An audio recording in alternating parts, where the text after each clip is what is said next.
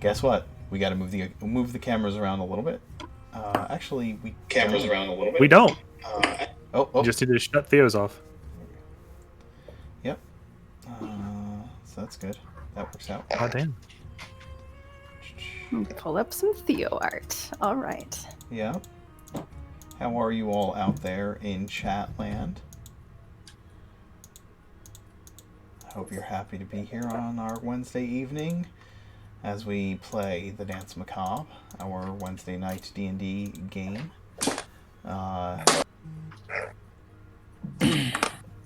We have hit 613 followers, which is amazing. When we get to 1,000, we'll be giving away a set of books on D&D Beyond. In fact, all of them, an entire legendary bundle. So keep your ear to the ground for that, and go out there and spread the stream around. Get some people in here to watch. We are at 31 subs towards the first 50 to give away some dice in the month of February. So we're happy to do that. careoffarboco.com, our sponsors. Please go to their website, check them out. They've told me they've started to get some out-of-state orders on their website since they've partnered with us, which is amazing. We love to hear that. That means that some of you out there in our chat are going there and supporting them, which is fantastic. Thank you for doing that. They advertise us, they support us, and they provide us with dice. So we love that. Yeah. I'm probably going to have to order dice from them before too long. I don't actually own a set of physical dice. So. Oh, wow. How long? You've been playing this game for a long time, too, haven't you? I've never played in person. We've always used Roll20. Oh, wow. It's a group. We literally started using the playtest way back when the playtest started on what the heck was it Fantasy Grounds or whatever? It's like was the one that was super expensive. Yep. That was a pain in the ass. Didn't you start with an older edition, or did you start with 5th edition? In person, yes. I used to have a really nice set of actual bone dice, but they have been since lost to the cosmos. Excuse me, bone? What kind of bone? Actual. I have no clue. It was probably pig or something weird, but they were actual Human. bone dice. Yeah, could have been. Necromancer dice. Sorry we're starting so late, everyone out there. We were having some important discussions in regards to, the dance. The recent revelations. Yes. Because the dance called Revelation. I still have not posted the Angelica art to be voted on. I am sorry. Today was busy. I did not spend any time working. So that will be forthcoming. And I'm sorry I didn't make a tribute to the Angelica art. Well, you know what? I haven't posted the art for voting yet, so you kind of can sneak one in if you want. I work all week, so probably won't be able to get it in. Probably. I don't know. We'll see. I'm really digging these Opal Light ones, though. I might have to wait till they come back in stock. We'll see. So, Can't stop with just one set of dice, Pat. I totally can. No. Nobody can. he probably has. He might be able to. I don't know. I've got my dice sword. You can't really know I until stand you by get them. my statement. Regardless, why don't we go ahead and start introducing ourselves and our characters, and we'll get the show on the road. So that means... Bun? Yes, okay, yeah. Sorry, just looking at Mother's description. I don't know why. Oh yeah, I need to get ASMR mode, sorry. 1 second. I'll start with hello. Mark if you're good. No, I'm good. Too close. Right there. Yeah. Put your hand down. Just What? right. Okay. Hello, viewers at home. I am Bun, and I play the divination wizard known as Archie, the ungodly spawn of spiders and nightmares. Recently, the Underdark has come back to try and swallow me whole and take me down into the webby depths with everyone. And for a family a nice family reunion is soon to come, it seems. Perhaps the webs are going to become. Perhaps the webs are reaching up towards Ravenreach as we speak. But all Archie knows is that the end is probably coming for them. Scarlet. Oh, nice new debut there. Yeah. So I'm Scarlet. I play the Changeling Warlock Lark Verdigris, Warlock 9, Fighter 1, who's ready to serve her home city of Ravenreach and is the impromptu leader of the Beacon Hill Danse Macabre team. Lark is pragmatic, logic-minded, and immaculately trained, as well as being the daughter of Ravenreach's renowned fencing instructor, Letitia Verdigris, and the Changeling Lumiere, former servant to a certain Fey Queen of the Winter Court. Lark is bound to the same Fey Queen, who sent her to serve the Danse Macabre. Why exactly? Who can say why the Fey do what they do? Lark will only say it amuses her lady. She's unraveling her powers with the help of fierce pseudo-dragon Piosa, right here, done by Bun, who has the markings of a lark and the instincts of a magpie. Hi, I'm Johnny. I play Maximilian, a level 5 sorcerer, level 5 paladin. Maximilian is probably the soon-to-be rich son of Geneva's Lord of Treasury, but in the meantime, he has to find his own way in the world and hopes to do that through the Danse Macabre. So this is the end of the 3-part series of how Max got kicked out of every single school he's ever been to. And the way he got kicked out of Ravenreach is that he formed like a Mean Girl-esque clique where they bullied everyone and there was a burn book. And some feelings got hurt and all fingers pointed to Max. Yeah. My name is Pat. I play Father John Anders. He is the Fighter 1 Arcana Cleric 9 Asamar, who is hellbent on defending his hometown of Ravenreach. I've already given so much. 'Tis but a pity I only have my life to give. John Anders is the recently integrated member to the Beacon Hill team of the Danse Macabre. Though he apprenticed as a blacksmith, John found a home in the Church of Thormodon after his parents' untimely deaths. With the loss of his family, his friends, and his parish, John seeks to see his flock reunited, to see their prayers answered, and to see justice brought to those who have sinned against him. Vulgar and vice-ridden, he is a good man who has found himself in an impossible situation. With Thormodon's tempering, Father Anders hopes to shepherd the wayward Danse Macabre in this hour of darkness, alongside his number 1 knight, Lumiere Jal. Hi, I'm Adam. I play Theo Boss, level 10 wizard necromancer. After the death of Meridia, Theo fell into a pit of grief and sadness. The only thing left to console him was his love for knowledge. But in his collection, he found a book not like any other, a book of necromancy. In that moment, Theo knew what he had to do. He started training in the magical arts, strengthening his mind and soul, and joined the Danse Macabre. Only now do the secrets of Yin and Volkmar slowly reveal themselves to him. The pieces are coming together. Mark?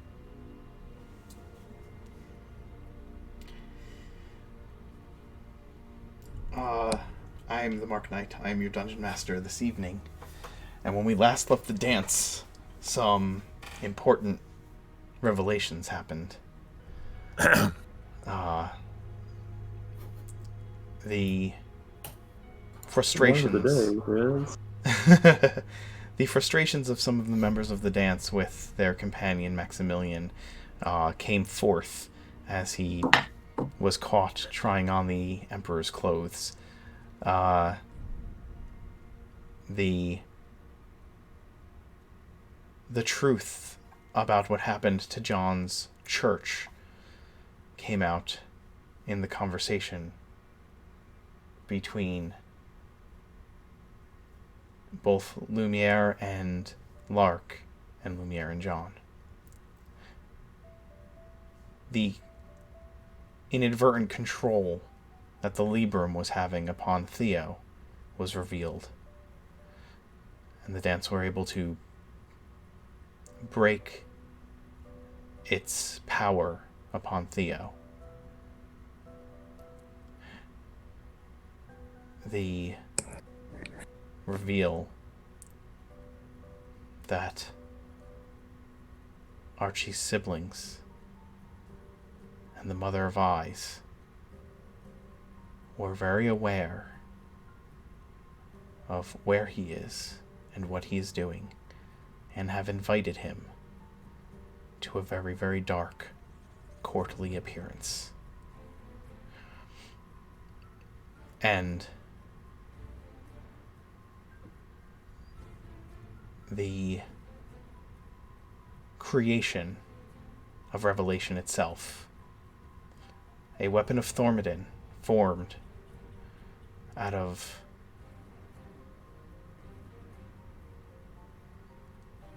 an item of true creation and the desire to bring salvation to Ravenreach.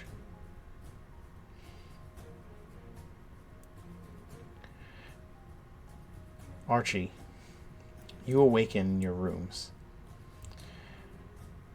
hoping, damn near praying, that the vision from the night before was just that, a terrible nightmare brought forth by the mother. As your third eye, or ninth eye, has set in, you have become more and more aware that she is able to glean knowledge through your own physical sight.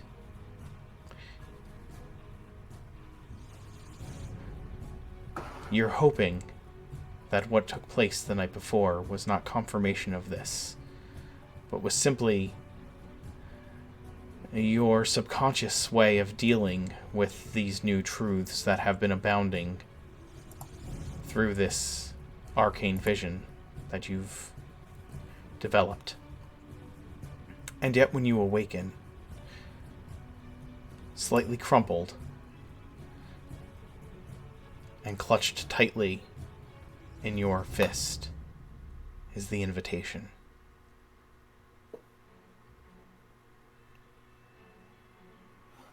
And the window to your bedroom sits breezily open to the warm morning air and the salty sea smells of a Ravenreach summer morning.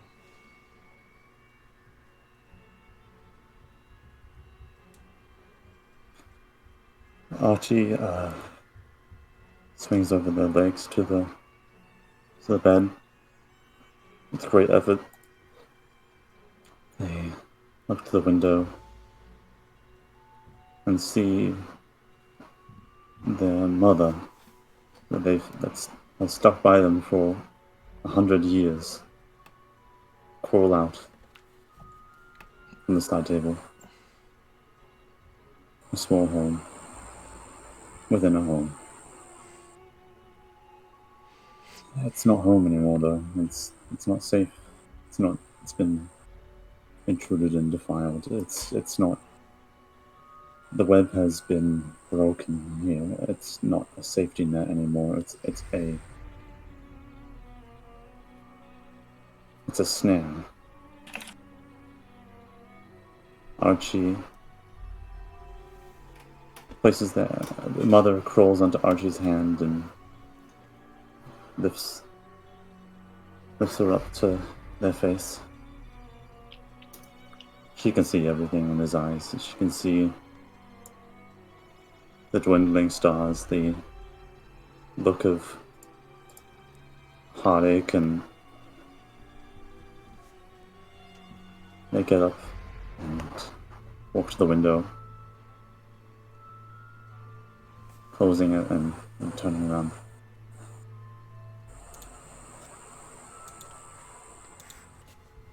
I just want to scream, Mother. I want her to leave me alone. And now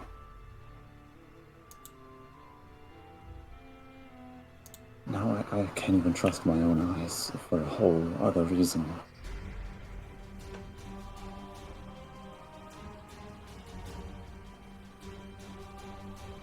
You have been the guiding star in my life, Mother, and I need to know.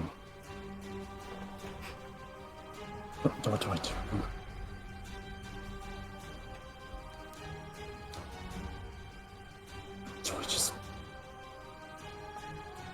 Should I just be rid of these eyes? Give in to the lie I've tried to make for myself? Do I don't know. And Mother sinks her fangs into Archie's carapace. What's this for? Okay, I'll... Thank you. I know I got lost in my own head for a second. I should tell them. I know. You didn't have to bite me that hard. Yes, I know you don't have venom, but still. Okay, I love you too. No, she's in my head already. I can feel it. I'll head down. And Archie gives her a little kiss with their mandibles, just rubbing up against them, and lets them crawl into the and puts around the a cape with the clasp that John had made them, and Mother crawls into the clasp and they close it.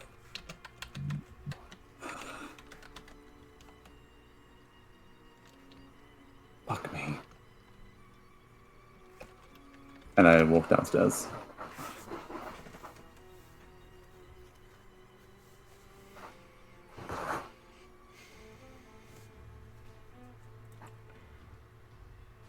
Yeah, butt whooper. So, yeah, an arachnican is basically just a civic hybrid. I've reflavored. But yeah.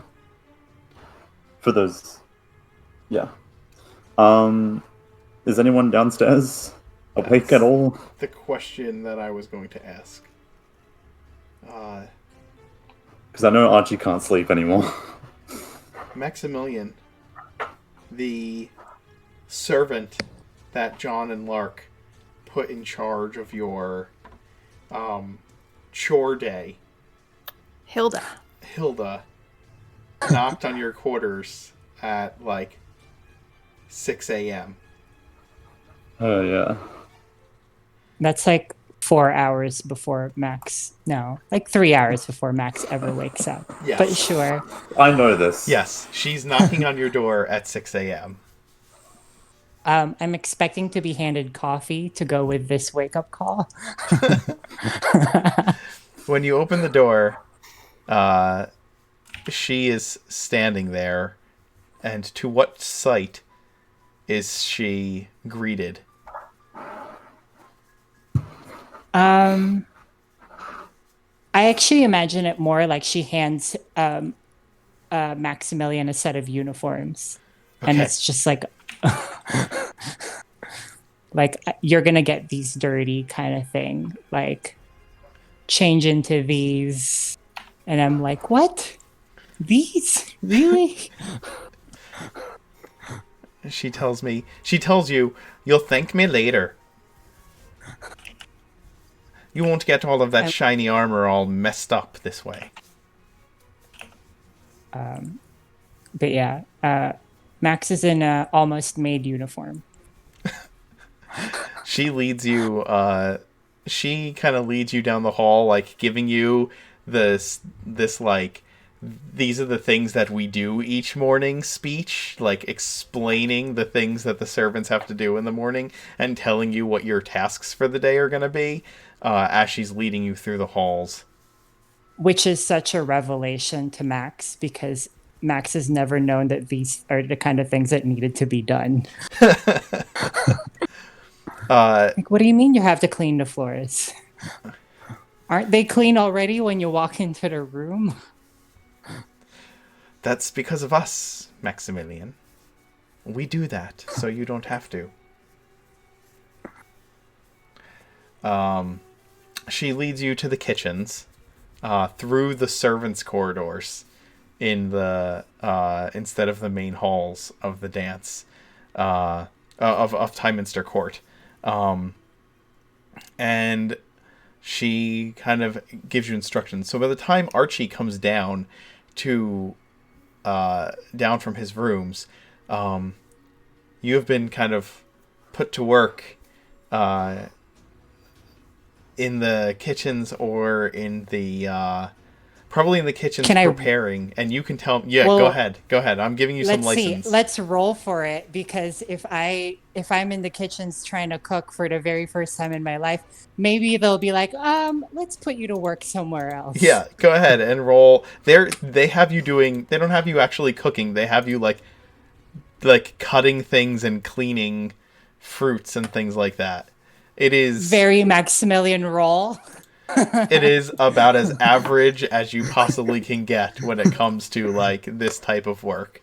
You are like preparing the things that will be needed to be made throughout the day, mostly like rough cutting vegetables or like gathering things from the pantry. Max is going to sneak some food while he's preparing. Perfect.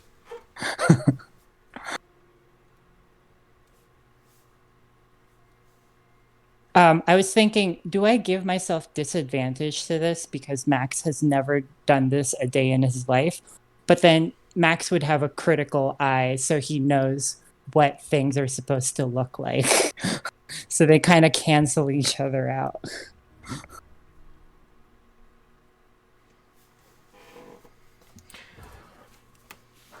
Okay.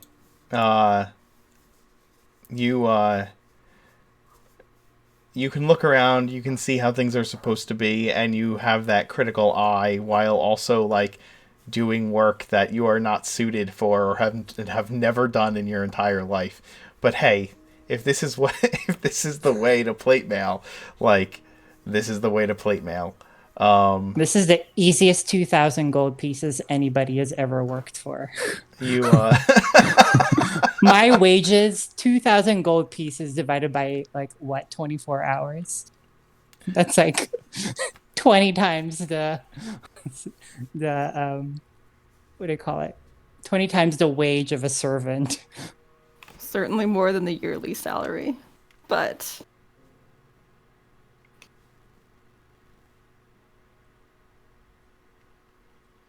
hold on one second, sorry guys.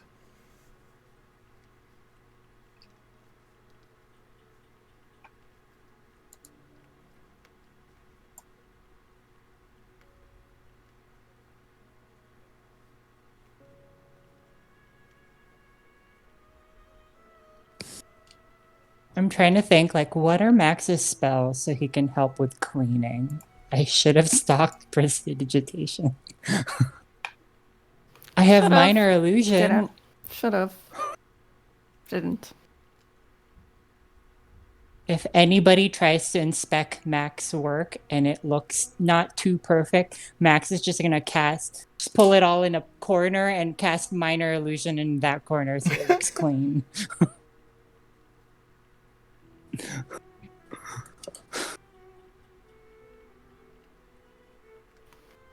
I could see him casting haste on his partners and partnered work as well to make sure that they do the bulk of it without him. But... Yeah. I'm going to twin spell haste on them.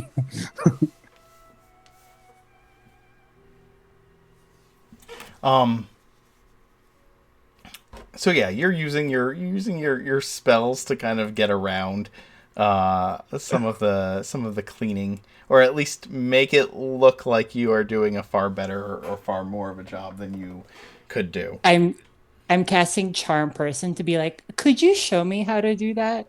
And be like, I didn't quite catch that. Could you show me again? No, but at some point that's gonna fail. So yes. Max has to stop. Yeah. So Archie, you come down from this pretty serious conversation you've had with Mother to find Maximilian being shown how to clean the dining room while wearing a uniform that ill fits him. and doing the job the best he can, while also doing it as Maximilian-y as he can. And Maximilian, you are cleaning when Archie comes down into the dining hall. What's happening with the world? Did I... Am I still dreaming? Hi, Archie. I'm supposed to prepare breakfast today, and I've never actually made breakfast in my life. Did someone hold you at knife point? What's going on? Are you being bribed or blackmailed? You can tell me. Yes, I'm being bribed. Okay. Well, This is all for a good cause. You sit down. okay. I'll make yourself I was going to comfortable. anyways. Yeah. I've had a big night. I set Archie's play setting badly. This is very weird. Even for you, Maximilian, this is a whole new level of... You surprise me every day. And not in a good way. You know, as much as they are frustrating, your antics do bring me a small modicum of joy. When Distraction. the room clears and it's just me and Archie, the illusion that Max is going around cleaning dissipates, and Max has just been sitting down. Of course. Of course. Oh my God, Archie, this is hard work. It is, isn't it? Must be very hard to concentrate on that spell. How much do we pay to servants? 100 gold pieces a day? What do you mean, silver? Oh, Maximilian. Oh my God. Maximilian. Silver like- for this? I think you might need to go a little lower. I don't know how much I was getting paid, but... Anyways, is anyone else awake at this time? I kind of have some distressing news. Oh. I'll go fetch them. Has Pendragon woken John up yet? Yes. Pendragon will have woken John up before Archie comes up to... before Maximilian comes up to to give morning calls to the rest of the dance. Pendragon arrives at your window, kind of tapping at it. Oh, come on in. You can't get wet. Trying to open the window and pull Pendragon in. Pendragon flies in, and can have conversations with you. That's fair. Pendragon, did Mirth give you something for me? And John will retrieve a single page from Mirth's tome. He will sign his name to the page, give it back to Pendragon. Keep this safe for now. Mirth, can you hear me? And Mirth should be able to hear me because he can listen in whenever he wants. And Pendragon can communicate back and forth with him. Believe so, yeah. Kim is not here. Kim is not here. But you had this conversation already yes, in the Discord chat, so you can just That's kind her. of Basically, John explain is it. going to... John is telling Mirth that something has gone very wrong with his sister in Twyland Hill, and he doesn't know what. And that he needs a way to find information out about what's going on in Twyland Hill because we can't leave Ravenreach.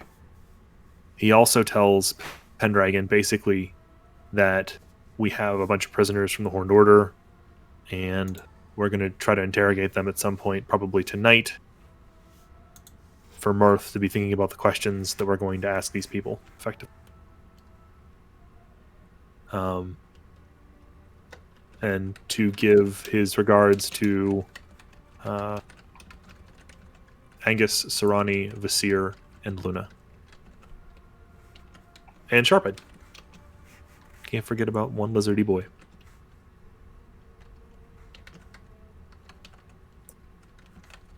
And it's an infernal, because I think that's the only language that Pendragon actually speaks.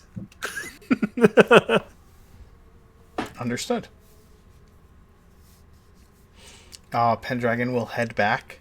No, Pendragon's going to stay with us so that Mirth can help with the interrogation. You're right. Yes. So Pendragon will help you with the interrogation. He will stay Like with Mirth you. can ask questions, basically, directly through him. So Astor is just...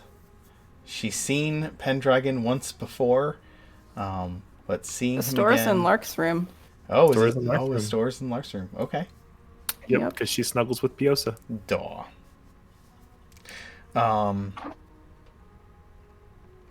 There comes a rapping at your door, John. And Maximilian, in servant's uniform, stands before you when you open it. Black God, it really happened. Max doesn't follow like servant decorum, waiting for you to invite me in. I just like barge right in. I hope you're decent and serving breakfast. And like zooms right back out to do the same to Theo in Lark's room.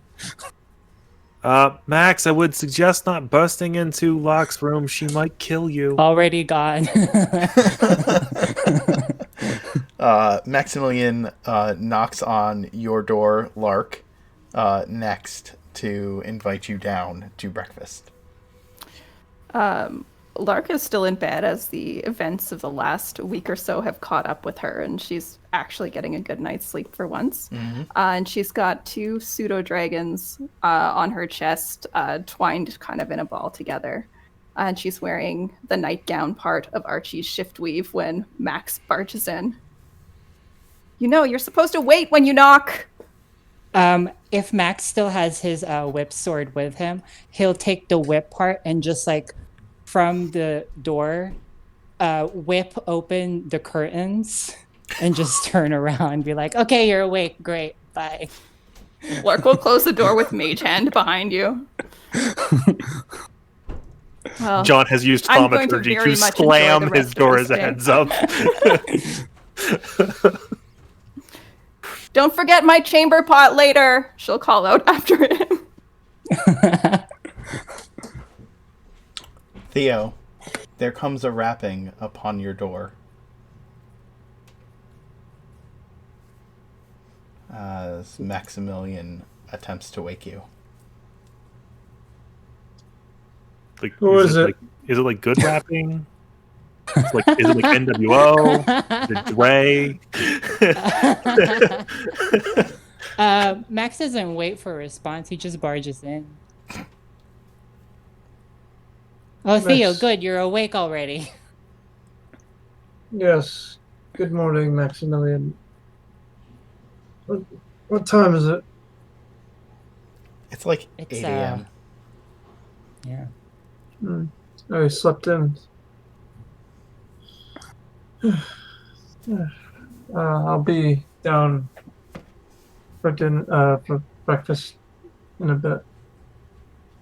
Out of everyone, Max is conscientious of Theo because the last time Max did this, Theo strangled him.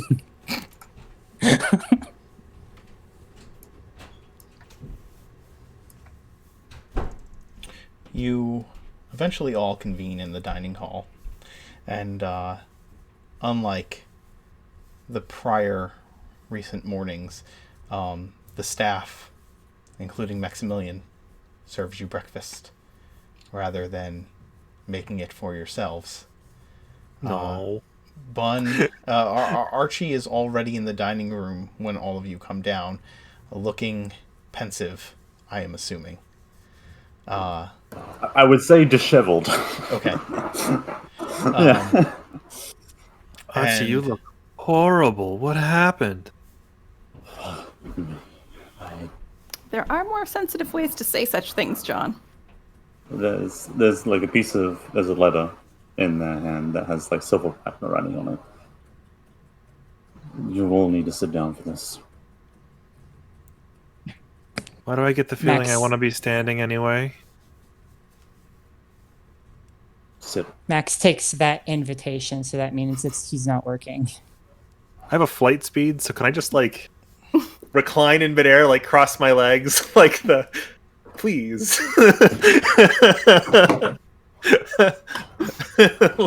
Like Like you're in a therapist chair. yeah, but like just floating in midair. I will land Lark next to will the chair. like walk past Archie and rub their back gently just to kind of calm them before taking the seat beside them. You okay?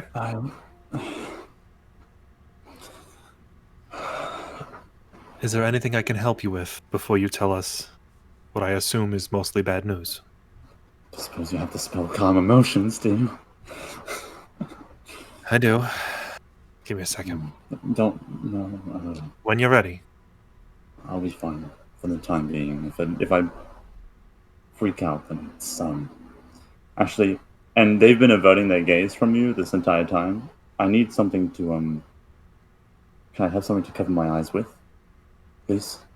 Max, someone, just servant boy. just a tablecloth. Napkin? Servant boy. Napkin, yeah. Anything. Maximilian, yes, servant boy.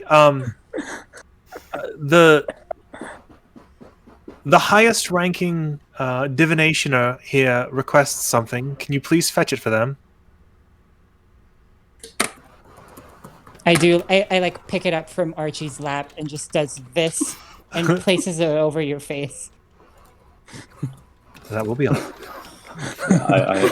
put it around me and I like cover all my eyes. The fangs like twitching, like the fangs are the mandibles are like twitching and going crazy, like making all kinds of abhorrent clicking sounds as I'm trying to like still myself. I received a letter, and I just put it towards the middle of the table from my birth mother. She Okay. has invited us to a dinner. Who's invited us to a dinner? Oh, fuck. Sorry, don't say that in character. I expect. Angelica comes like generally jovially walking into the dining room and finds a place to sit. She sees Theo sitting there and does not take a seat next to him, and averts her eyes when she sees him. She looks at Theo, kind of nods in hello, but then just kind of like doesn't continue to like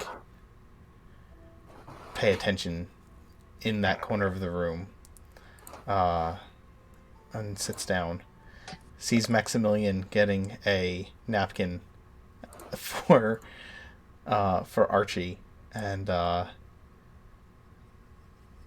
kind of has this devilish smile on her face all of a sudden.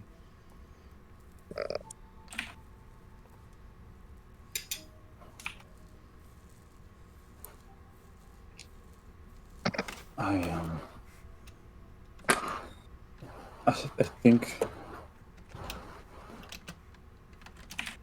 that we're in a lot of danger than I first thought. She has planned this week in advance, and she has some guests with her. I don't think they're consenting to being guests, but they're guests either way. I Prisoners, suppose, I think, is a better word for it. I suppose this isn't the kind of invitation we can simply refuse on that grounds. No, we can't. And As- I have a sneaking suspicion she's able to see everything I see. Hence, this going on right now. How?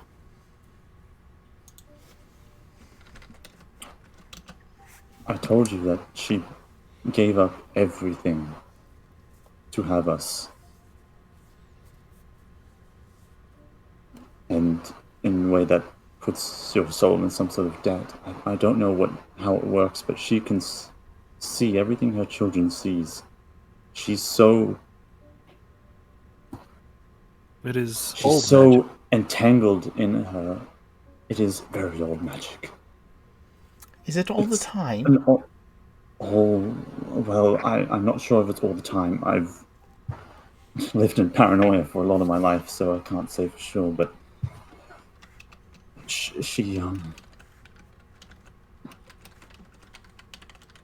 keeps a close eye on everything, and she's entangled in this own reality of hers that she believes is for the...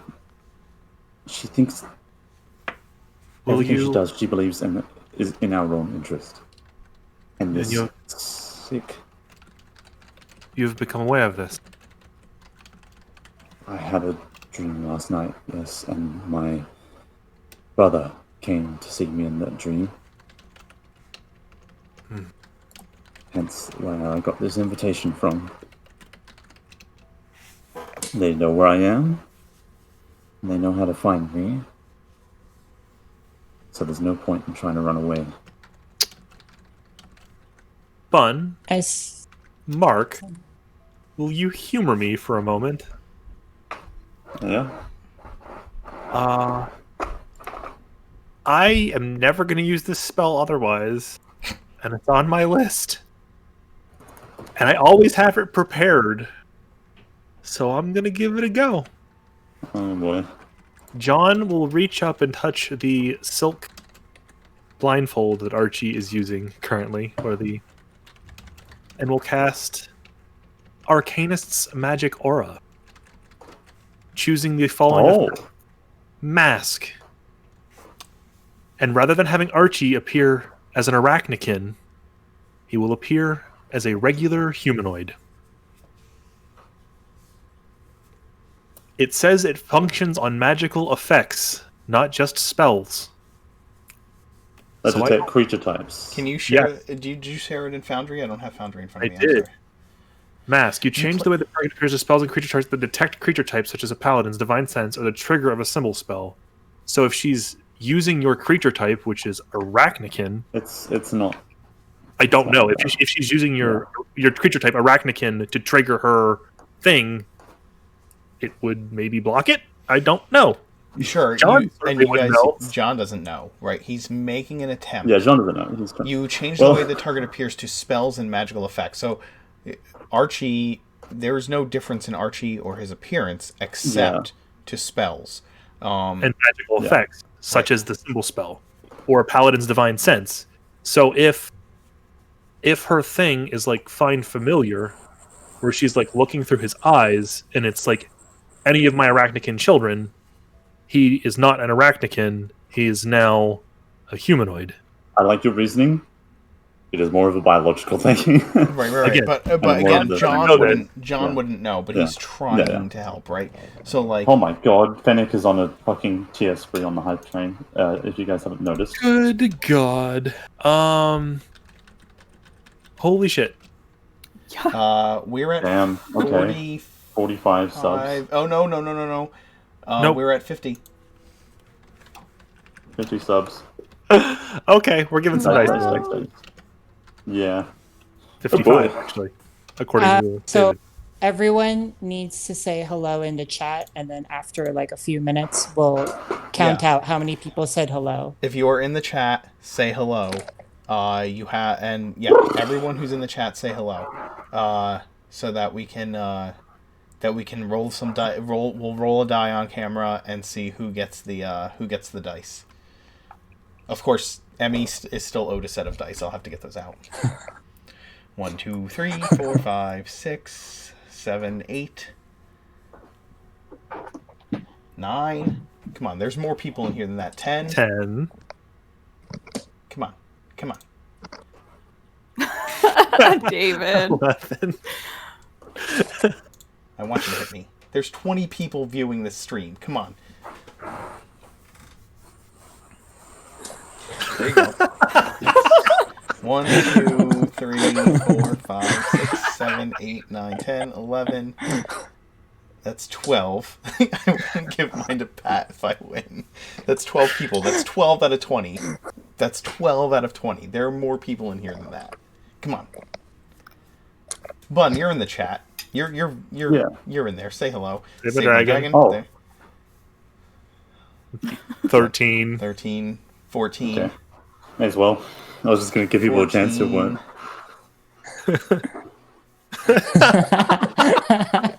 What the fuck, guys? Oh, so I will count. Oh, he already said hello. That was rude. He has said hello twice, so I just deleted it. Oh, okay. Gotcha. So it's like, yeah, we have a log. So, hey, Johnny, We're give us up a... to 23 viewers now. We have 23 viewers now. 1, 2, 3, 4, 5, 6, 7. I don't want to win. I got enough dice as it is. 10, 11, 12, 13, 14. This is my favorite one. So can I get a D14 roll, 14 of Johnny? 23 people. 14 of 23 people. All right. 12. I 12. think I got these for free from... 1. You win. No. Save my dragon. Excuse me. Right? Okay. It'd be I 12, was going to 13, say, what 14. the fuck? Yeah. Save my dragon. Save my You are dragon. the winner. Have you won my dice dragon. from us before? Oh. I don't think you have. But go ahead and shoot me a whisper with your... your information, and I will pass that along to farboco.com, and they will send you a set of dice. So I just need an address. I just need an address to send it to. Congrats. Yeah.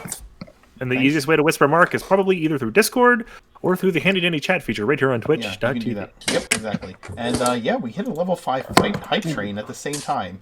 You guys are amazing. I just am always blown away when you guys do this crap. This is... Congratulations. I'm so blown away. Congratulations. Yeah. Yeah. Congratulations. Well, let's get back to the game real quick. Yeah. But just congratulations for getting a set of dice. Save My Dragon, thank you for getting us to a level 5 hype train. And for gifting, almost, we gifted like, 20, 25 subs in just the last 10, 15 minutes? That was crazy. Yeah, So, Jesus. That's thank nuts. you. That's amazing. Holy crow. Yeah.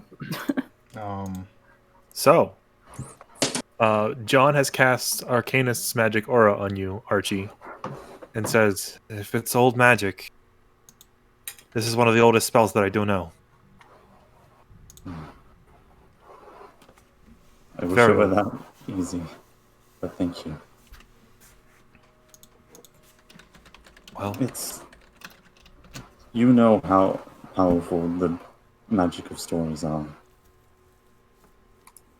I have learned. Yeah. It can't be that simple. Well, it was worth a try. It was worth a try, and I appreciate it. I appreciate everything you all do for me, and I want you to know that I know you want to look out for me, but this is... Is it just me invited, or was it everyone else invited? It was you Everyone. and as many guests as you wish to bring. Yeah, as wish to bring. You don't have to follow me on this. This No. is... You can't possibly believe we're going to let you face this alone, Archie. Yeah. As Okay. someone with no boundaries, I'm gonna pick up the letter and start reading out loud. And then we're gonna get to the end where it's signed by Lady Elena Norlov, and we're gonna be like, we have to go. Angelica simply... Angelica has sat down... Lark said she sat on one side of Archie. So Angelica will have sat down on the other side of Archie. And... she's going to take hold of your hand and say, if you think that any of them would let you go alone, you're more mad than I ever thought you to be. And if they let me, then you know that I am going to go with you as well. Is it so crazy that I ask that my friends don't wander into an obvious trap? Of course that's not crazy, but to think that we would honor that request is absolutely insane. Agreed. We're not going to deliver you on a platter. We're going to surprise them with our... Remember what happened with the Duke? I do. We won't let it happen again, Archie. Besides, Plus, I think Susan would be very disappointed if we, didn't at least try for 3 cheers for sweet revenge. Very true. I think she would want to. I think she'd see this as very poetically justified. 4th time's the charm for trying to kill Elena Norlock. No, two birds. Yeah, two birds, one stone. Let's go for it, I guess. She's inviting us to be dinner, but we're going to serve revenge instead. You're always well, so spicy on your one-liners, Lady Lark. I admire that about you. if all of you have taught me anything, it is that one should be prepared to protect oneself. And given that she has gifted us an invitation for quite some time from now, according to what Maximilian has read, we have plenty of time to prepare for her little party. Rather than just walking into a trap, we might be a bit harder to swallow than she could have imagined. And I suppose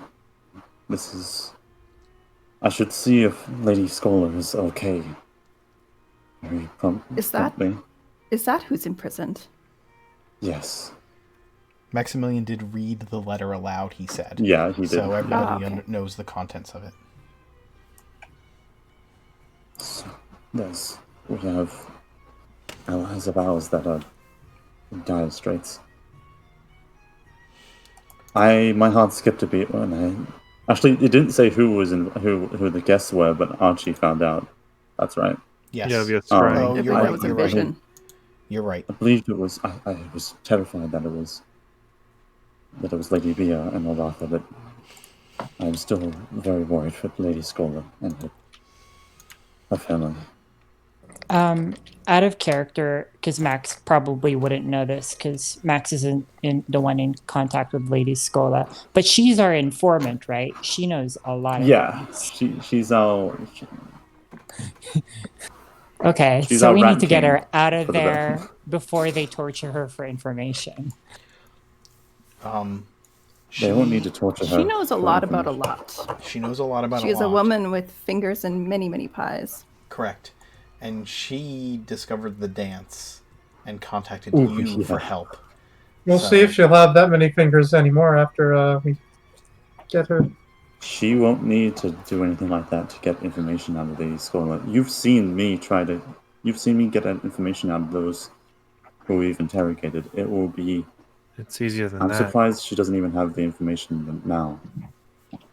Lest we forget that Lumiere was the willing servant of Nathaniel Browen for 20 years.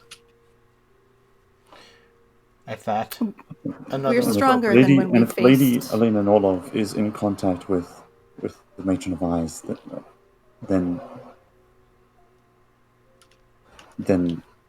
they perhaps know far too much already.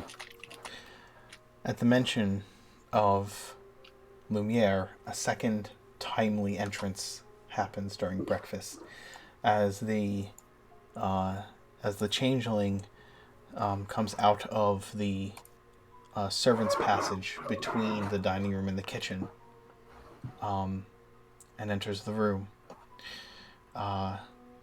He says, "Pardon my interruption of breakfast, but the guests have awoken, and as far as I can tell, they've been under no influence. I believe that you had plans to speak to them this afternoon." Yeah, I should do that. I thought you'd want to be informed. Thank you, Lady Me. You're certainly welcome to join us for breakfast. I believe Maximilian was just going to fetch you some coffee or tea, per your preference. I would take some tea, I though I already dined with the servants this morning. thank God I don't know how to make tea. Oh my god. One thing. Max just before takes we- a mug and like uses firebolt in his hands to heat it up. Like that's good, right? This can all be touched upon later. But we might have to be. Magic might not be on our side if we go down into there. Reality is altered into her visage. The entire city of Deswadun is warped. It is both a dreamscape and a nightmarescape. Is And- there any way for us to bring them to us? Them to come to us? She will never leave her den. And Well, she she has won't, but what many about children Lady to make Norlov? sure that she doesn't have to. Norlov, I believe that she finds it just as safe to stay within her good graces, especially considering that she knows my true name. Is that something she can use to hold power over you? I know the Fae are very careful about such things. Yes. It is a primal name that is laced with a twisted love of my own mother. To use it is to bend her will onto me. Perhaps the knowledge of that true name is how she can see through you. Oh, actually, I don't know if Angelica was there for that part of the conversation, so she would not have said that. I will pull that No, up. it's all good. Yeah. So, Oh, Asha would be perfect in everyone? Oh, damn. Yeah, they would.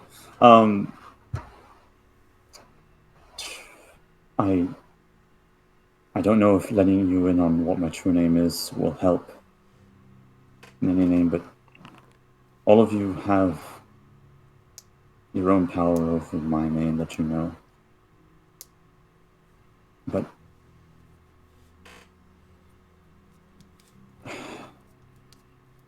I will cast telepathic bond as a ritual with everyone here. okay.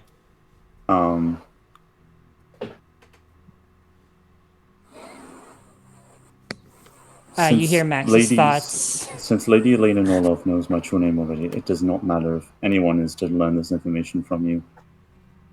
My true name is Arcalith. Do not speak it aloud. Unless my will has already been bent. You are Caleth. That is a joke from the Saturday game. Caleth. You Did not are know that. Caleth. Oh. Okay. God damn it. I'm gonna go die now. ARKALITH. I'll spell it out for you guys. Okay. Archie, that may be the name that she wove you with, but that does not necessarily make it your true name. That's something you may be able to unweave and set for yourself. An interesting way to put it. I'm not sure how to Something I hope to unravel such pursue. things myself, but It could be done, maybe.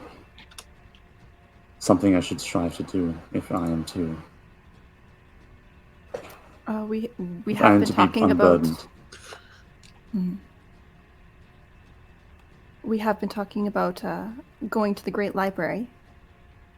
if you're looking for a way to do it, you might find it there.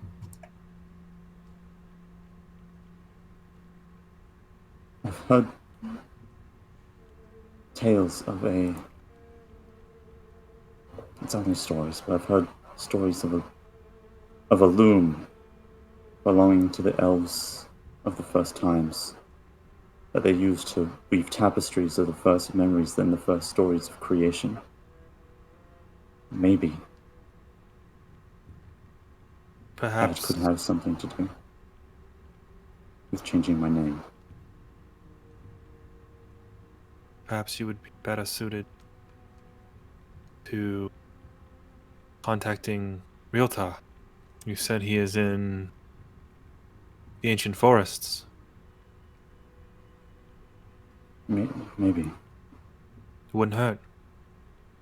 I don't know.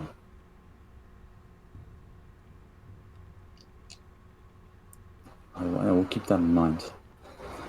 But for now, this knowledge I impart to you, this true name, it is as powerful as the dreams I am able to weave. And I hope that you will respect its providence.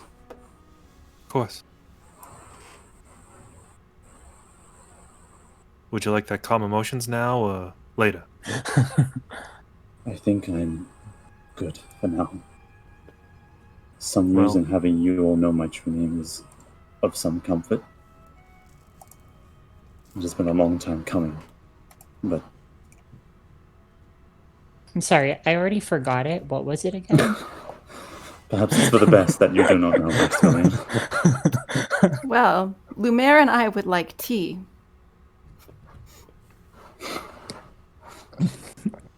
Okay. I would like tea too. Oh, I'm supposed to go get it. Okay. I'm going to enjoy today very much, despite the rocky beginnings. Look, He Oh, does. Yes, John? Go ahead. Sorry. I have been thinking. Yeah. Lady Beatrice told us that the Emberglow's daughter, I think they said her name was Sparks, is serving with the Legion in Grover. Well, the Phoenix We should have a Legion. word with them.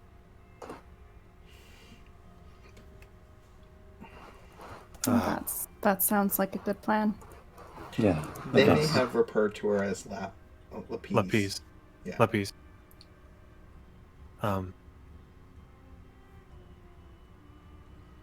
If your sword is what I think it is, they would be a good first place to ask questions. And I think it may suit us well if we are to defend Ravenreach and to confront Lady Norlove. Excuse me, Which Lady sword? Norlove, Elena. Mother Elena. of Eyes, a Yes. demon lord, a vampire lord. Yes, we do certainly need more power in our arsenal.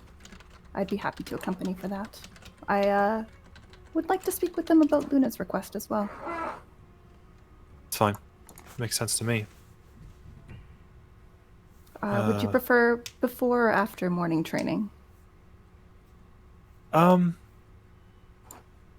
Actually, I'd like to attend training today. I'll go with you. I'll have something I want to try out. Certainly.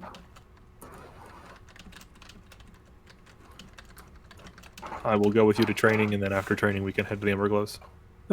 Theo needs to head back to Beacon Hill. He needs to cast Animate Dead on the skeletons again. You could just put those in the bag of holding. No, they will. If I don't cast Animate Dead on them again, they will stay undead, and they will walk around Beacon Hill and attack us. You missed the question. You missed what I'm saying. You could keep them with you. I'm aware. Thank you. So, just you're Perhaps Helpful I to have a should. personal squadron at a moment's notice. you do spend a lot of time running back and forth alone, Theo. Yeah, perhaps I should accompany you, and then we can make our way to the Embergos. I'll volunteer to go to. You're staying here because you have work to do. Hilda's got a very full morning for you, Maximilian, and I'm still waiting for my tea. Oh, Maximilian has been trying to make tea in the kitchen. He dumped loose leaf tea directly into the water, and it was boiling it, until Hildy kindly came over and showed him how to make tea, using a tea strainer. Did leaf go into water, cook water?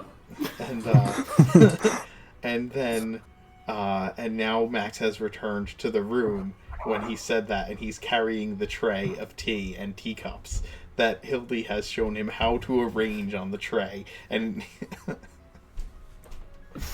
I feel like Max. And then, Go ahead. as soon as Max sets the tray down, Max starts. It looks like he's starting to prepare it, like for somebody, but then he takes a sip because it's his own cup that he prepared first. It's like, oh, you guys wanted yours too. Okay. Can Theo have the first sip or the second sip at least? Yeah. I give you a to-go cup. Oh God! This is Maximilian. This is the worst tea. What did? Is that even tea? I take the tea Literally that leaves you that pulled off Theo something drank. from the garden. This tastes like bitter water. I take the tea that Theo drank, and I like sink my fangs into it and like barely like suck a bit, and then like I have this. I also have this is poison ivy leaves. I also have a resistance to fire, so it's like scalding hot. I have this really funny idea. I cast a small. We can prestidigitation cast a small flame, or no? No, it can light a candle or like a Heater fire. core. I feel like you can. Oh, I feel okay. like you can do like an Uncle Iroh thing and like heat it up like You can warm tea, or you can warm or cool something. Well, actually, Yeah. what I was Or gonna you do. can change the taste to actually palatable tea, which is what Lark is going to do, Well, and What then I- cool it to the appropriate So temperature jealous. with So jealous of you prestidigitation. fuckers. What were you gonna say? what I was gonna do kind of is make this little kind of joke that instead of tea, in fact, it was vodka, and that they would be lighting it up with fire, and that's funny. Gotcha. But that would Max that just spiked obviously the whole pot Yeah. of tea. Max, when I bring out the sugar cubes and the milk, there's also like a little bit of vodka in there. Like this is how my father took his tea, so this is normal for Max, pouring a little bit of vodka into each. I want that one.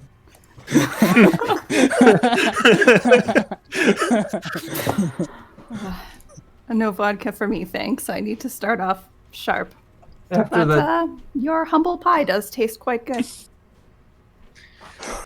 After that terrible tea, Theo wants to get home as quickly as possible so that he can actually have a good cup. Understood. Prepared by Boney. Yeah, exactly. Let's have a roll off between me and Boney on who makes the better cup of tea. Oh, good God.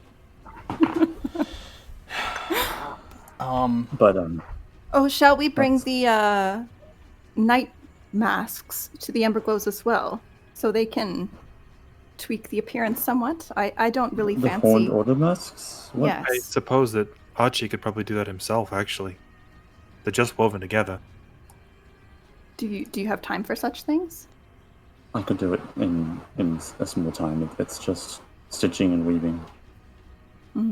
Understand, like the goggles horned- themselves The are Horned fine. Order masks. The Horned Order mask is a set of goggles of night set into a ram's skull Skull. So it's that probably like has a bolting. hood That there's no Yeah. hood. It's not like a cowl or a mask. It's like Yeah. the mask goes on and then they pull up a cowl. So Yeah. you would just have to remove the goggles of night from The mask. the skull mask. Yes. I figured that was more of like a weaver's tool thing than Sure. anything. It depends if it's stitched on or if it's bolted on. It's a whole ballpark sort of thing. I feel like it'd be I will good allow it. I will allow it either way. However, Yeah. You guys feel it would be most thematic to have those removed, whether it would be Archie or Tinker's tools. Like, that's up to you guys. If you want to ask the Emberglows to do it, or if you have one. I really like the idea. Of the spider.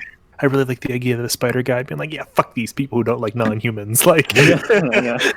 so I'm imagining weaving because we all get Archie like, would- masquerade masks out of Yeah. them. I would be very therapeutic for Archie right now to have something to unmake. Sure. Yeah. Completely. Yeah. I'm fair. just thinking about Archie's very large stack of commissions. So We don't talk about that. IRL and in character. Archie, why don't you stay here today and work on that? While Lark and I head to the Emberglows after training. Is there something you would like me to get you from the Emberglows? if they have some sort of blindfoldy thing, I don't know. I should be fine to just look through Mother's eyes for the time being, maybe. But you could will- write it out on a parchment for us. We could bring that to the Emberglows to prepare for you. I think I have a general idea, but if you have something specific in mind, please write it down. a I'll take mask, a veil. I think a mask or a blindfold would be much preferred. A blindfold less so because I don't have strong lids. I can't just squint or whatever. The fabric's going to be pressed against my eyes. It's going to be a little bit uncomfortable. Even now as I speak, it's a little bit uncomfortable. Okay. We'll take a sheet of parchment. I'm sure you're capable at designing such a thing. I can't write right now, but I'll try. Mother, can you look for me? Okay. It's like trying to like use like your cell phone camera to like look at something, then Yeah, you're looking your at a cell phone. phone's Yeah, I'm camera. using Mother's on my shoulder to try and write. I'm like, fuck it. Max, Yeah. please work harder. Maybe get to know your coworkers. Thank them, you know. It is good for the soul, Maximilian. Okay.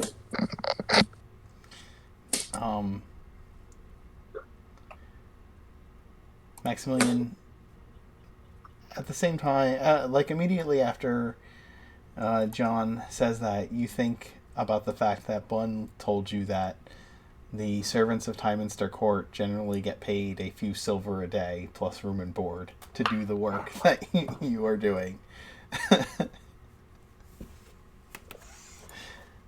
And the disbelief of that you had when hearing it. This is a good job, Max. Is it? They're getting paid 2 silver. Yeah, you realize what that is a year? I think of it in terms of articles of clothing. Yes, that's 2 pairs of socks that are woven by blah blah blah. Yeah. How do they afford a full outfit?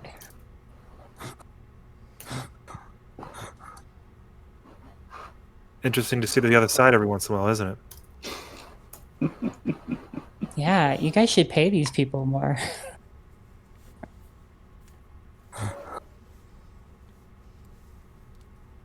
Lady Luck?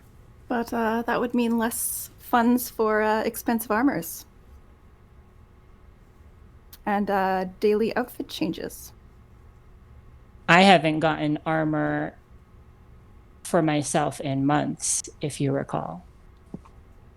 I do recall. Just something to consider. But I believe Hilda has more tasks for you still, yes? Okay. So, 2 of you are going to the Emberglows. Theo has returned to Tyminster Court in order to re-up his animate dead. Animate. And have Boney make him a fresh pot of tea. Well, technically, we're going to training first, but The yes. Ember Glows. Right. I didn't know if there was something specific you wanted to do during training, or if it was just that's the order of events for the day. I'm going to That's- training that's my to teach order of events. defenders how somebody who's determined to fight and actually fights. And isn't interested at all in fencing. They're interested in brawling with somebody. Archie, Complete with tripping and dirty grabs and eye gouging. And I imagine Yes. you'd find them better prepared than you expect. They have been learning from Lumiere as well, of course. Wonderful. And they've had their werewolf encounters. Survivability, not just form. Wonderful. I did get to duel Maximilian last time. It might be interesting. You beat his ass, right? I kind of look at Lark. Is she smiling and nodding? We're still in the telepathic bond. Yes. I conceded. He did no such thing. Maximilian did concede after I poked Against him the a few ropes. times, and he hadn't poked me at all. But Please don't say that. I fear that he was perhaps going a bit easy on me. Just a bit. John just kind of did you have fun stabbing him? She just kind of smiles, blushes, and I can covers her hear face you. with her hair. I'm still in the telepathic bond. You I can't had hear a me great because I'm deal of talking to fun, her. She just I- kind commentating of the entire looks battle. down and lets the hair fall forward. I don't know how telepathic ones works, if it's just like a group chat or if you can PM people. I think PM. so. Telepathic bond is you'd have to put it in the chat. I did, I think. No, you put private 120 sanctum. feet. Yeah. Oh, private sanctum. whoops. Yeah, 10 well, minutes. Oh, Uh, okay. 120 feet. no, that's private That's sanctum. private sanctum. Yeah. Telepathic bond, where are you? There you are. Oh, Display in VTT. 30 feet. Up to Okay, 8 30 feet willing range. creatures of your choice within range psychically link each creature to all others for the duration of the creature's We're within all- 12. Yeah, I could talk directly to Angelica without going through anybody else. Yeah. Yeah. Also, I'll recast this before we go, so we can still talk to each other between times. So each of you can speak to one another or everyone Yes. telepathically for the next hour. Including Theo. Including Theo. There is no range once it is it's 30 feet. It's 8 people within 30 feet of him, but then once it's cast, it is infinite range. As long as you are on the same plane of existence, you can communicate telepathically. Lovely. I do have a quick letter to send off as well, but I can do that after the Ember Glow. Works. Okay. So we go to training and then find ourselves on the way to the Ember Glows. Yes. Archie, what are you doing in the meantime? I think I'm tinkering with the ram skulls and just kind of irreverent about this whole horned order. Like, we've dealt with. I know that there are people in this world who see me as how I am on the shell, and people who like my friends who see me underneath. So people will believe what they wish to believe. The truth is what you make of the dream, I suppose. Give me a Weaver's Tools roll for each of the masks that you have. How many masks did you guys bring back? 6. Okay. Oh, So fuck. give me a Is this Weaver's... dex-based? What's that? Is this dex-based or intelligence-based? It is going to be dex-based because you are you are physically removing the goggles Plus from the 6. mask. I will also... Did you roll your portents this morning? He did. It was a 1 and a 17, I think. Nice. They're crazy. Yeah, Those like are you can't very ask for good. much better than that. Like, Yeah. No.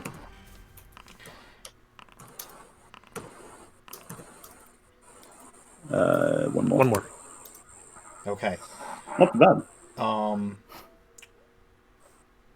You remove 4 of the goggles without any problem.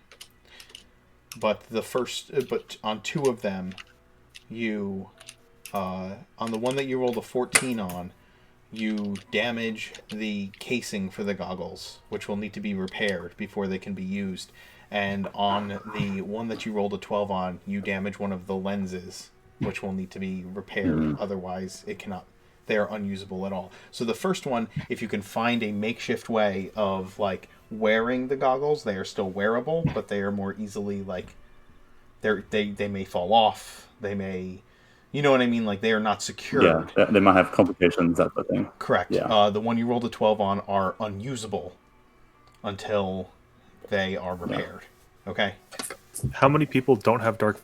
Am I the only person with fucking dark vision in this party? Who doesn't have dark Me and vision? I have Theo. Piosa. Me But you and still Theo. don't. They don't require attunement, so you don't have dark vision.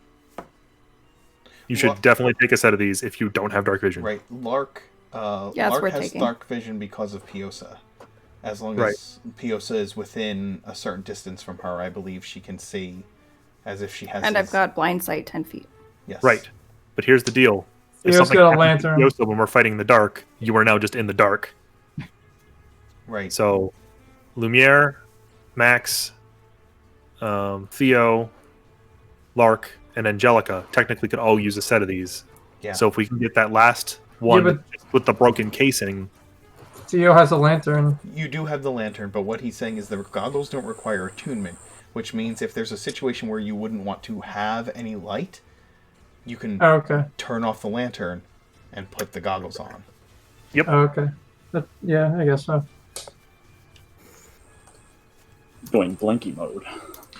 Wait, are you guys at Amberglow at this moment? Not yet. Okay. Archie yet. was Not Archie yet. was working on the goggles in his work wherever he does his work. He was working on the goggles. Yeah. I was while- just wondering. Yeah, and it is going to take you. It will take you several hours to do this, right? Like Yeah. I just had you do the rolls, but it will take you several hours. The several hours is you taking into account the personal styles of each goggle of night, not the taking them apart. I don't know if you see in chat, Larks are blue and lace. Angelica is black and lace, very goth. Oh, God. Theo is a skull. Max is gold. I don't know if they would be a skull, but yeah, all right. Very, or like it looks like bone. It's very Phantom of the Opera. Oh, good God! Or blood red. Okay. To save on time, I'm not going to do that.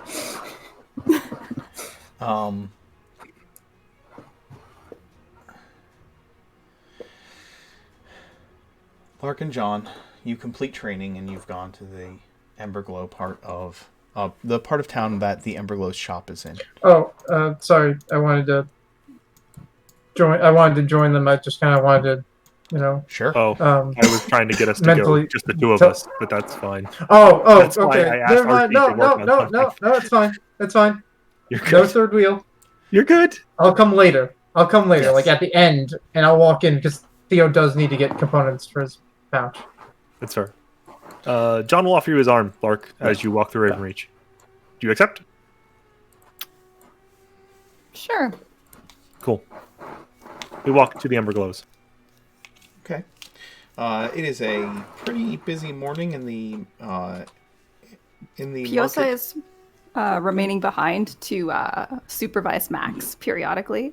And Lark will absolutely speak through Piosa if Max misbehaves. A store is with us.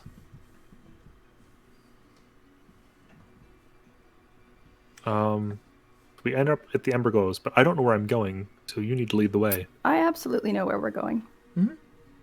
Sir? You arrive in John. I don't know if you've been around as I've described the part of town the Emberglows are in. You arrive in kind of a upscale market district within, or market street within the High Court part of Ravenreach. This is not the area where you and your family would shop in, right? There are like a tailor's, a jeweler's shop, the Emberglow's shop on the corner. There are high-end markets with fancy foods to be purchased. Across the street from the Emberglow Apothecary is a high-end tea shop where you can sit outside at some tables and enjoy a cup of tea.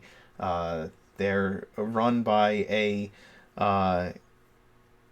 very pleasant gnomish woman. The entire block speaks of gentrification.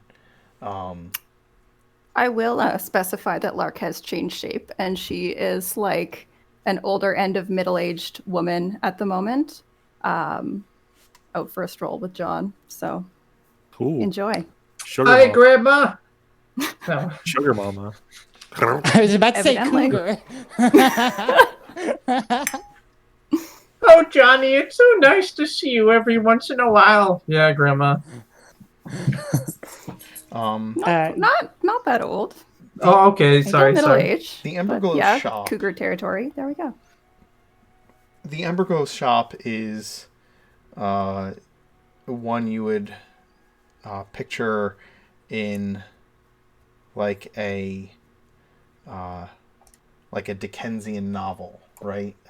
It's lots of wood paneling. There's a big pane glass window that has Emberglow's Apothecary in gold letters, fancily detailed upon it. When you go inside, a bell rings on the door as you chimes as you go through, and these polished wooden floors, a counter that is a wooden counter but that has a glass front and has like trinkets laid out inside of it, almost like a jeweler's case, and there are various vials of more common remedies upon the walls to be perused. Mr. Emberglow sits on a stool behind a counter that would be comfortable to like look through at human height or elven height, rather than a counter that would be comfortable for a halfling. But he sits on a stool behind it, and on the counter is a honest to goodness mechanical cash register, which does not exist anywhere that you have been before, John, nor you, Lark. Well, I've been in this shop before. Except for this shop. And he smiles when the two of you come in. He's met John once, correct? No, I only saw him at a distance. I wasn't formally introduced to him. Okay, you only saw him during the werewolf encounter from a distance. Okay. Then he recognizes you, John, from that night, but you haven't met. So he smiles broadly as you come in, as a shopkeeper would, and says, well, welcome, come in. Behind him are more racks of vials, but you can tell just from the look of what's back there, these are true magical potions. These are not simply antidotes and common healing potions. These are true magical potions, and there is a gilded wooden door behind him that can kind of swing on one of those on the type of hinges that can swing either in or out. Which, Lark, you know that beyond that door is where Mrs. Emberglow's workshop and the alchemical lab is situated. Good morning. Lark will, once she's safely inside, she'll drop her form and resume her usual everyday form for business purposes. Oh my god, I just realized this is the first time Piosa has ever seen you shapeshift. Or not Piosa, Astor has ever seen you shapeshift. Oh. Well, she Astor saw the one on the way, is probably. like losing her shit because she's never seen anyone else be able to change the way that they look the same way that she can. So she's like, oh my god, you're just like me. This is amazing. Oh my gosh. Yes, little one. And Lark will like invite her to the shoulder and give her some scritches when she stops bouncing enough for that. Go ahead. Good morning. You are Mr. Amberglow, right? I am. And he hops off the stool and walks over, and he greets Lark first, now that she has turned to her normal form, and greets her as a respected upper as the respected Lower nobility. that Mid Lark low would be. nobility. Yeah. He greets her respectfully, bows, just slightly enough to show deference properly, as if, John, it strikes you as this is someone who knows this behavior for more than being a shopkeeper.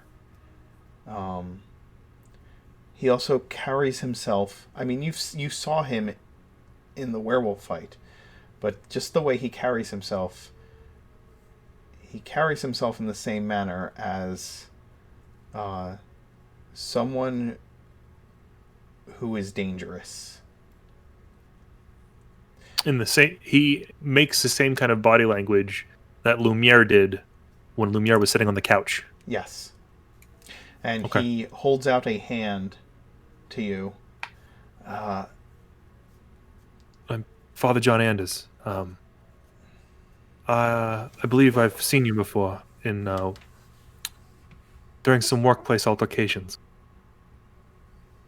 Yes, I didn't have the opportunity to say hello, but it's a pleasure to finally meet you.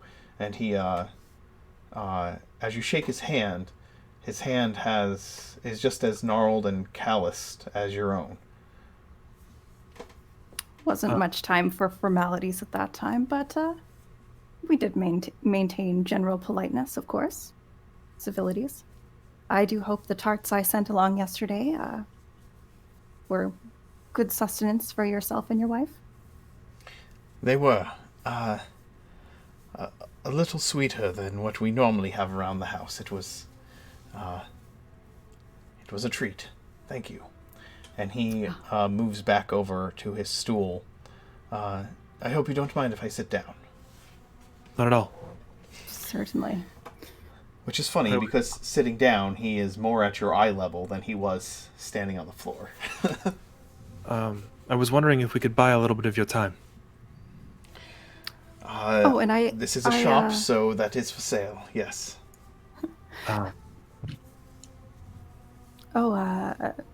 The folks that joined us for our little sewer encounter recently did have a commission as well. Luna, the lady cleric, you might have seen at a distance. And Lark will slide over a piece of parchment that is written very neatly with her specifications for her requests for some very specific leathers. He'll look them over.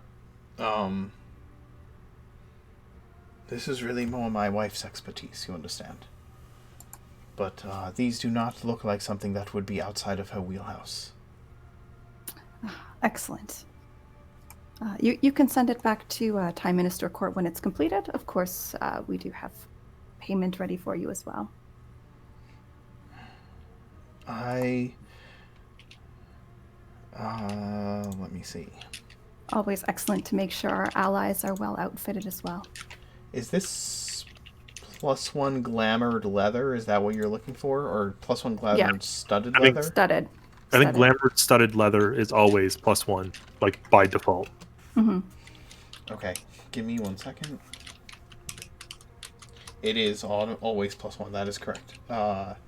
It is rare armor.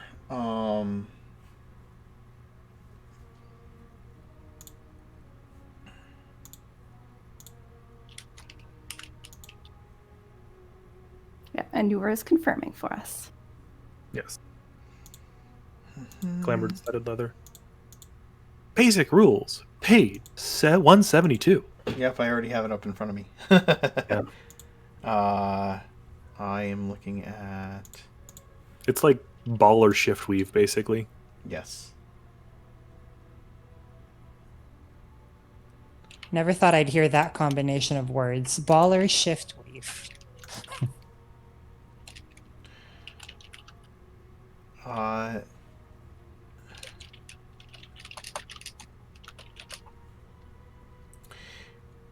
He tells you that if you were to provide the leather armor, it would cut down on the crafting time significantly. That would be at least a week's worth of work that we could reduce the time by. Could we steal some from the armory? I mean, Certainly, we can requisition that. No problem. He I had some myself that I no longer use and turned into the armory. He's looking over it. I believe that we may already have the crafting formula for such an item, which will also cut down on time. I can have something like this, if I'm not overstating my wife's skill, and the armor is already provided. We can probably have this done in 2 weeks. Excellent. I will have Piosa pop that over later this afternoon. He tells you that this particular item will cost you...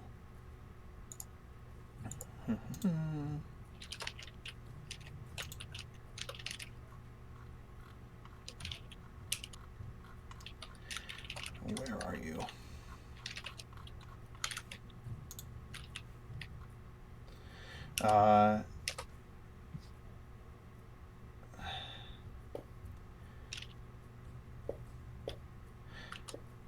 I can do this for about 3,000 gold. Is that steeper than you had hoped? A little, but I mean, it's the price of expert craftsmanship, is it not? It is. And the components necessary for glamoring and not simply providing magically strengthened armor can be a bit costly. Well, we can provide 2,000 today, I believe. yes. And the rest we can provide on completion. John pulls a small coin purse that was attached to Pendragon and slides it across the counter. Okay. Surely you came in here more than just to purchase armor for a friend. Yes.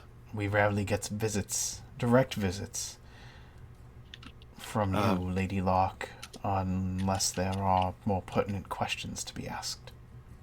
Well, Piosa does enjoy his flights on the town. But, These are actually more questions from me. I was hoping to get some of your time.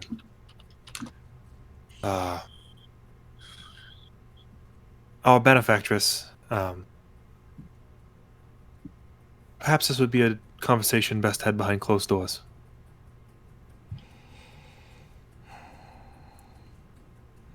It's been a slow morning anyway. And he gets up off the stool, walks over to the door to the shop, and locks it. Come into the back. Thank you. He turns to the sign that says "Out for lunch." Basically.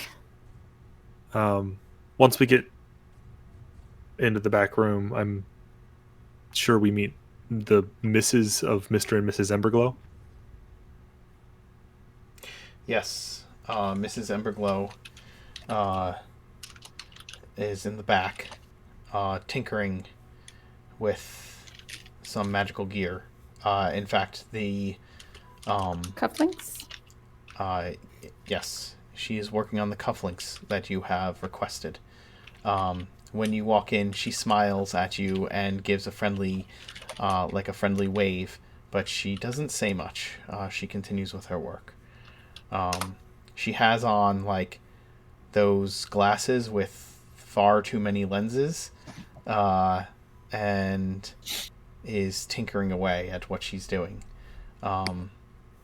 Can I say that the way you guys go to the back room is Mr. Amberglow twists like a specific potion bottle that's unmarked, and then the entire shelf slides away. The door is a ruse. There's not really a door there. It's just like it's like a door that's like nailed to the wall. So like, You head back there. There's she's working at one of the workbenches in here. All the tables here and chairs are halfling sized. But It's just like a day in a kindergarten classroom. We'll Yes. take the chairs. it's fine. Trim offers you a seat and sits down himself. But this is not a comfortable meeting place, right? This is a workroom. So you're just on work stools, which John is completely comfortable with. Like, it's not even hot in here. This is great. There is John. You do notice that there's like a small forge for minor foundry work and crafting, and there's like the array of tools that are on this pegboard wall in this room is just astounding. Like every tool in the most fine craftsmanship, well kept and oiled and orderly, is placed is like in labeled locations on this pegboard. Nice. As I said, our benefactress, Lady Beatrice, mentioned that your daughter, Lapise, is a... Okay. Your daughter, Lapise, Are you okay, Theo? is No, I'm pressing buttons and I don't know what I'm doing anymore. a commander in the Legion of Gravere. I was hopeful that you could tell us some more about a few things. I expect you may have noticed the blade I bear. And Lark will take it out and set it on the low table before them. At this, Mrs. Emberglow stops what she's doing and raises the goggles and has turned to look at the blade. I also have this. And John pulls the anvil, sets it, and unlocks the handle from the anvil, leaving only the anvil on the floor. And stows the short handle.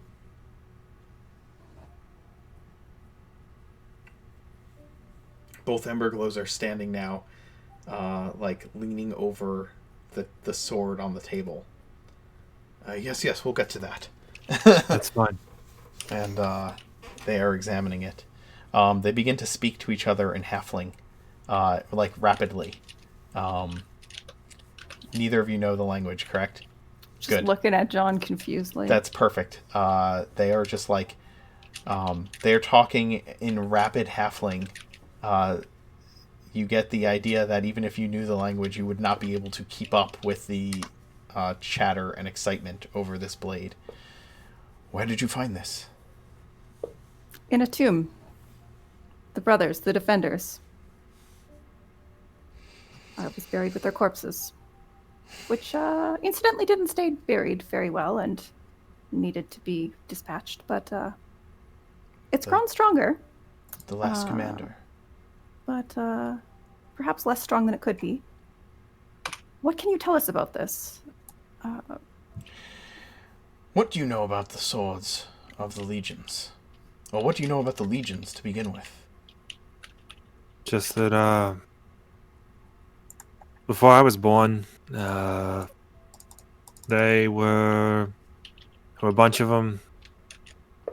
The last ones stopped Volkmar not far from here. I grew up in Ravenreach. That's... Using the swords, including this sword. And this one was lost for some time. And, Go ahead. no Continue. current whereabouts of the others. Not that I travel much beyond Ravenreach, of course. God, you guys are making me pull out my setting notes.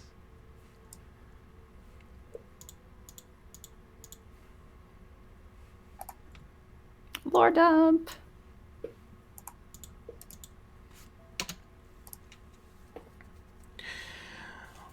Well, as a former member of the Phoenix Legion ourselves, I'm sure you noticed the emblems upon the armor that we wore.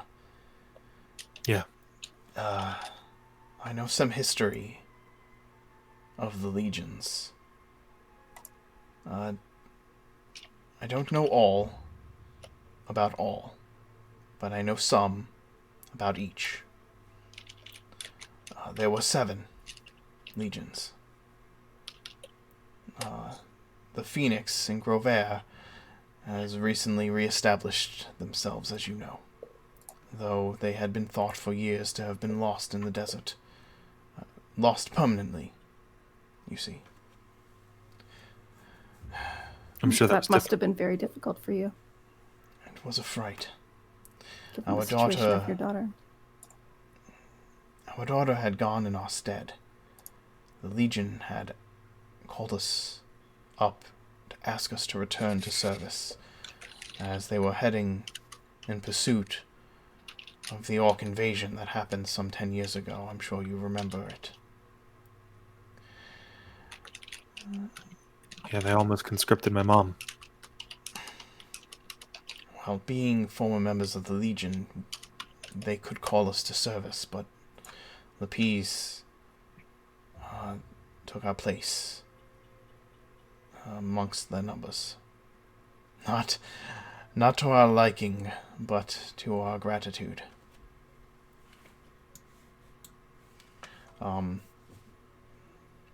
He sighs. You see, war had become difficult for Martha, and action is often difficult for me. And he pulls up the edge of his pant leg and reveals that the one leg is false and artificed.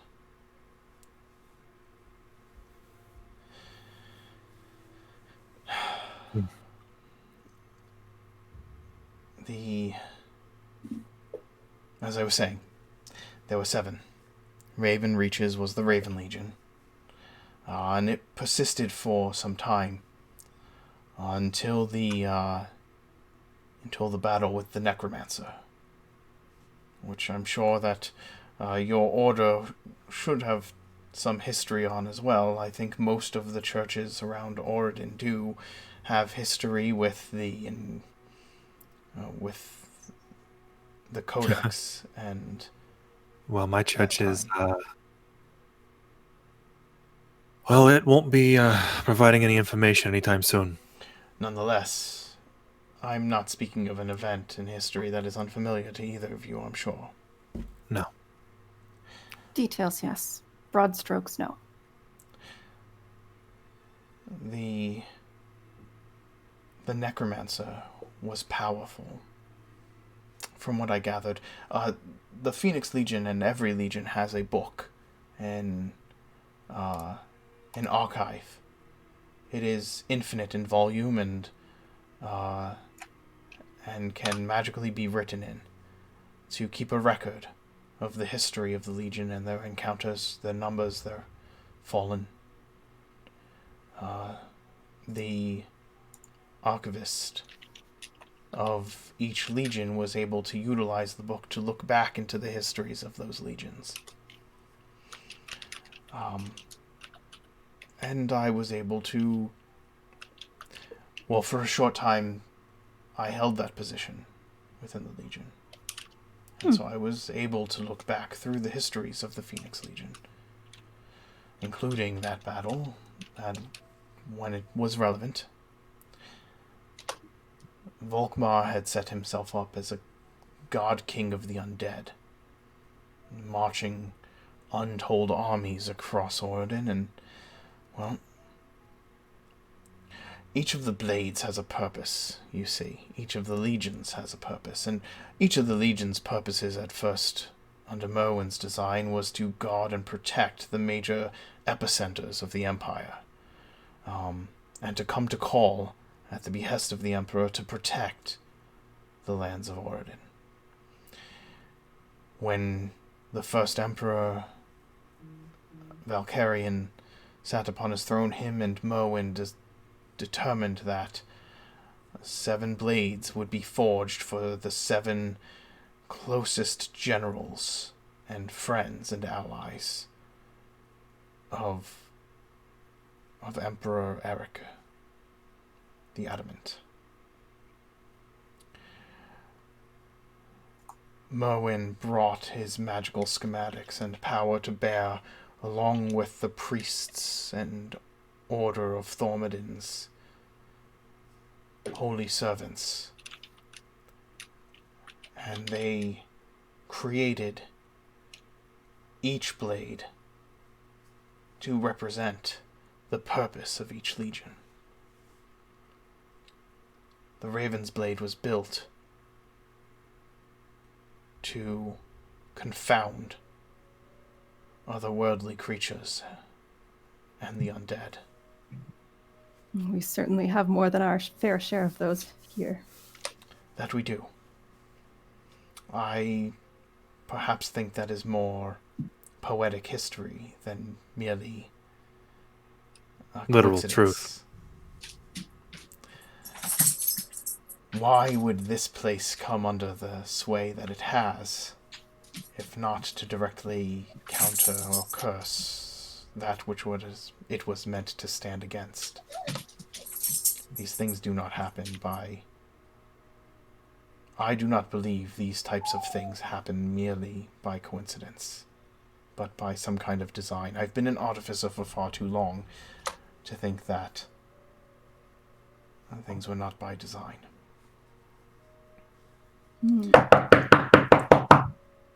Hello? If you Excuse me? door's locked, you couldn't have come in. No, Yeah. no, knocking on the door. The front door is locked to this place. Yeah.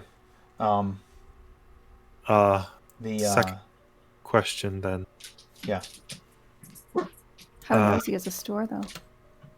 For a knocking. There is a knocking. Excuse me? Is anyone in? Oh, give me a moment, please. My apologies. And he Yes. will hobble out of the workshop to the front and open the door, looking through the paned glass. Master Theodore, Master Boss. Good evening. Have you come for your regular components? Yes, I have. I've also been wondering, would you have any bone dust? I have been lately. I've been getting lower on it. Bone dust. Yes, they are used in some potions. I have some available. He goes Beautiful. back. Let me get some from the back. Of course.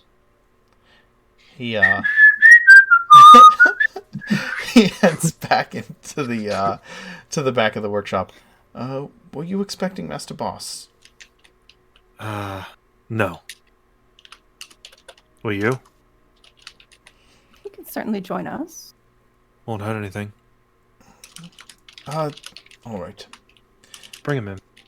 Master Boss, if you wouldn't come help me in the back, please. And he goes to the front door and locks it behind him.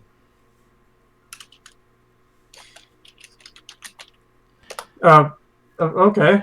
And he'll lead you to the back workshop where you will find Lark and John sitting around a table with Mrs. Emberglow looking over Gasp! the sword. A very tiny table. A very tiny table. A Gasp! child's table. What are you two doing here? Trying to get some information. We're following up about our ally Luna's commission. I see. I came for components. What? the funny thing that we came here same time. Um, Amberglow, what is it that you need me to help with? Help you with? Well, uh, that was more. A, I was speaking subtly in order to, in case anyone overheard our conversation. What conversation?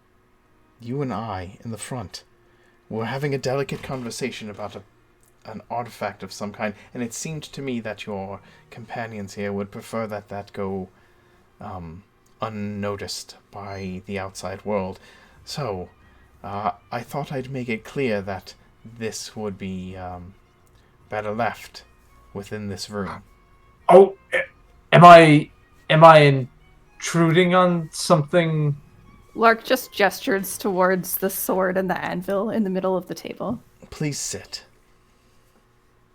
Okay. And he places a component pouch and a secondary component pouch with extra bone dust in front of you. Thank you. It will be a little extra for the extra bone dust this month. Of course. I'll pay in full. How much is? We'll deal with that later. Yeah, Okay. I purposely, a couple gold. if I do not immediately give you a price, then it is because I'm hand waving the price until later. Okay. Okay. So, what exactly were you all talking about? We were talking about the history. Lark of gestures these towards blades. the sword and the anvil on the table again.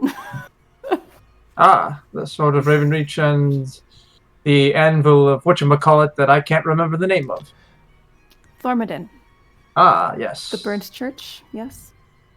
Of course.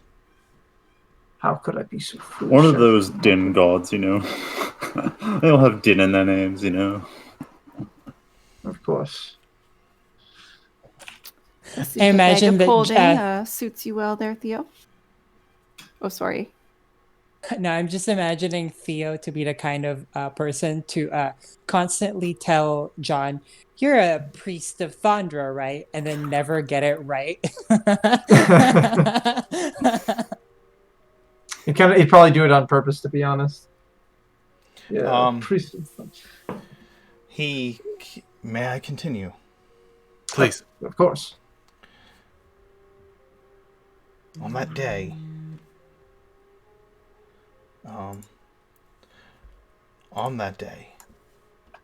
that Ian Volkmar sought to conquer all of Oregon and had almost completed it. The battle raged hard. The legions across Oregon were fighting hordes of undead, but specifically in the mountains here, near Ravenreach, Volkmar's forces were strongest.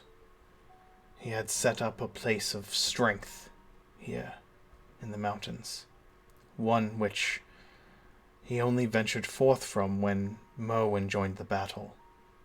It was as if the necromancer had A bone to pick. All you hear is clattering.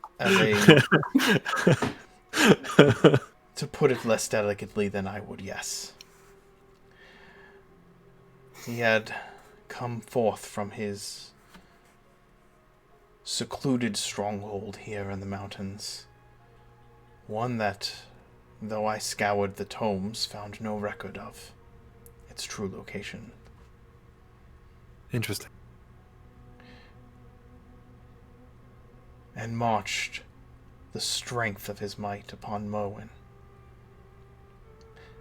He seemed driven like a devil to confront the wizard. It was the brothers with the Legion and the sword of Ravenreach that was able to divide the waves of undead, like a boat, like a ship cutting through a storm. Something about the blade in its most mighty moments, was able to repel even the darkest of created creatures. Well, we see something of that now. It certainly repels evil when invoked twice a night, but only for myself at this point. No, that is not what the tales told. It spoke of protecting many of the Raven Legion and Merwin, and repelling, almost terrifying the hordes of undead around them.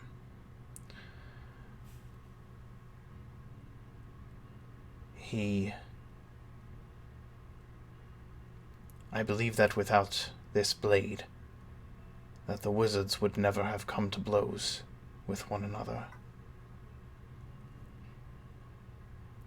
And that the hordes of undead would have engulfed Ravenreach itself. But, as story tells it, the brothers and all of the Raven Legion fell when they slayed Volkmar. And that was their unmaking, bringing hope back to Oridon with their sacrifice.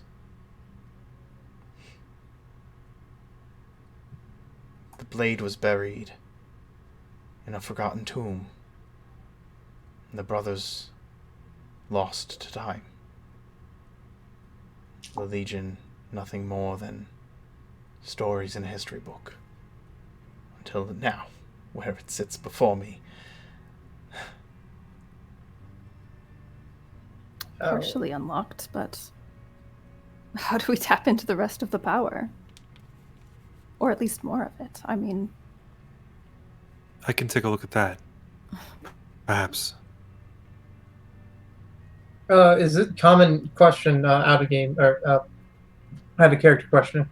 Is this knowledge of the sword in the battle and everything is that like common knowledge for most people, or the battle, and the Raven Legion and Merwin defeating Volkmar in that battle are common knowledge. Okay.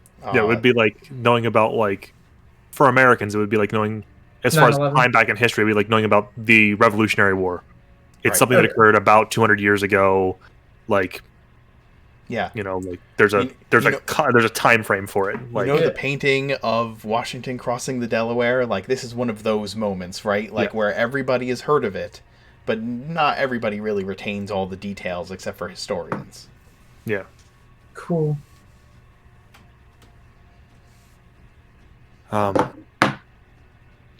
So it is a blade that can repel undead. Among other things, from what my understanding is, although I would need time to study it to understand it. How much time? The longer the better. My wife and I working in tandem. Again, the longer we have to study the blade, the more we would learn of it. Until there was nothing more to learn. I do not know how long that would take. Perhaps Sounds like national treasure. Perhaps when we go to There's a Dragon secret Keep, I in can look blade. up what Fulminan's clerics may know about it. I'm loath to be separated from it, as we do need to call on the power that we have available quite frequently. I only know what histories were told within the archives of the Legion, in the Chronicle. If you could find the Chronicle of the Raven Legion, you may be able to glean more knowledge about who they were, about the blade, about the deeds they had done. Also, A good place to start would be wherever you found that. I will also say this. As I had said, It is known to all the legions who have a chronicle left. Of course, only one right now. That the histories of the blade start with Moen and the Church of Thormodin. So, perhaps I can perhaps reach out to my daughter, find out if you could, if she could find any information more about this in their chronicle. And Much appreciated. of course. And if you could look within the archives of the temple of one of the central temple of Thormodin, you may find further information about the forging. I'll be sure to try to look up more history into the making of the sword as well. Perhaps there's a secret lying hidden in one of the archives, as you said. To that end, perhaps I'm speaking out of turn. We have enough enemies. What does it take to raise a legion? The Raven Legion has been lost to time. Money, men, Bodies. equipment, Loyalty and commitment. a symbol, Max. commanders who could lead men, that could rally troops. The legions were not simply a fighting force. They were a symbol of protection, stability, and the authority of the Empire.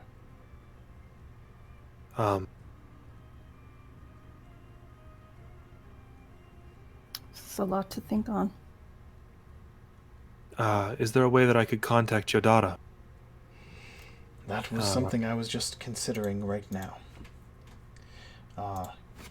Give me, the DM, a moment to figure that out. Okay. Prestidigitation. We've had some luck with sharing of names and sharing of faces. Minor illusions. Right. That's what I'm... Give me one moment. While you guys are talking about me and Arch about this, me and Archie are talking about how maybe they could use contact other plane to ask Thormodin. I would just use legend lore. Well, I could just use legend lore. Oh, you can use legend lore. Okay. It's just Oh, you have expensive. legend lore? But the legend lore gets better and better the more information you have, which is why I'm gathering as much information as I can before casting legend lore. That's a spell that Theo can learn. Don't bother. I can just prepare it any day I want. Give it to Theo. it's very situational. And remember, you can't just ask about, like, what was the license plate on that car that passed me? You have to ask about truly legendary things, or you get no response. Theo would have a lot of questions. He had a lot of mysteries, wouldn't he? Yes, If he would. If bread goes in and toast comes out, where did the bread go? Fox News. Here's the thing. Okay, so I will explain what is going on right now through the Emberglow's head. I know what the problem with the Emberglows is. That's why I was asking. That's why I asked him, "Could I talk to your daughter?" And if he tells me no, then that's fine. Or if he wants me to provide some symbol of,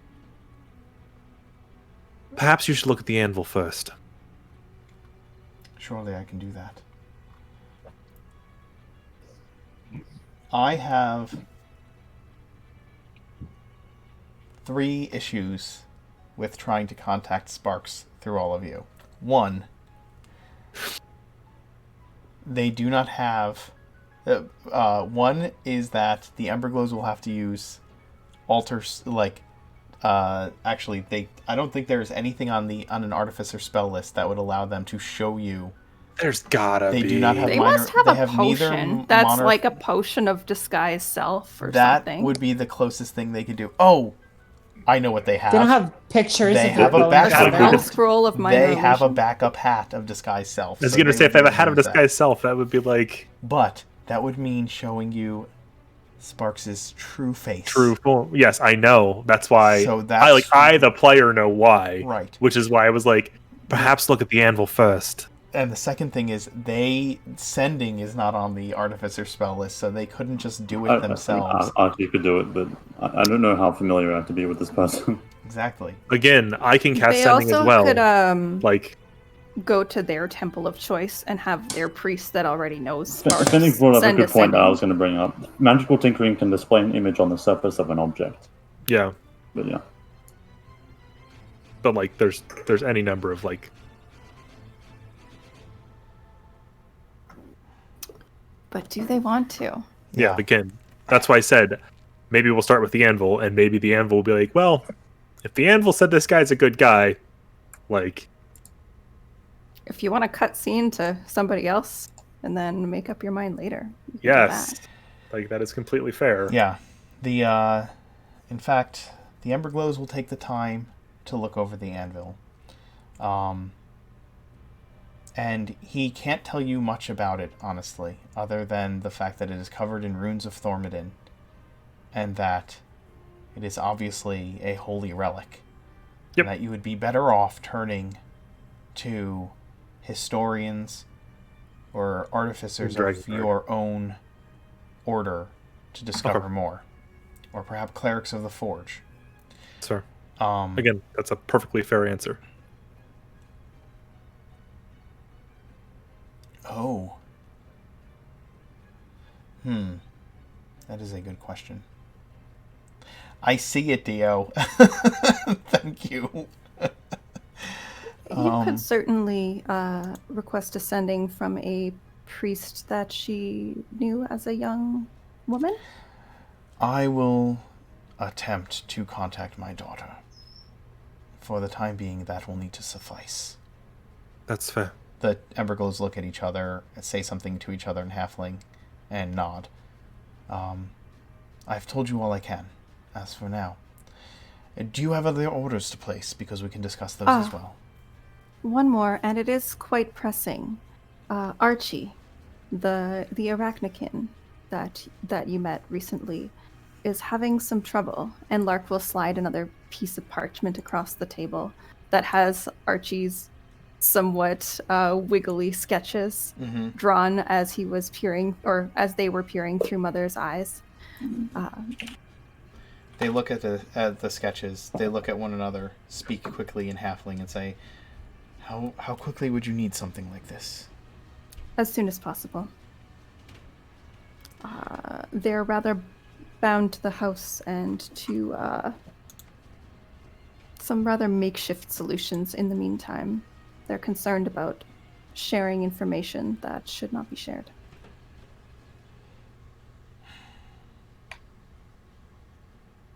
Can we contact you later this evening? Certainly. I will Yes. I can send Piosa in the evening with the leathers, and No need. you can speak through him if you like. Where can we meet you? We will be making a delivery. You can come to Tyminster Court if you like. And that's where If we you shall see prefer you. somewhere more private, we are happy to meet you elsewhere as well. Tyminster Court would be a pleasure. We will meet you there. Martha, right? She What would you like for smiles and dinner? nods. What would you like for dinner? They speak You for will a be our moment. guests, so They speak for a moment and tell you, and make pleasantries. Yeah. And bid you farewell.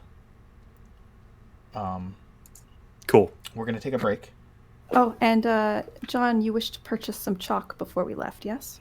Chalk for a teleportation circle, 2 batches worth, Any and I'll just add it and pay. I will just everything that you it's are all in the ordering. PHP. Everything that you are ordering from the Ember Glows, just type it into the chat Yep. during the break, and we'll deal Yep. with it later on. Okay, we'll be back.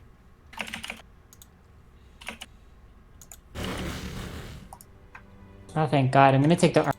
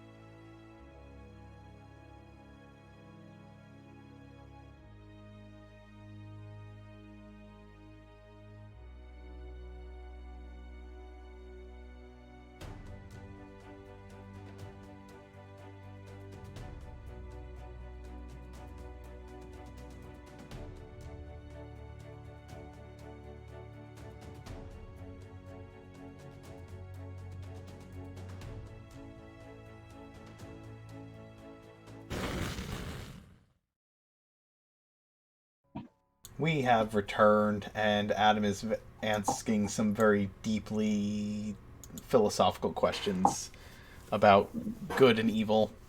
But Yeah. we'll About how would Susan top Archie if she were reincarnated? we were having that conversation before we came back, specifically to get it out of our systems. Johnny, thank you for bringing it up to the chat. That's wonderful. Uh-huh. This is the content they come for. Oh, good God. Phrasing? Phrasing? I guess. Are we doing that still? Oh, good God. Oh, good I'm just gonna God. shake my head and support Mark in a very abrupt change of subject. You returned to Tyminster Court after your time at the Emberglows, and Okay. spent and you had other things that you needed to accomplish upon your return home. Now, you all stand in Via's office, having interrogated the members of the Horned Order. Lumiere is with you. And you... It's funny. Each and every single one of them said, "What's with the blindfold?" When I went in there. I don't know. That was the thing that was the takeaway for them. Anyways. There were several pieces of information that you were able to glean in the process of questioning, perhaps some level of threatening, but mostly the use of Archie's divination skills.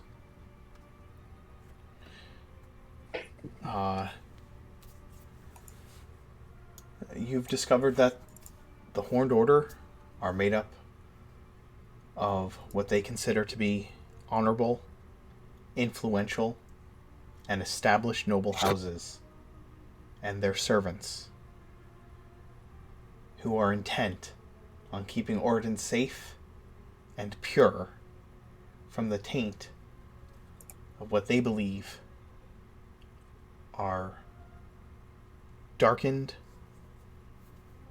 fiendish, or sorcerous bloodlines that they believe will corrupt the cities of Oregon and the peoples of Oregon.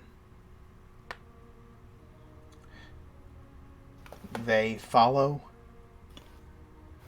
a apocryphal belief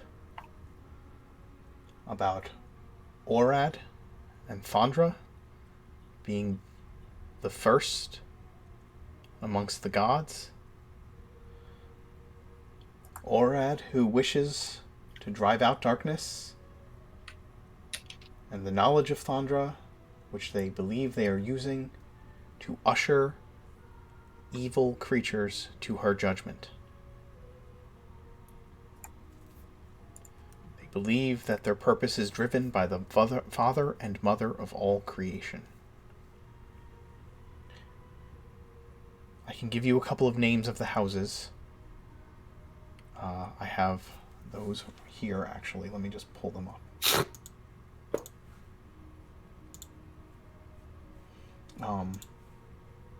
Boston for sure. Boston is one. Player action.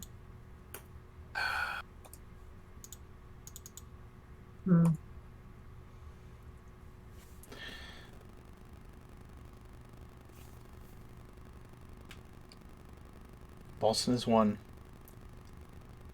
Tark is another.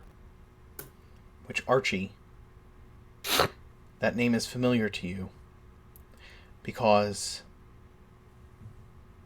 their family owns prominent are prominently involved in the Weavers Guild within the city of Ravenreach. And so you're aware of that family.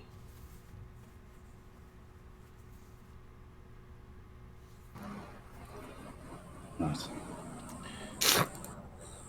And also the noble family of Kilvin, which, Lark, you recognize because their family has strong traditions in the military of Ravenreach. John, you may know of them too, as their family are also ironmongers. And so, Lark, you would have probably trained some of them, or your mother would have, to say the least.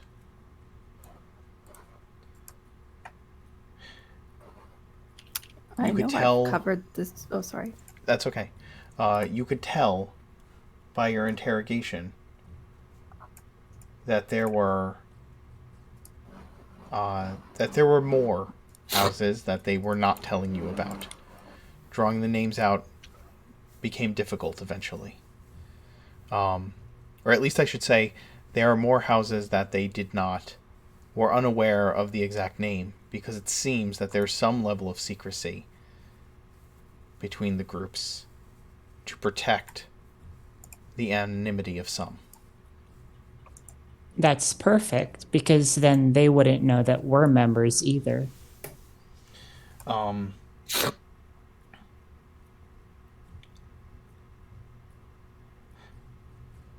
Recruitment is essentially a matter of birth,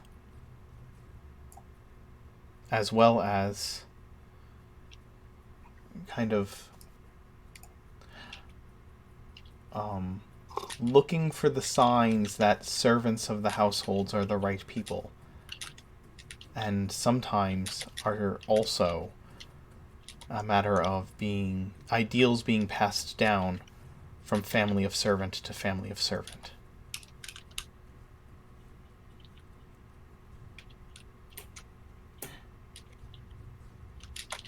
You couldn't get an answer about whether or not there was a centralized leader or leadership. It seemed that there were sects, and that they exist in more places than one, though there are many more here than anywhere else.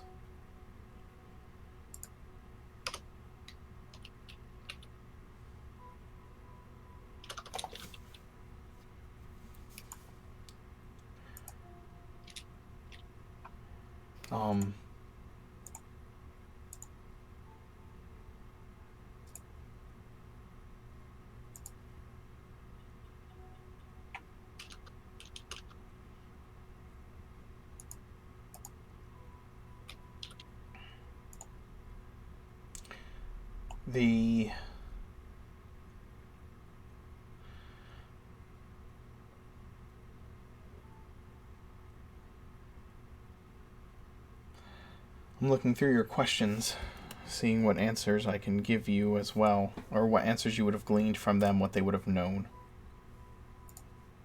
The big one would be recent events they've been involved with. Aside from, stabbing werewolves in alleyways. And Mirth's questions. Mm-hmm. Sent Pendragon all this way. Yep.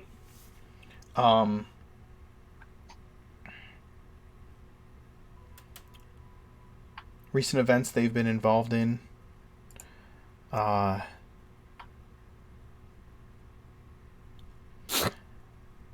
There was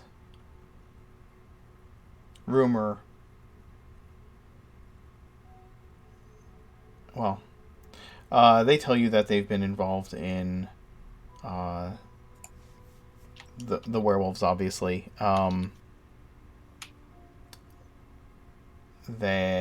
You glean information about several faces of families that were killed by them, and the burning down of Theo's apartment. But they do not speak of these things out loud. You glean them because you see them in their mind. Archie, with your abilities. So you do not get names of people. You simply get faces of families. Yeah. Okay. The murder of several tieflings. The disappearance of some families. You saw their faces. All they said was they've rid Raven Reach of some sorcerous evil.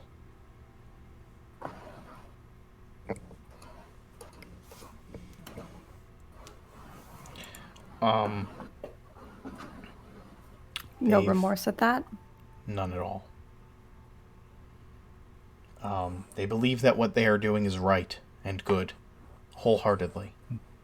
That they do. They believe they're protecting Oridon, and specifically the people of Ravenreach, from things that will cause harm to it. They've killed demons. And civilians. And civilians.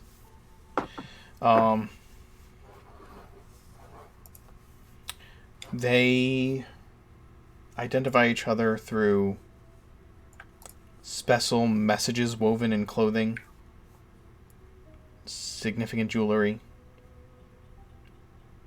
and certain turns of phrase.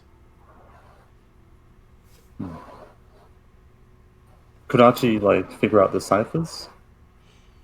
I mean, Archie can see into their mind. To Right, see the one or two, yes. Yeah. Okay, yes. You can figure out the ones that they know. Right?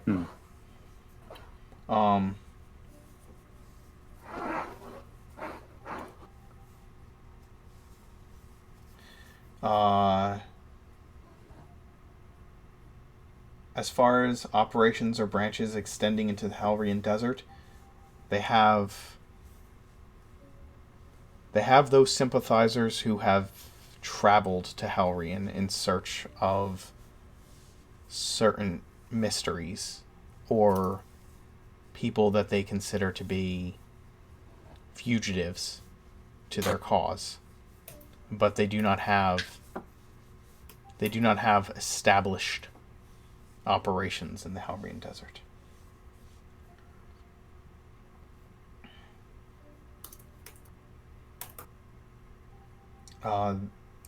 Those spellcasters that they allow into their order are capable of casting banishment, of course. Oh, yeah. I think we're. Wizardly, wizardly cleric, I bet. I'm thinking. Teach Theo counterspell, or put it in his book. I think that would have been done yesterday anyway, Adam. It's already done. Oh yeah. All right. Thank you. That's what I'm you've pretty done. sure that's a dance expense also. So Yeah. Please keep I track think of what spending you are doing while the Lord and Lady are away. yeah, that's fine. We're about up to And a in knowledge of million management rituals or specific case, I think Kim was asking, have they specifically banished any significant demons with this question? Because he's asking, have they, because when he says specific cases, did they specifically banish any demons in any specific places? I think is what he's asking. These particular ones that you have captured, no, but they know that this has been done by their order. Okay. But they have not done it themselves. That demon banishing has... They have tried to do it. They have tried to banish demons, and from what rumors they've heard of their order, you can glean this, Archie, from their minds. What rumors they've heard of their order, they know that demon banishing is a rising need and skill within their order. So they are aware of the looming demon lord threat, or no? More Yeah, that's a like big question.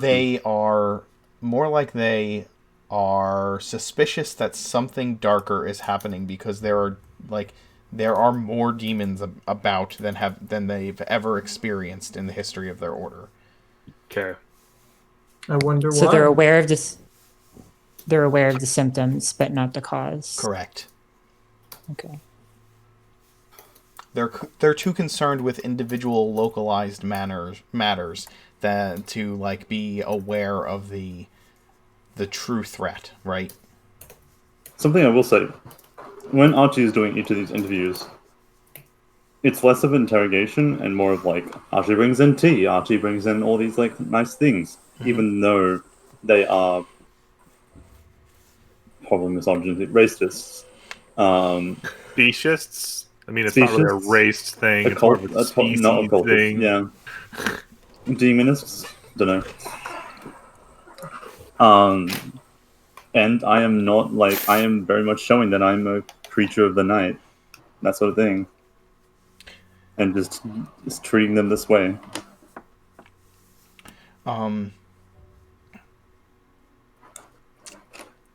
You know that they're very suspicious of your behavior. Punch Nazis. They consider it to be a An affront to your nature, yada yada yada. they consider the behavior you're displaying as a ploy of some kind. They don't take it as genuine kindness. You're acting this way to get information out of them or to get into their good graces. That's the thought process you can glean off of them as you are doing this. Is their secret cipher Hail Hydra? Of course it is. No, it's Hail. It's Hail Hydra MK2. As far as strong force points of influence within the major cities, being that they are influential noble houses, of course there are. The names in other cities I do not have for you right now. That is a DM, not like as they are necessary for them to come up. I will provide them for you if that's fair. Of course. But yes, there are influential people in every corner of Oregon that belong to their order.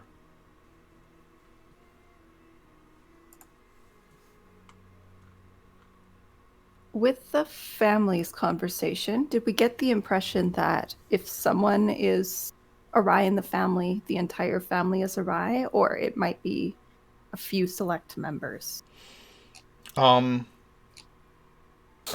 It's like a... It's like an honorary tradition sort of thing. It's not It's just like- tradition. It is like... They're Or groomed from Monica. it. Yeah, they're groomed for it, right? Like, this is the way of thinking that these are the beliefs of the people. They pass those beliefs down to their kids and their kids' kids and so on and so forth, right? Like, Okay. It's not just like all the eldest sons have this special important task that they must do to clarify, like to purify Ravenreach. It's the No. whole family. mm-hmm. Okay.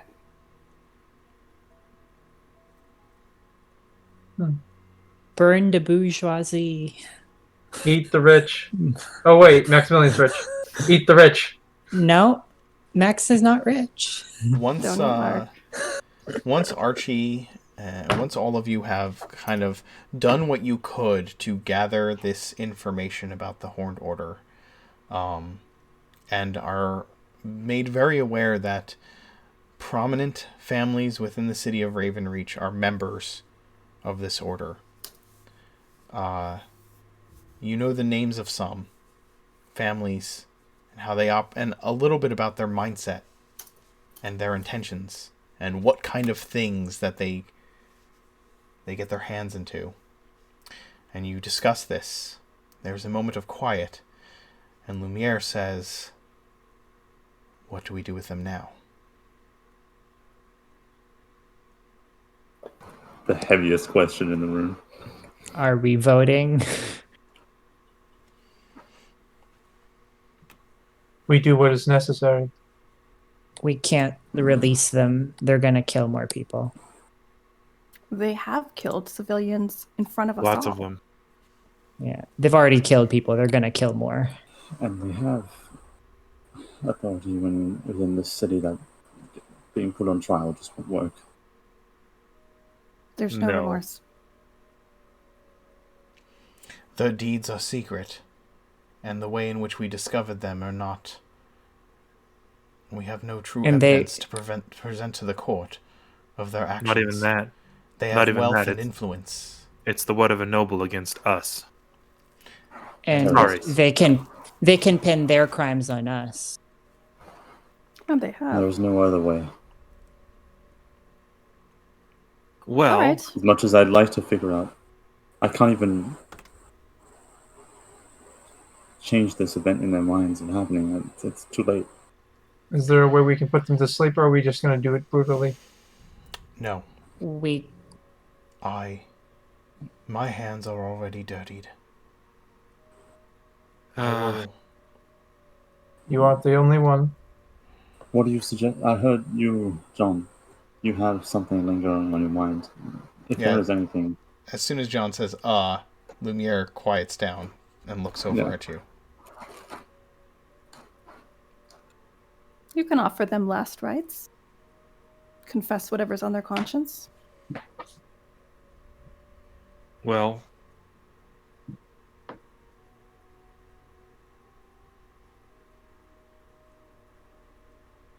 there is a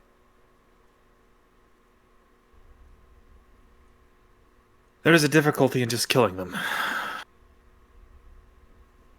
We'll have to dispose of them very carefully, lest they be scryed upon. Can we have them cremated? We can put them in my bag of holding for the time being. No, we they can't. can't be scrolled. They can't be scrolled upon within here. Just so you know, like. They Yes, can't but be we spread can't on once keep them they're here. dead anyway. Indefinitely. But we have that lead line box for their possessions to keep those from being detected, right? We can put You can't their scry on objects. You can Yeah, only you scry on people or places. Correct. I thought Right. they can't Oh. scry on things that are in the bag of holding. You can't scry on objects. You Right. can only scry on people or places. Then right now, right. okay. But are their ashes considered people No. or No, objects? no. Once you die, your body is an object. It's a corpse. Okay. Okay, Um, so they can't scry on them. So, Okay. in regards to all of cremates that, them they are currently in a place that is protected from divination magic, so that's fine. Yes, if they are still alive and you put them in the bag of holding to transport them, We can't. They won't fit. The bag of You're holding right. will only hold Only 500 pounds. 500 pounds. Or So you can 500. only put like one person One of in them. at a time, right? And they have like 10 minutes before they suffocate to Correct. Right. But it is an extra dimensional space, so yes, the idea that they could not be scried upon in the bag of holding is also true, because Correct. it is an We have extra dimensional space. But that's neither here nor there. Perhaps The- some tea with laudanum might be merciful, and we can just slice a throat after you've allowed them their final confessions. Or just really put in a lot in them. Lumiere is leaning back because he knows that there are moral questions for some of you in this act. But he sees himself as already sullied and willing to do this because it would not bother his conscience. But it is up to you. He will not do it without your Go ahead. without John's go ahead. This is the lives of a few for the safety and the lives of many, and these few That is very Have, easy to say. not demonstrated any wish for rehabilitation Where is that line drawn? or remorse. The fact that they have no remorse is where I don't have a stumbling block. But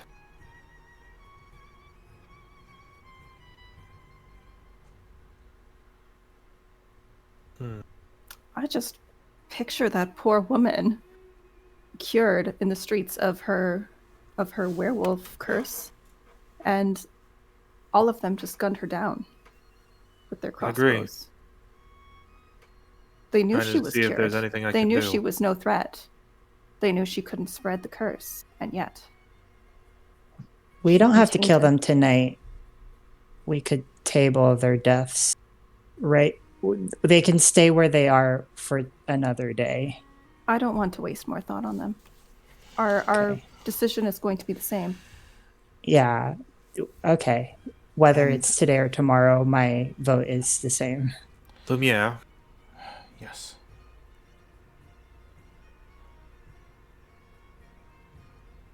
when you kill someone. I have a different idea. Locke. That won't work either. You're saying an awful lot without saying much. I'm willing to take some of these lives as well. No. that I'm is not willing what to I put want. my blade where I put my tongue. May I ask some questions? Yes. Of course. They are based in conversations and actions that have been had with me. Yes.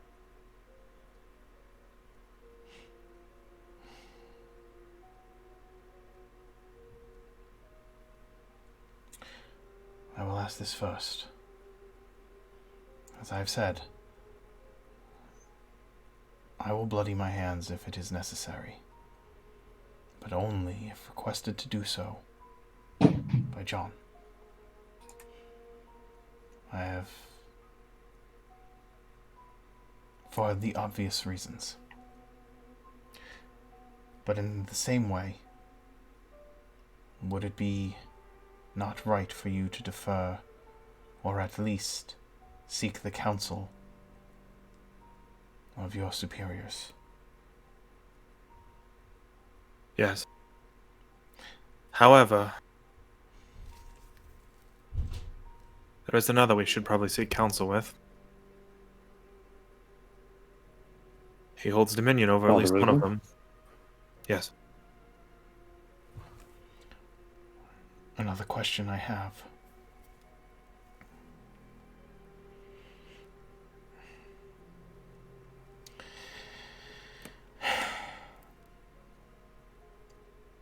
Beliefs can be changed, though that is difficult, especially don't know. with those who are indoctrinated. I don't know that these are beliefs that can be changed. They see everyone in this room is subhuman. Well, there would be an a phrased word that effectively means that same thing, but subhuman does technically work in this Unworthy case. of breathing. Yeah. Like, there are irreconcilable differences. I simply pose the questions for you to consider. These are not answers I have. I simply know that you gave me a chance. But you were remorseful. And you were also not acting of your own volition, either. Which does mean a lot.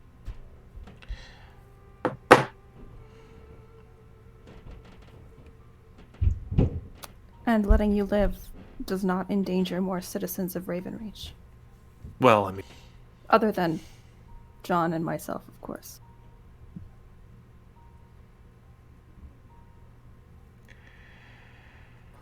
I would That was say I hardly could your talk to them about my choice.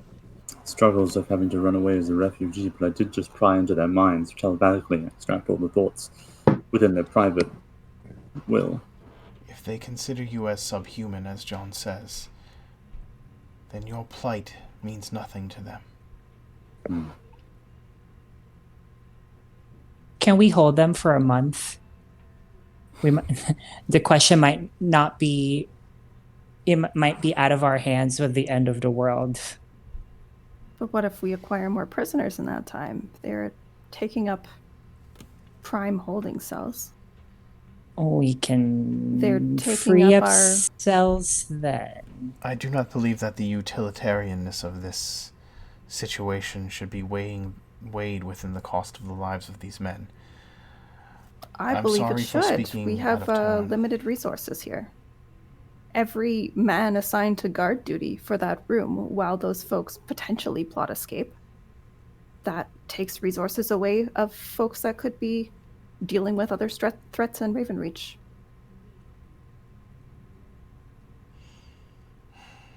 That is- How many lives are cost simply holding these men here indefinitely?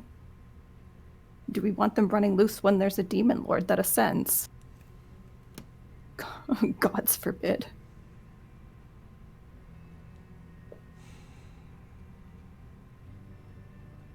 Lumiere steps So- back and simply leans against the wall. He's said what he could say and asked what he could ask. The question lies with all of you. I'll do it. No. I know. I will do it. No. You're the men of gods. Ask your gods. This is They not want a to question change the for hearts, God. they can change the hearts. But That takes time, which is something we do not have. And I don't know that time would even matter.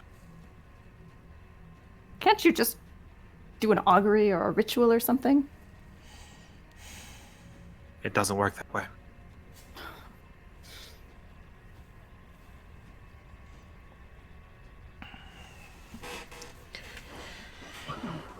I hate My knight. so much.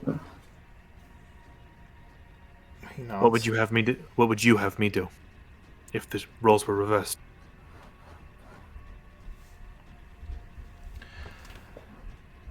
There was one time when I was the cold hand of a cold queen and would have told you that there was no question in this matter.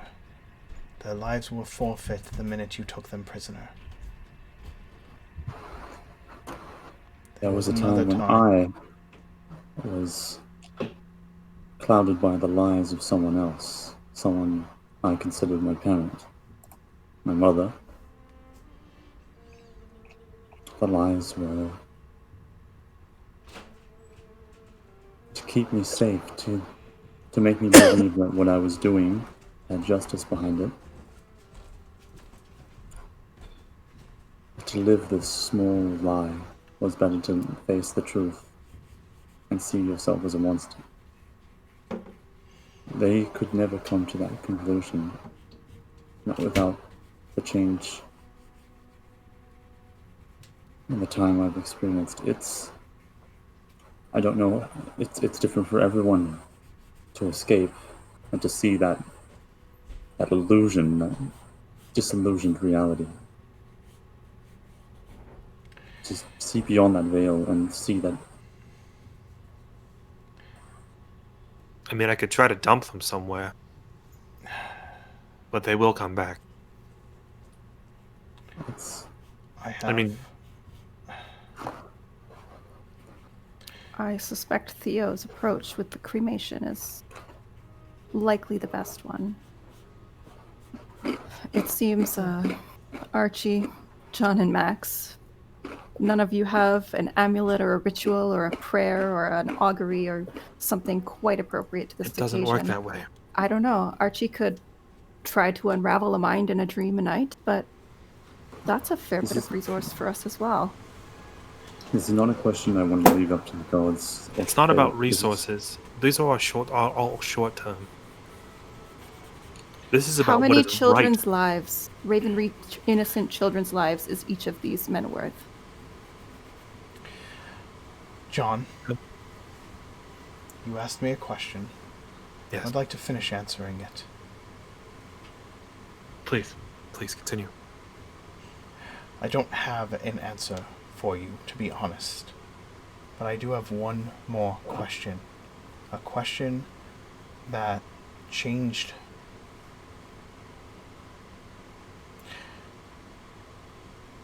How long and how much effort would you have put into convincing Ollie that what he had been doing was wrong and that he could be better? would you have, if after a day of speaking to him, and he showed no remorse, would you have plunged a dagger into his heart in order to not waste time or resources? Because these are the lessons that you have been teaching to me. That there is salvation for men.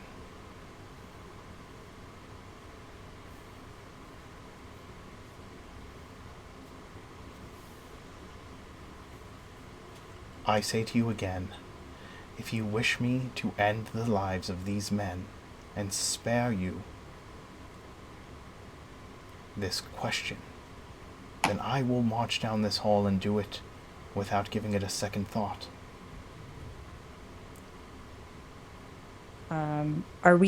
There's 6 of us, right? And there's 6 prisoners. Oh, no. Let's just all take one and take responsibility. All of us, individually, for one person. That way, no single person can That be... is so unbelievably dangerous. We go as a group, Mumir, but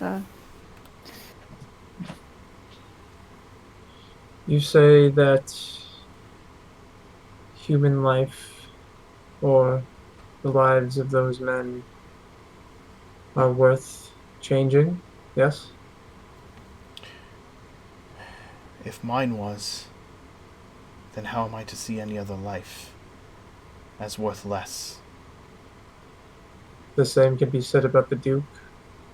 Same can be said about every enemy we've ever fought and faced. what is the point of no return and no redemption? That is a question.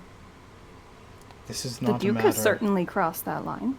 This is not a matter of ending a life in battle. And to be fair, the Duke is no longer a living man. person. Neither is Susan. I shoot a fucking glare. Behind a blindfold. Neither is my wife. But I'd die before I'd let any single one of you... Actually, wait, I can't even say that. Maximilian already attacked her. Lark just mumbles under her breath again. I know what you're saying.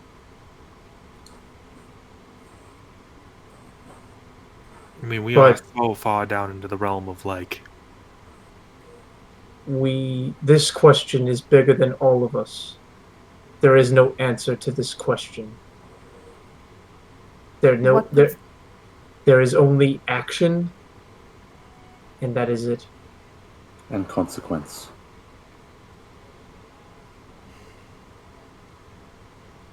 Wartime I can't let measures. them go. That's for sure. Then what is the next step if we can't let them go? We can't let them see the light of day. We can't let them leave. At least let them speak. If we don't have the resources, are there those that do? No.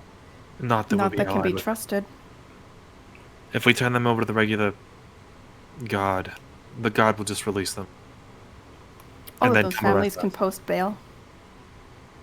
They know too much about us already. We For can't. those families, the gold of bail is We are. coppers to many of the rest of us. Sorry, I keep cutting it out. Oh, sorry, I keep jumping in. We are a secret organization that is to keep the peace of Ravenreach. And if we are to do so, we have to make decisions that, though possibly inhumane, possibly too big for us to answer, we have to. We are going to have to, in order to protect this place. I'm Yeah. willing to do it. I don't care if any one of you can't do it now. I'll do it now. I will answer your question.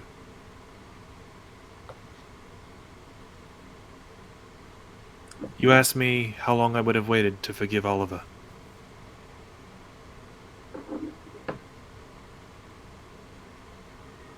When we confronted him that night, I was prepared to kill him, to take his life.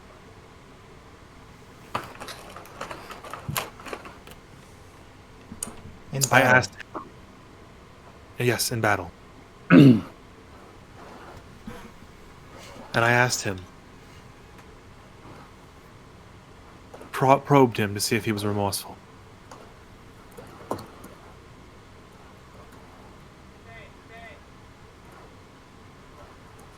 And he was. Even for a little bit.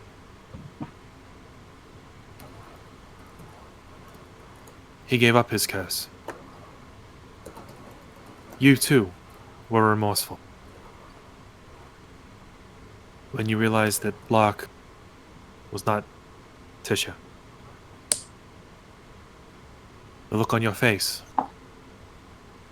was... It spoke to itself. These men are hardened killers. Murderers.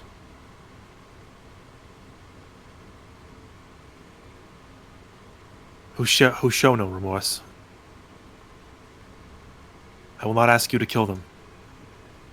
I will not ask you to even be present. But unfortunately, I think this is one case where the law does have merit. They should be executed.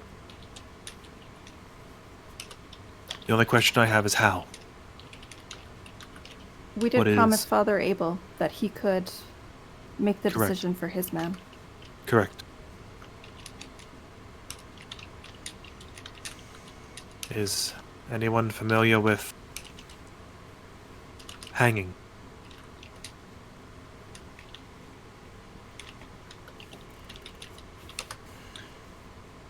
That's Are we? certainly an option. I am. It could be. I'm not sure. I will what not stab a man Maxims- to death. That is a slow, cruel, and painful death. I have been assured that hanging, when done correctly, is painless. Oh, I was gonna say the laudanum. Lark's idea with the laudanum, so they'd be asleep. Laudanum and a quick throat slit. That's way too messy, and I'm not cleaning that up. Prestidigitation. I don't give a I shit. will I happily can. clean that up. I am not cleaning that. I don't want to be Then present for that. You don't have to be. Yeah. Lumia, we are leaving. I don't give a fuck what the rest of you decide to do. Please John give them, literally takes opportunity a for bowl. confession. Takes a bowl from Lady Bia's desk, draws a pitcher of water, and quite literally washes his hands of the discussion and walks out of the room. Come on, Lumia. Lumiere will follow.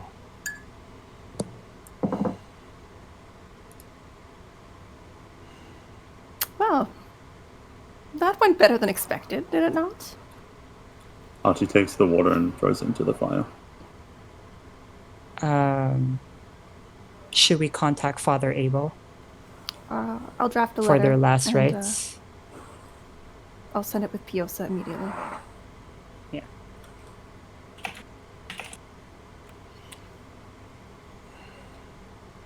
If If you you have summon- input, you're welcome to share. And she'll pen the letter and send it to Father Abel Sure. via Piosa. If you summon Father Abel, Is he still there? I don't think we. Did he ever leave? He left. Like, it's been He left. Okay. a day and a half at this point. Okay.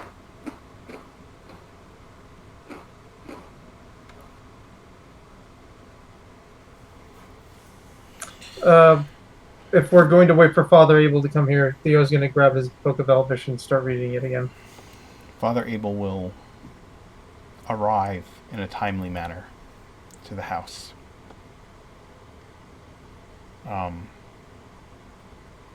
He will follow We'll you just down. catch him up. Yeah.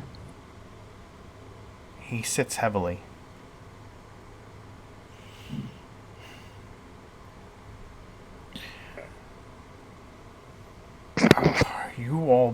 believe that the best course of action is to what now? Please, lay it out for me. We must end their lives. If they show remorse, then there's possibility of redemption. But they have shown none.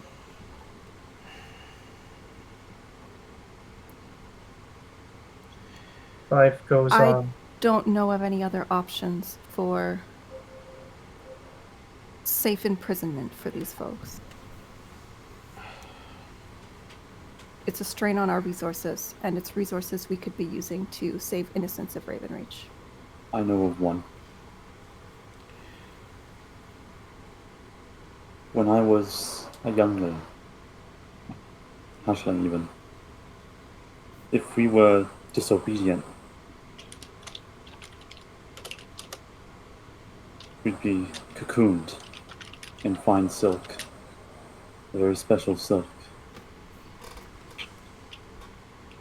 And it would make us relive the bad deed that we had committed in our mother's eyes. And over and over, we would relive it. Some still are cocooned to this day. If they didn't show any signs of changing, they'd remain in that cocoon.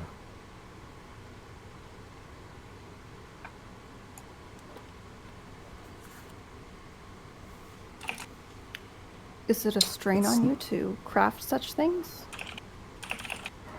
Is there any threat of them escaping?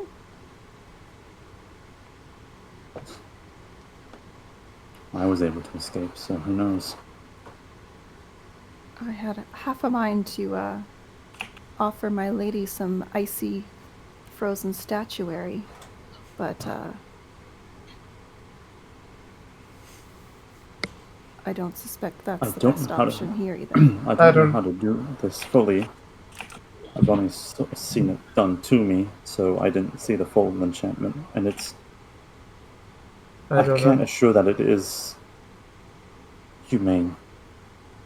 I don't understand anymore.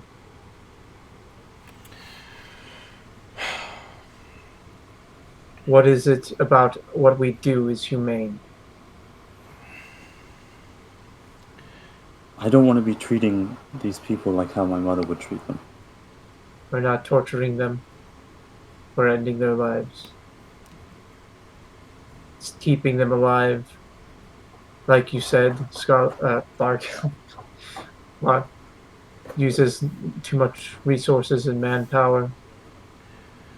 Father Abel is just kind of like has his head in his hands. One of them on my own. And of course, you will get to choose what is done with him. As Fine. He is going to be coming John with and me. I will be returning him to the temple. He will be under lock and key, and I will be sending word to the High Priest in Geneva to discuss what should be done about him. Do you need any help bringing him back? If it's all the same to you until you get that answer from the High Priest, we can keep him here until then. You think we do not have protections against being spied upon? Do you?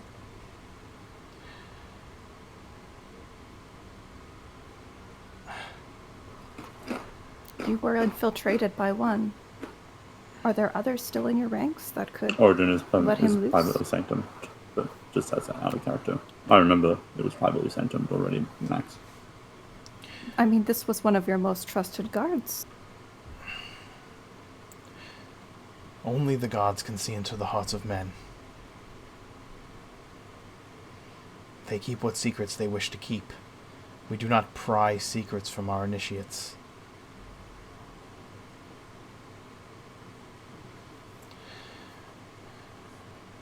Some are very more difficult adept. times. Yes, They but call where for do you more draw such a drastic line? measures. Where do you draw a line? Do I go back to my church and start questioning every single priest under the influence of magics, forcing them to reveal what truths there are about themselves. Do In I do all this to every honesty, person in my parish? Do we do this to every citizen of Ravenreach?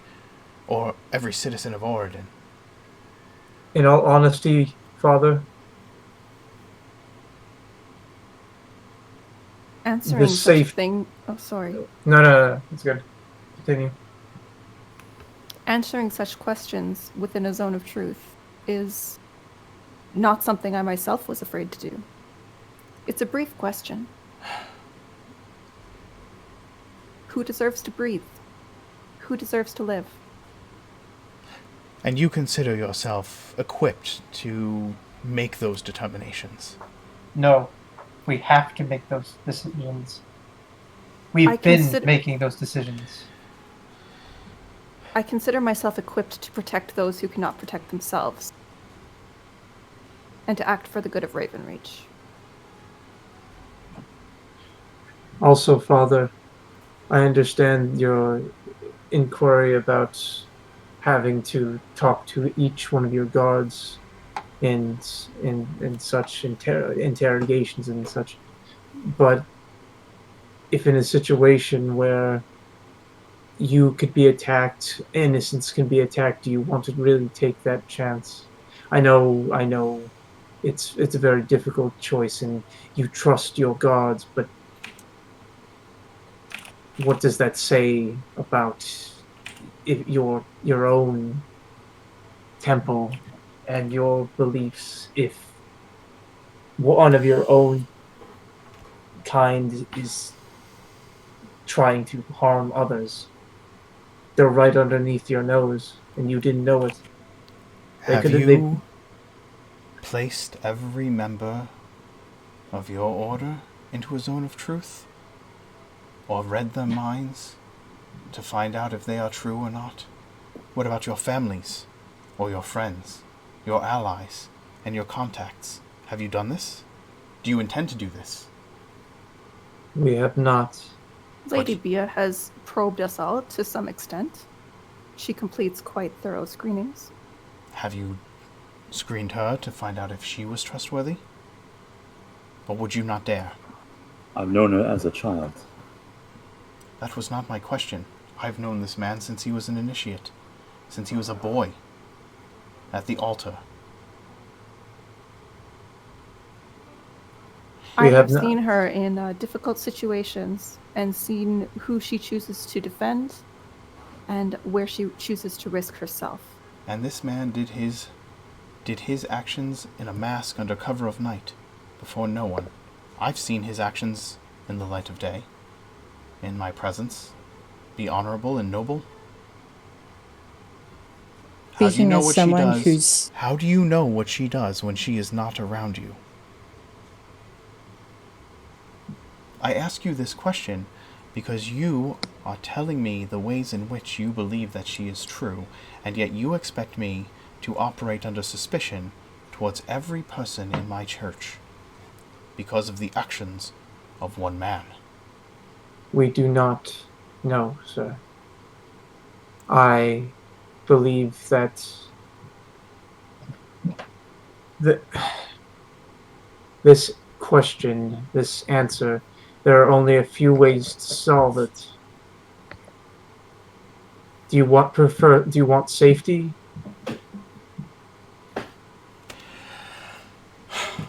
Let me tell you a story, if I can. It's no, a you can't. historical one. Sorry.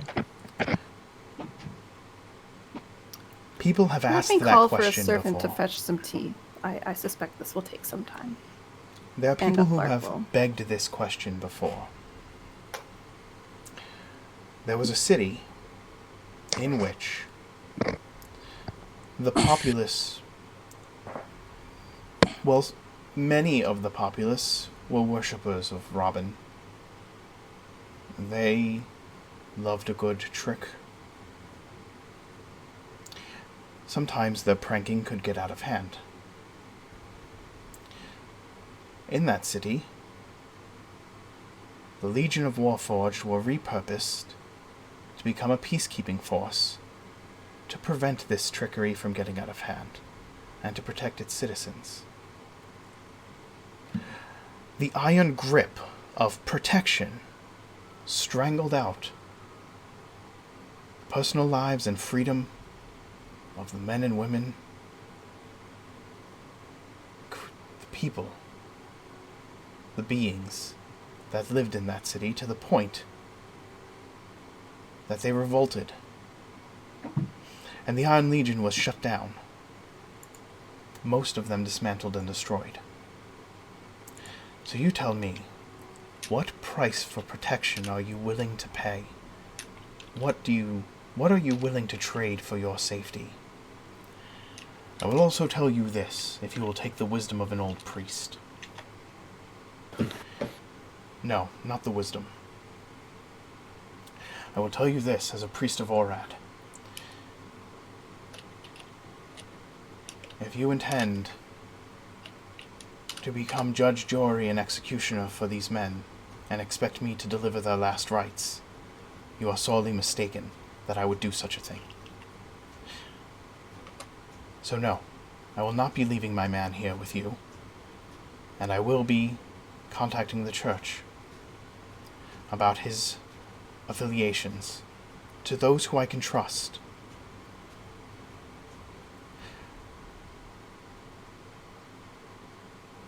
I am sorely tempted to divulge that other members of his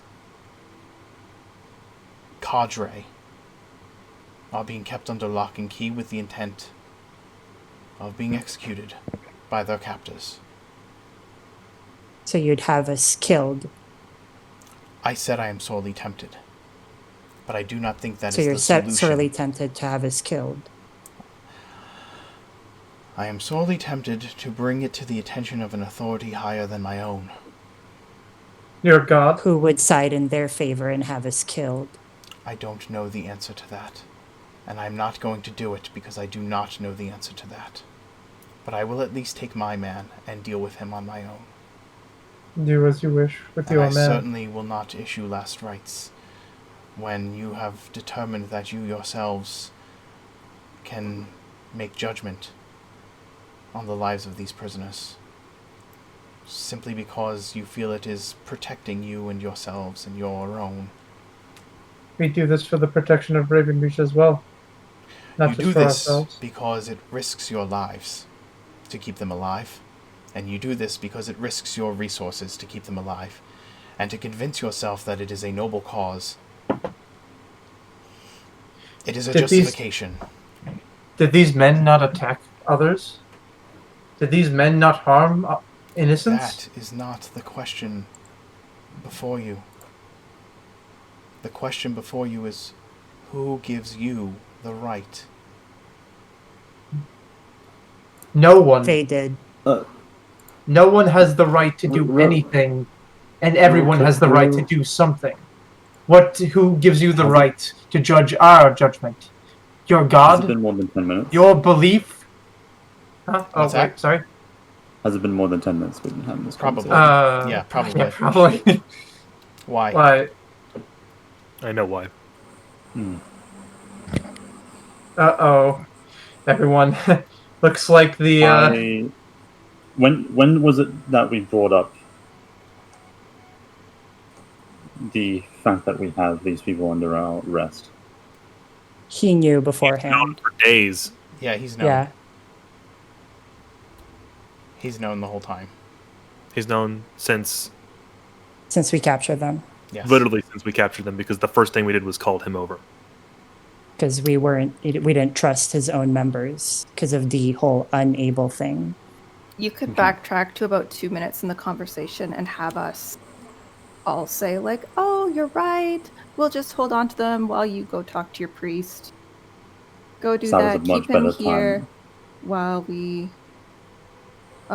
while you go sort that out, if you want. Before things soured, I guess. Yeah. Where are John and Lumiere? I don't know. Where are John and Lumiere? He I followed. left the room and waited for them to come out He to make a followed decision. you. He followed you. So if you're just standing out there while this conversation is going on, then the two of you are just standing out there while you heard conversation happening for the last 10, 15 minutes or so. Probably 10 minutes. I'm going to look at Lumiere and say, effectively, I see the good father has reached the same conclusion that I have. What? Oh, it's sorry, Bun. Could you just if you, mute yourself a little bit for the extra sounds? Sorry. No, you're good. Sorry. Continue. Sorry, I didn't mean to cut in. I just said to Lumiere, I see that the good father has reached the same conclusion that I have, and that is why I've washed my hands of it. Okay. Lumiere is just quiet. He's rubbing it. He's doing exactly what I'm doing. He's rubbing his forehead and he's standing there quietly. He doesn't know what he's just. We're going in circles, everyone. We need to make a decision. I know that. I am role playing out the situation at hand. You guys make the decision. Father Abel is going to take. Father Abel has already told you he is taking his disciple who has gone astray, and he is taking him back to the church and leaving, but he's not going to issue last rites for the others because he is not. He That's fair. Yeah. He's can not take down his for man. casual murder. His moral obligation to Orad as a priest of Orad is that It literally prevents him from doing it. it prevents him from doing it. And John, much in the same way, because he is also a priest of Thormodon. So, like, this is not a matter of, like, this is just one of those things where the party is at odds about the decision that needs to be made. John is left in a position where he doesn't know what to do. He is torn between the very good points that all of you are making and his oath as a priest. And so... And his oath to Lumiere. Right. And And so... he doesn't have to. And his brother. Yes. And so he is leaving it up to you to do this thing. He's not going to stop you, and neither is Father Abel going to stop you. But they're letting you know that... But Father Abel, at the very least, is like, I don't agree with what you're doing here, but I don't have any power to stop it. He said he was sorely tempted to contact those who are in higher authority to him with what is happening, because he doesn't know what else to do. But he's not going to do that because... He's afraid that they'll start looking at us. Because he's afraid of what will happen if he does that. So... He is sitting on his hands. He knows what we've done, the good we've done for Raven. Yes. He is and that would stop. So this is not a matter of him leveling a threat. This is a matter of him being like... I'm in a moral quandary. I'm at a moral quandary. And so he's going to take his man and leave. Leaving the four of you to make a decision about what you are going to do about these prisoners and how you are going to do it. Archie, are you going to work that spell? I'm sorely tempted. It's a good time for it. Yeah, I'm going to cast Modify Memory. As soon as I hear him casting a spell, I'm opening up the door and casting Calm Emotions.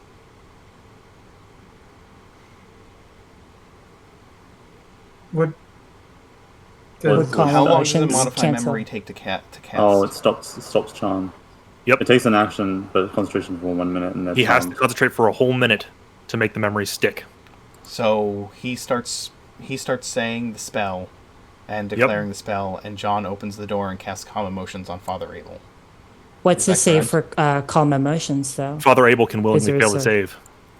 And my save DC is 18. So do we all roll that? I'm going to make Father Abel save a natural 1. He doesn't have to save, he can choose to succeed. He doesn't have to save. No, you can choose to succeed. Can you pull up You mean calm choose to? You emotions? mean What you is can choose it? to Sorry, fail? a You can choose to charisma save fail or a save. Yeah, you can choose to fail the saving throw. Right, and giving him a Excuse me. natural 1 means that Oh, wait, he's wait, It going doesn't matter. Yes, even if you give him a 17, Can it I give doesn't him a matter. 17? It doesn't matter. He can choose to fail. Yeah, you can choose to willingly fail a save. You take no roll; it just fails, right? So, And I'm going to need the 4 of you, to make saves. You succeed, Max. You fail, Lark. She glares at you before you cast the spell, or as you cast it. Archie, you fail. Fails saving throw. Choose Fail one with a applying plus to 10, that's FX. You really can sad. express any effect causing. And I get to choose effects on everybody except Max. Is right, this so far. It's a charm. Charm. No. No. Calm Emotions is not a charm spell. Calm Emotions is not It's a an charm enchantment. spell. What is Calm Emotions? I am suppressing the charm on Father Abel, first off. Right. And I am making everybody else indifferent to him. Anybody that fails is indifferent to Father Abel. Wait, Archie was casting Modified Memory on Father Abel? Yes. Oh, wow. Father Abel will stand up. I'm gonna fuck this up. Look at all of you. You are indifferent. So the only person that succeeded was Maximilian. Father Abel's gonna stand up, look at all of you. Walk Lark's to still John. glaring at you, John, because you didn't Yes, she is not modify indifferent to you. your or her emotions towards you. Walk up to John, place a hand on his shoulder, kind of look down, and say to Lumiere, Can you fetch me my man? And then step out of the room. Mark, I wouldn't be able to see him. Nope, because I'm standing in the hallway. I can't cast a counter spell because I'm concentrating on a spell. You were concentrating on a spell. Yep. You can, but I'm standing in the hallway. You can't see can. me cast the spell. Well, you would step in to cast Calm Emotions. No, I can stand in the hallway and cast Calm Emotions. Because I can see into the room, but he can't see. Calm Emotions is a big AoE. Oh, Theo has counter spell, so Theo could use counter spell. I could literally open the door a crack, Calm Emotions, and what Pat is saying is that he would crack open the door just enough that he could see a small point into the room, and stay to the side of the door and cast Calm Emotions, and it's an area effect, so it would hit everybody in the room. Yes. While he is remaining out of sight, because he does not need to see the target of his spell. He can just cast it into the room, as long as he can see a point in the room. Yes. Meanwhile, Archie and Theo would have to have eye contact, have line of sight to John, which he knows, in order to counterspell his spell. Oh, I wouldn't do it anyways. Because Theo didn't realize that Archie was casting Modify Memory on no, I wasn't intending. I was going for the argument. Right. I mean, again, Father Abel will just get up, place his hand on John's shoulder as he walks out of the room, and asks Lumiere to get his man. And he just looks distraught. He doesn't look angry. He's not upset. He's not even upset. He doesn't even look upset at Archie for casting Modify Memory. For casting a spell in his direction. He simply just doesn't know what to do, and he's distraught. He just wants to take his disciple, his guard, and leave. And now we're because of the spell, we're stuck in this room, or no? You can fucking leave the room if you want. Oh, okay. Just for the next minute, Yes, just for the next minute, your emotions are calmed towards Father Abel. For 1 minute, Theo and Lark, their emotions are indifferent towards Father Abel. Maximilian is fine. Yep. And even as Archie releases the spell on Father Abel, it is suppressed to prevent it from taking hold because he countered the charm, essentially. Oh, okay, sorry. That's it. That's all that happened. Archie tried to cast Modify Memory. John prevented it from happening. That is all that happened. Okay.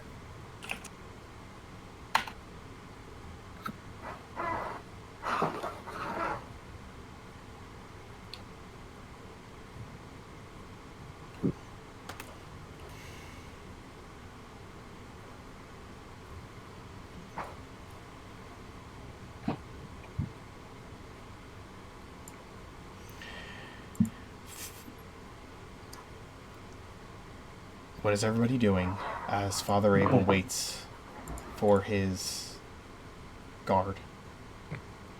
He's going to wait outside the room while Lumiere goes to get him. If John tells Lumiere to do that, which I'm sure that he would. Right? I'm assuming that you would. I'm asking if he needs help, because I'm going to send a entourage of guards with him to get the one guy. So that he just doesn't get jumped the moment he opens up the fucking door to get one guy out and then leave, Right. Theo turns to Archie. What were you trying to do? I just wanted to get rid of that bad spat about the whole.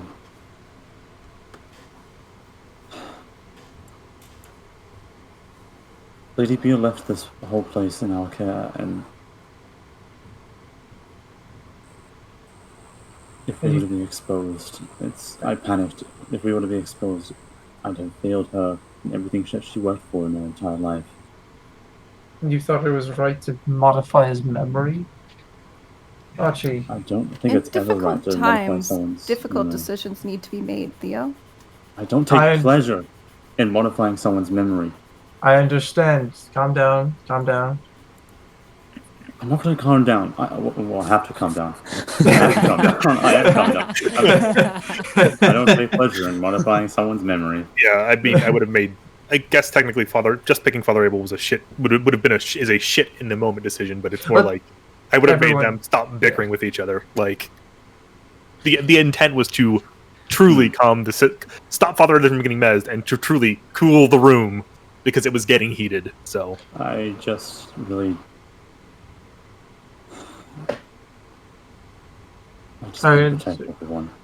I understand your intentions, but that was definitely not the right decision to make at the moment.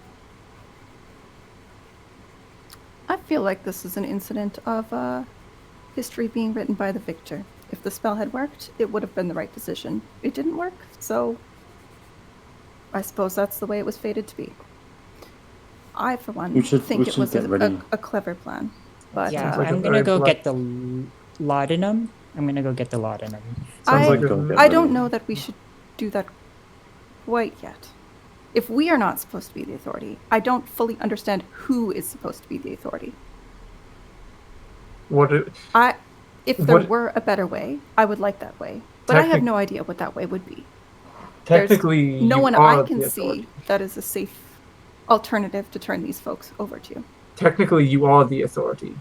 We are in charge of Raven Reach. We are in charge of the dance at this very moment, if you think about it, as well I've as seen authority, and I don't believe authority is good for any civilization. Authority John is going to look at Father Abel because they're talking in the room, right? Yes, we're calmly talking. Yes. And he is going to say, "What do you think we should do?" Wait, who did you ask? I'm asking. John is asking, priest to priest, what do you think we should do? To Father Abel? Yes. Not as a priest. As a man. I am seeking guidance. You are long in the faith, and I am but a boy in such matters. Your situation is truly... This situation is truly difficult, complex, hard. I will break it down as I see it, because that's the only thing I know to do. He's going to break down a rap.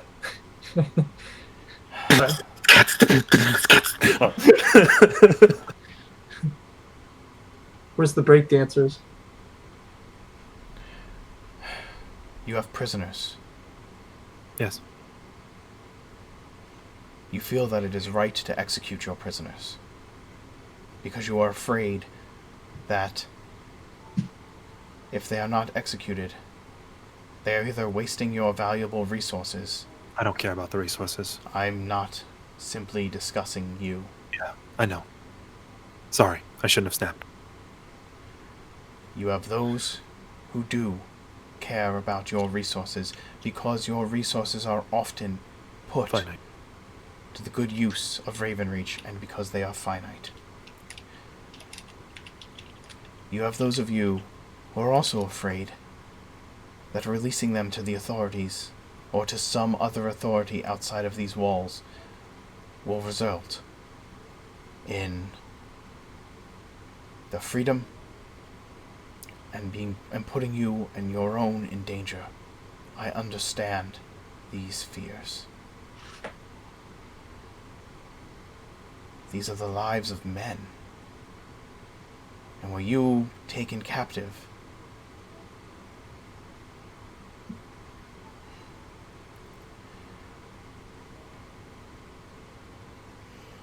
governments are given the authority to mete out justice.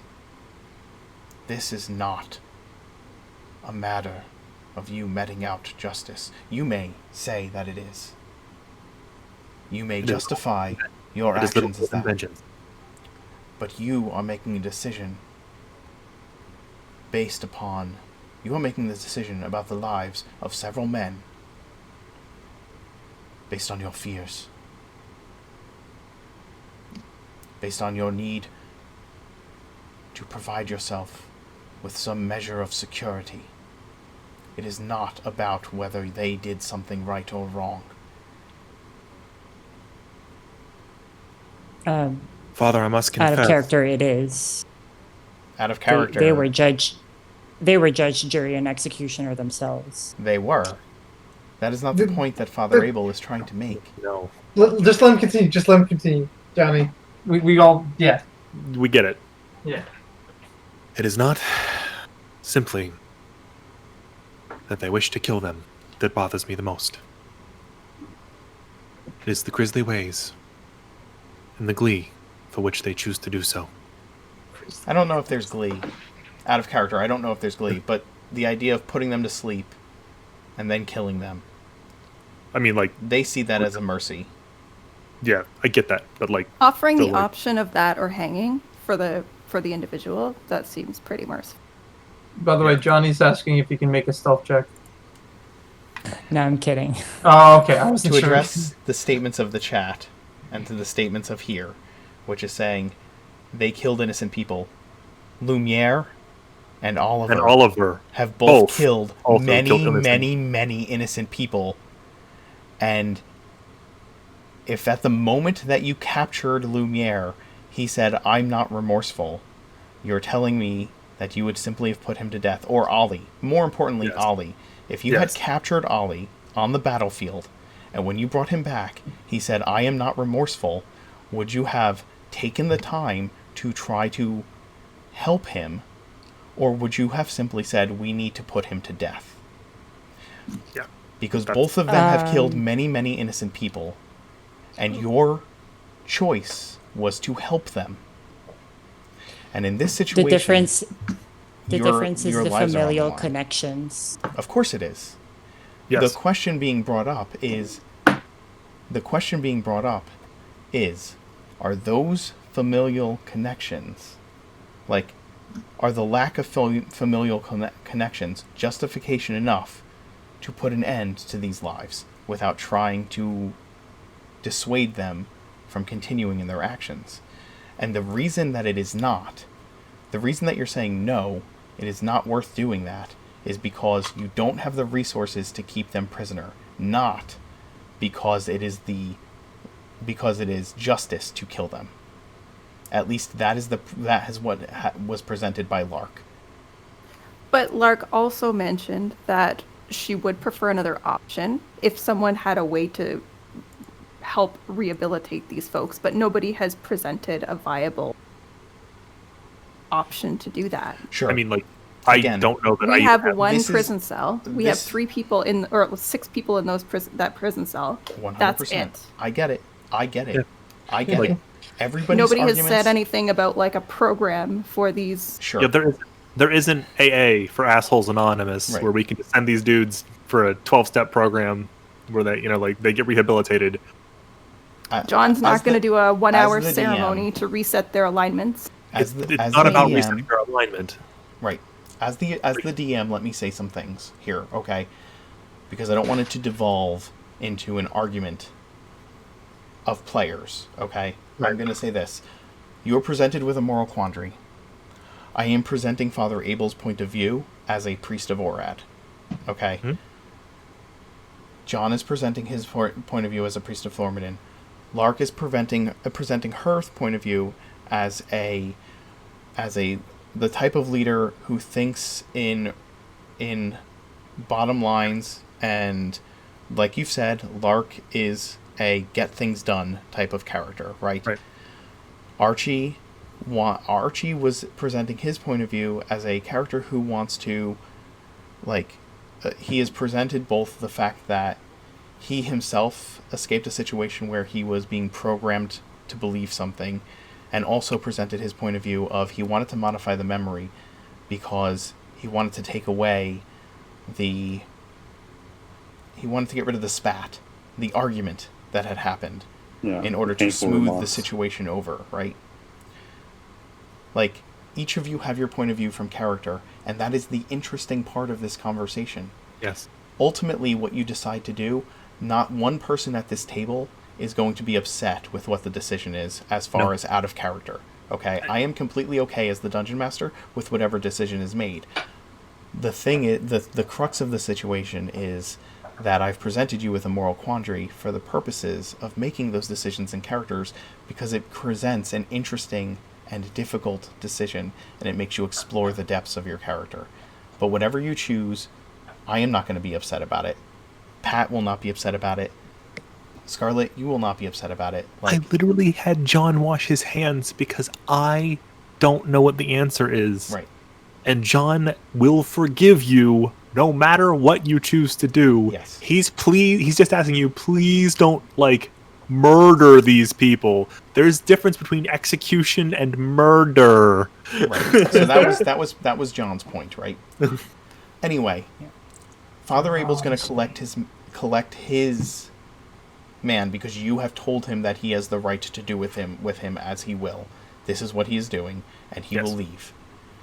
Yes. John has washed his hands of the situation. He disagrees with the use of laudanum and killing them in their sleep. He thinks they should be executed. If you disagree because you think this is the more merciful course of action, John will wash his hands of the situation and will leave, and you will be left to continue the plan of utilizing the laudanum and putting them to death. And that is fine. Oh, that's where it goes. Oh, I mean, I'm happy to give way. them the option. They can choose the laudanum and have the good sleep. Do you or know they can... somebody? That is what John asked you.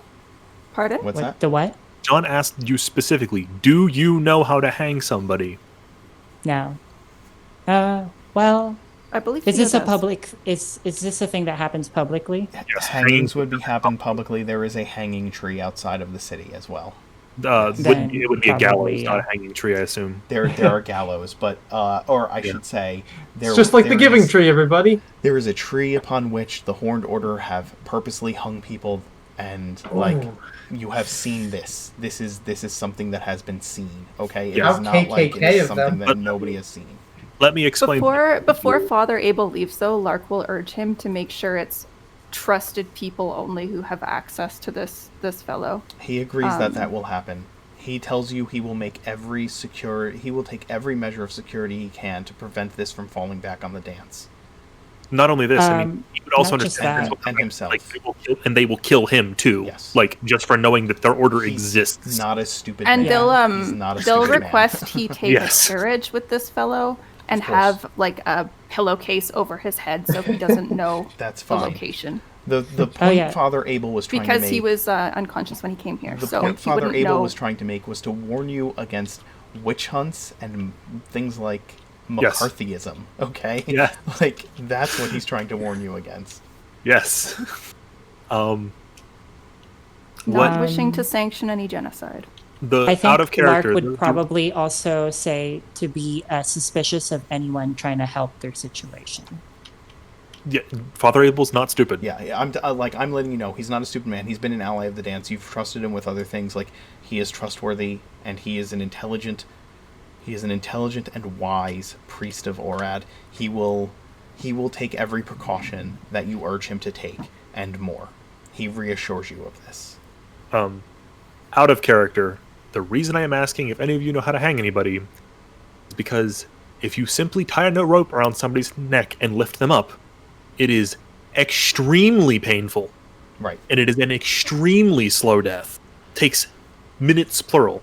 Right. If you just we break don't have your to neck, discuss that is we don't need to discuss that. That's not right. Sure That's why I there's asked. books Do we about know that somebody? in the library? Yeah. Lucian can help.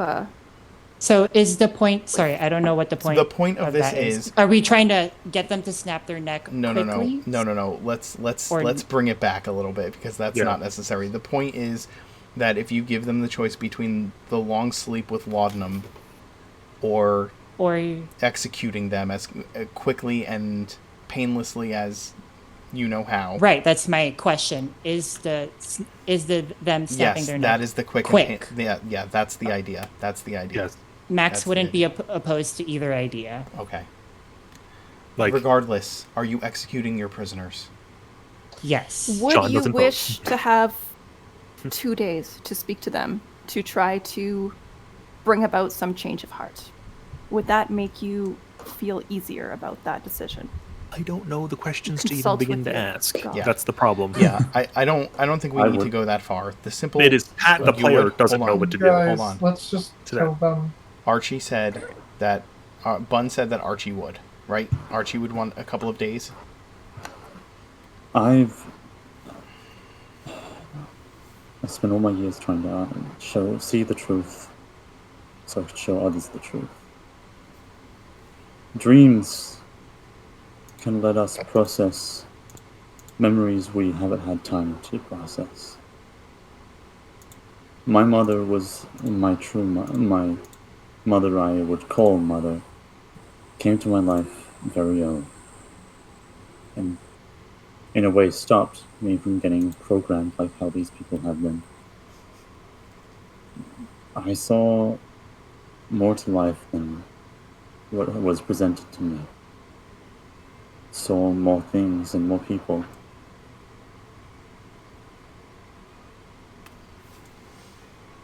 It took years for me, so I don't expect anything to come from just a day or two. But I couldn't go on knowing I at least didn't try. Question. So then the Yes. next time we face the Horned Order, what are we going to do? Are we going to fight them? To the death. When we face each other in They battle? won't stand down against us, especially if they see for what we truly are. For now, we can have a chance to talk, but out there's only bloodshed in their eyes, Archie, and justice, and they are clouded by that dream. Theo sighs. Do what you want with them, and then he walks away Thank to you. leave to go to the library to read his Elvish book. Archie, how much time do you want? I'll talk with them a bit in person, and then later tonight I will see if I can talk to the one who's most approachable in a dream. You can reach them through dreams because dreams are not divination's magic. They're illusions. They're illusions. By the I would way, suggest- what time is it in game? Afternoon? It's afternoon. Afternoon, so There are two things I want to get to before we Okay. end our session tonight. Okay. yeah. And it is already 11:38. Oh yeah. Just in on the Yeah. East Coast. The two things I want to get to The best coast. is the Amberglows coming to the house. Oh yeah, that's right. And the end of Maximilian's 24-hour period. I believe those are important things that need to be said, that need to happen. Sure. You've made the decision. You will stay the hand of execution until Archie has a couple of days to try to slip into their dreams. And Lark will stress though that she'd be concerned about leaving them alive when we depart for Elena Norlov, because she's not sure if the recruits can contain them at that point. Oh, so Archie has a deadline Yes. to convert them. Lark would suspect that would be a dangerous situation. that's fine. That is completely fine. But you have a little while before you have to go to Elena's. Like a week. Yeah. And I will help. I put it in the chat. I will try to help. And if Father Abel is willing and able to help, no pun intended, I will attempt to reach out to him. Is Father via- able to? Yes. He's always able. Yeah.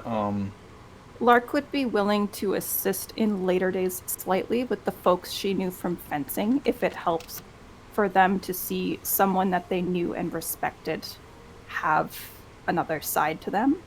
But she'll leave that to your discretion, and she doesn't want to be involved soon in the process.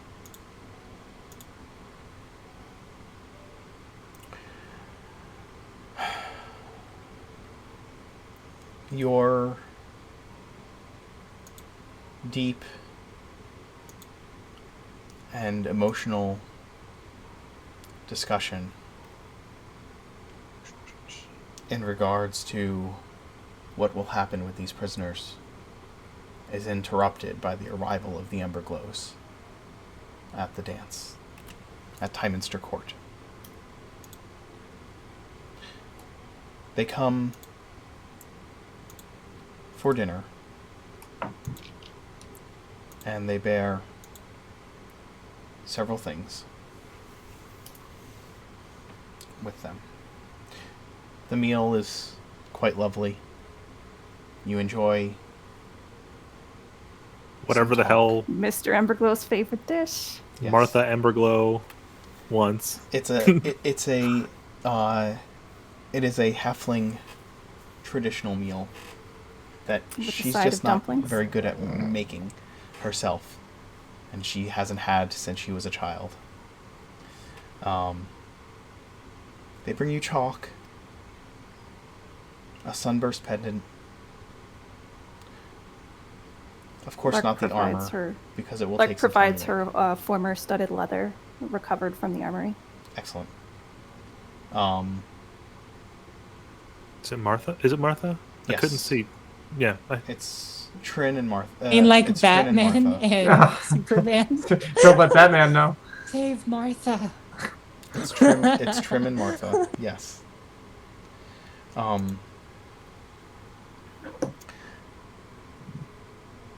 And they pull out a fine piece of work, and Martha approaches Archie with it. It is wrapped in a cloth, and she presents it to you. We Looking worked through hard on Mother's this all eyes, afternoon. I don't know what to say. I'm so thankful. This makes it. I'm so sorry that we had to do this. Trust me. Is there any way I can? Is there any way you can If what? there's anything I can do, you let me know. This is beyond what I can. Mr. Emberglow smiles and he says, "You can pay us, my boy." Thank you. I will pay as much as it costs. I swear. What you I find unwrap it. when you unwrap it is a mask very much like the one that you normally wear. The eyes that are normally upon the mask are blackened lenses to the point of being opaque. You cannot see through them.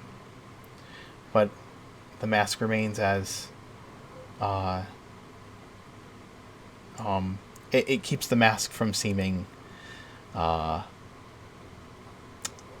any less usual than the one you normally wear. Around the eyes and threaded through the mask is a delicate pattern of pale silver,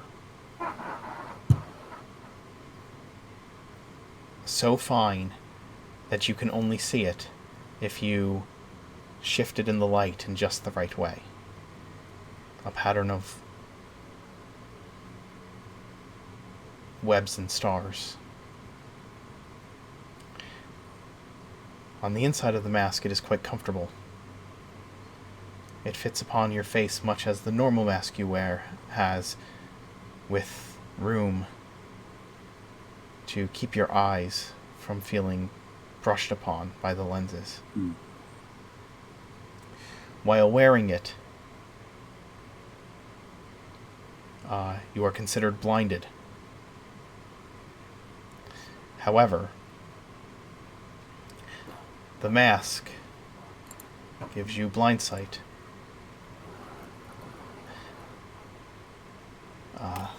Hold on, I need to look up the item that I had based it on. That's scary. Attack rolls of revenge on me. Woohoo. No, So blind if you sight- have if you have blind sight, you don't. What it really means is you can't see. Oh, yeah. You only Things beyond that blind sight can have advantage on me, though. yes, Correct. You Yeah. correct. Yeah. 60 feet. Um, Is it 60 feet? Blindfold of the all-seeing? I wasn't blindfold of the all-seeing, but that was one of the things I looked at. But yeah, it'll be blind. You'll have blind sight out to 60 feet, and you have tremor sense out to 15 feet. Oh. It doesn't This is provide very- much difference than blind sight. It is just Yeah. very. Flavor. It is very Archie to have tremor sense. Yeah. Yes. Now, Yeah. now all you need to do is be next to a group of people that are having sex, and Like covered Hello? in mayonnaise and Hello? Hello? So Hello? So you know how in Avatar: The Last Airbender, Okay. Toph is an earthbender that senses the ground? Okay, Well, no. Sokka and Suki had sex. oh my They god. she definitely They're felt it. minors. They're minors. Okay. Cut it. Anyways. Going back to D&D. Just had to Okay. do that one interruption. done. We're done. Okay. We're I done. thought you were going to say What the the purple hell? commercial. This has been Can I get- the old Dance the Macarena. I have been your DM, Sir Bowie the Bodacious. Have a great night. Max, was it 30 Can we feet pull it blind Max back? and Hilda Because can we pull it back? Because had I was trying to An I was eventful trying 24 to, hours. to have a meaningful moment for Archie with this mask. Yeah. Sorry, go back. Was it 30 feet blind sight? It's 60. It's 60. 60 feet of blind Holy sight. fuck, that's a lot.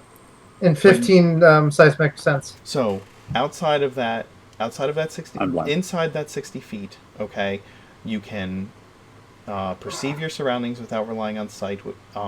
Creatures without eyes, typically have special senses. Everything that blindness would incur upon you outside of that range occurs. The other thing is, So what this means is if somebody casts a spell at like 90 feet, you cannot counterspell that spell yes, because but- you cannot see them. but Yeah. what it also means is that within 60 feet of you, you ignore the fact that creatures are hidden, and you Yes. ignore And invisible. invisibility Yes. within 60 feet of you. Yes. Okay? Also time for ethereal vision. So, ethereal, invisible. Yes. Actually, the thing is that with the amount of time it took to make this item, I was originally going to base it on the Dagger of Blind Sight, which gives 30 feet of blind sight. I think that might be a little more reasonable. I think that'd be fair, So I especially think considering 30 that, feet of blind yeah. sight and 15 feet of Mhm. tremor sense. Okay? I'm down with that. All right. But you are blinded, okay, while wearing it. How many attunement Yes. slots do you have currently? I have full. Okay. So I'm happy to unattune to.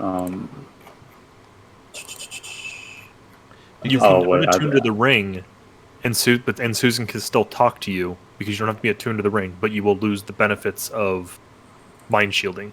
The thing is that the Yeah. Dagger of Blind Sight requires attunement. hmm So that is why it is the Dagger of Blind Sight is a Actually- rare magical dagger that requires It's also rare. I because do have an it's a attunement slot. weapon. I just It is a I rare have to, magical like- weapon, which I would consider this uncommon, right? And Yeah. I don't think you should need to attune to it. I think it's fine. I think the Oh, blindness is okay. enough of a penalty. I was going to say the other two are just like switch outs, like the crystal ball and the medallion of thoughts are just like things I can switch I know between. that. The Yeah. thing is that this is a magical weapon. The dagger is a magical weapon, right? It's rare because it's a weapon, not because It's yeah. rare because it's a weapon and it doesn't make you blind. It just gives Yes. you blind sight in addition to your normal Yeah. sight, Yes. right? So Okay. this is uncommon and doesn't require attunement because it forces you to be blind. Yes. It blinds you and gives you blind Yeah. sight and tremor sense in exchange. Yes. But Okay, you are awesome. blind Thank you. beyond that range. You can see nothing. Yep. It is blackness. Yeah. Yep. You have you have echolocation out to and tremor 30 sense. He's gonna be Echolocation out to walking- 30 feet and tremor sense out to 15. Yeah, I agree with it not requiring attunement specifically Yes. because it inflicts the blinded status, Correct. basically. Yep. Anyway, this is the gift they've given to you. It is beautiful. It is a white mask with the silver filigree that is so pale you can only see it if you shine it in certain ways in the light. In bright light. It's beautiful. I can't thank you enough. And here, I have... How much is it? If we were being honest, I'd say it's probably Be about honest, 500 please. gold. Okay. I don't For the rush I don't job, care how long of it course. takes me. Here. And I just give them 130. I will keep paying everything I can. Let's continue with dinner, and we can discuss payment at a later time. Okay. Mr. Emberglow turns to you, John, and says, I have contacted my daughter. Mm-hmm. She's on an errand. But when she returns to the Legion, she will take the time to seek out information in their chronicle. I understand. That's the best I can do for now. Thank you very much. You've done a great deal. Is she well? She's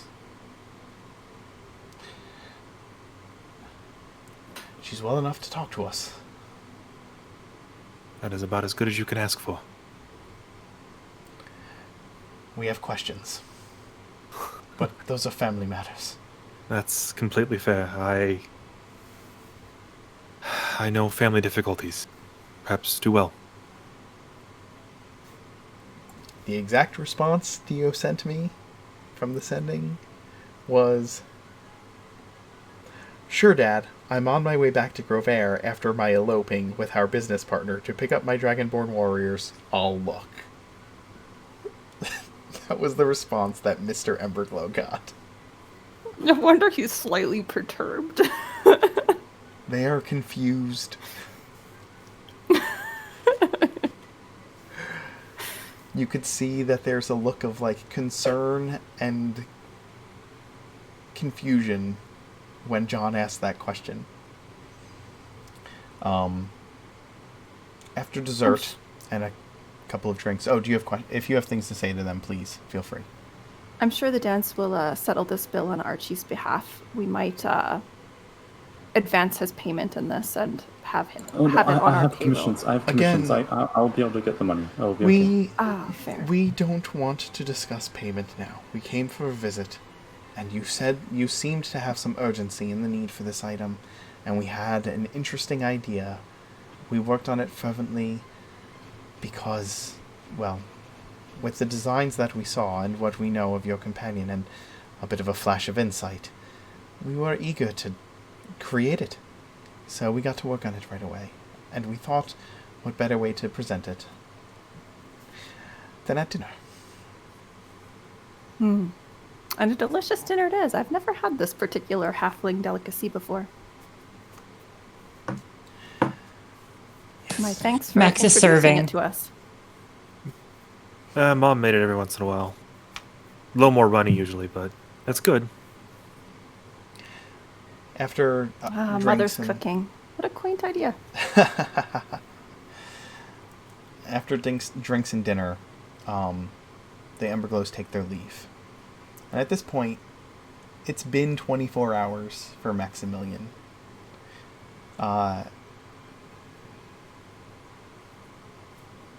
Max, have you been counting down the time until your 24 hours is over? Yes, and specifically the times where I've sort of been able to sneak away from work because of dance matters. So the conversation with the execution of the prisoners, that counted into my 24 hours. Going to bed, that counted into my 24 hours. I got to sneak away like a good half of the day.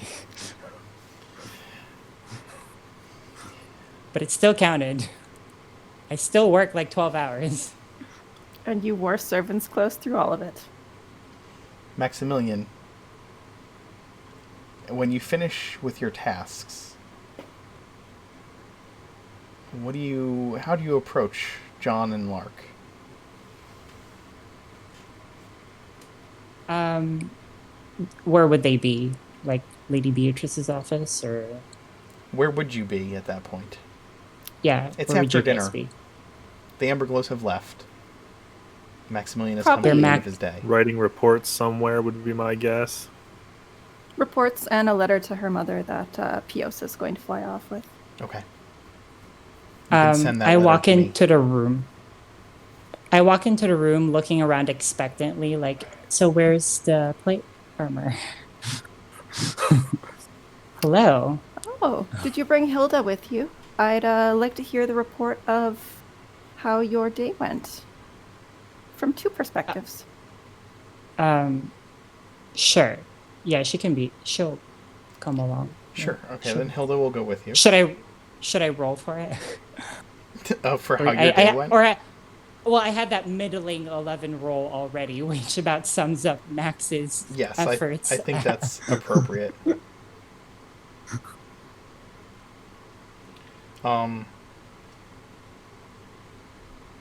Max is all smiles because he thinks he's going to get a glowing report. Hildy sits down and says, "It's obvious that Maximilian hasn't worked a day in his life. He did the best he could with what he had. He tried to find ways to make the work easier or get out of it, but I do believe that he has much more respect for what the staff does. Although sometimes, with his sense of self, it's hard for him to not see the servants as the servants. But he understands the work we do, at least a little more than he did before." Max, Yes. Where's the servants' lounge at? I would know that, right? Yeah, you would know Because that. I would. After Okay. today, you probably would Yeah, know it. you or definitely know it's where at. that is, yes. Yeah, that's the first time I've been there. It's like, where's the actual coffee and tea? Where's the cookies? We have what we can have, dear. Although, the Lord and Lady do provide quite generously for us. We get room and board, and a decent pay. What are 3 things you learned today, Maximilian? I learned that somebody has to make your bed for you. Okay. It's not something that was a concept I'd never heard of until today. Mopping, that's Okay. a new concept. Did you enjoy um, it? No, not at all. Yeah, good. That's kind of what I was hoping for. Not your misery, that you would learn that things aren't fun. Continue. That's the 3, right? That's 2? The third is I didn't have fun. Okay. It wasn't fun. Uh-huh. All right. Hildy is going to say, "If you don't mind, I've had a very long day, and I'd like to take my leave and get some rest. If I Hildy, might." That's another. Uh, They have to wake up so early. Hildy, Just 2 more questions I have, and one of which is for you. But John, go ahead. go ahead, Locke, first. Max, what's one thing you learned about Hildy today? She knows how to clean everything really well. Okay. And Hildy, are Oh. you? Let me ask this out of character real quick. Would Maximilian have gleaned any if Maximilian had conversations in which personal information about the serving staff had come up, would he have recalled any of it? I don't think I don't, not necessarily that Max would remember, but I don't think they would speak to him about personal matters at all. That's fair. I think you would be very surprised. I don't know. This would be a matter of I think what I Johnny's saying understand. is as a matter of an undercover boss situation where the boss isn't really all that undercover. I understand. I think that both John and Lark would have encouraged Hildy to be very herself with Maximilian. Sure. Then the most I would say is if any personal information did come up, like, oh, I have a granddaughter or I have a daughter who does this or that, would Max recall that information? Surface level things, but like, yeah, surface level. Okay. Like she has a younger sibling she cares about or something like that? Yeah. Something to that nature. Yeah. Hildy has a 13-year-old girl who's rather rambunctious. She lives here on the grounds with her, but usually is at a one-room schoolhouse during the day. Yeah, probably Max would say she has a daughter named Matilda, and her name is actually like It's Maggie. Something but that rhymes. Something that rhymes. All right. And Hildy, how do you feel that Maximilian did today? He did the best he could. All right. Here's 5 gold today for your extra trouble. Man, this is way too much. This is far too much. Nope, that's from my coffers. That's for you. You had to listen to Maximilian all day, so you've certainly earned that. And please this is take 5 tomorrow weeks off. worth of pay. Please take tomorrow off. And spend it with your daughter.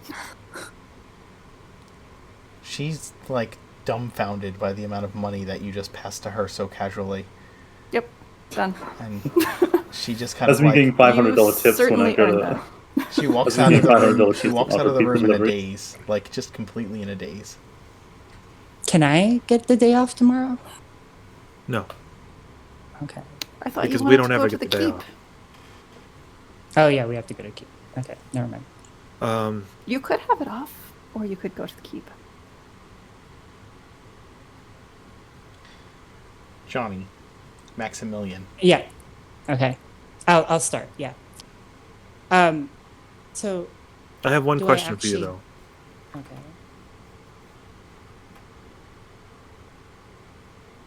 You have seen what Hildy's good faith efforts have earned her. Max, Yes. I want you to please be kind to these people. You are indifferent to them most of the time. I promise I won't kill you to say thanks. It means the world to them. Okay. I'll do that. Do I actually get plate mail? Yes. I will give you plate mail. But this isn't a one-time thing. I want you to be nicer to the servants. Kinder. Because you don't think I'm good. No. I think you could be great, Maximilian.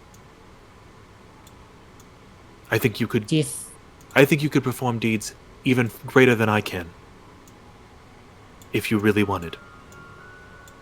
but I do want it. No, And so do the 9 gods you serve. not always.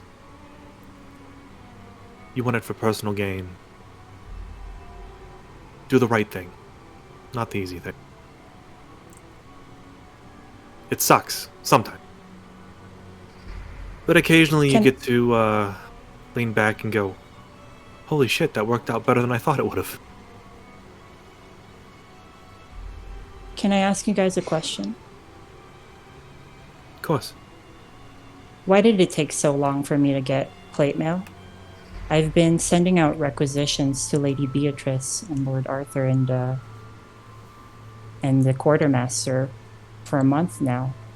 And it took you guys becoming the boss for me to get plate mail. Where do you think your plate mail is coming from, Max? From them. From me asking them. Oh, I'm very much going to enjoy this, John.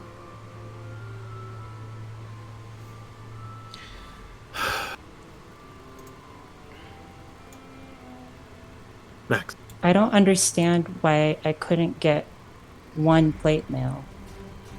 I know everyone talks about me and my armor, but I died last month.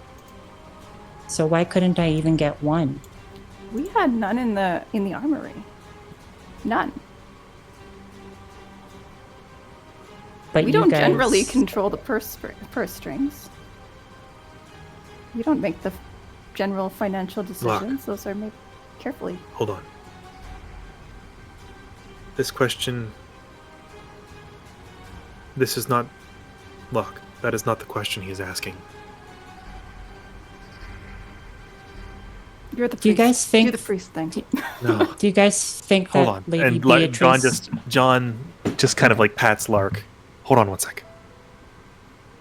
If you are asking if Lady Bea and Lord Arthur don't care about you, that is not true.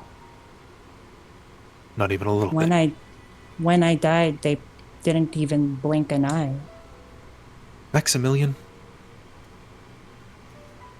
it is horrible to say, but we are in the business of death. And they worry about you more than you realize. I know you're saying that to be nice to me. No, Max. They do love you. But they are concerned. They are concerned for the same reason my brother rejected you. Because you have been handed thing after thing after thing. And you dive deeper and deeper and deeper into your own self-absorption sometimes. I know that you could be a great person. It took a hell of a lot of spine to go tell my brother, hey, I'll give you help. But we all care about you, Max. I get angry with you sometimes. But I do care about you. It's just that I've started to see how Lady Beatrice and Lord Arthur treat all of you. When I got disowned, I was kind of expecting that out of all the people in the world, knowing how Lady Beatrice treats Archie like a surrogate child, and how they're a mother to everybody else, I thought that maybe I'd get the same. So it was... They were the ones that enacted my disownment. My father's hundreds of miles away. Your father is also a very well-connected nobleman. But they were the ones that enacted my... They might not have had a choice, Max. Tough love is a type of parenting as well. And I was getting to that. One my sister played by my mother on occasion. My sister Gillian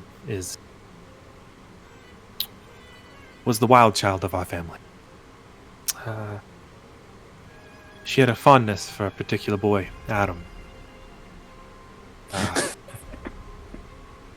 And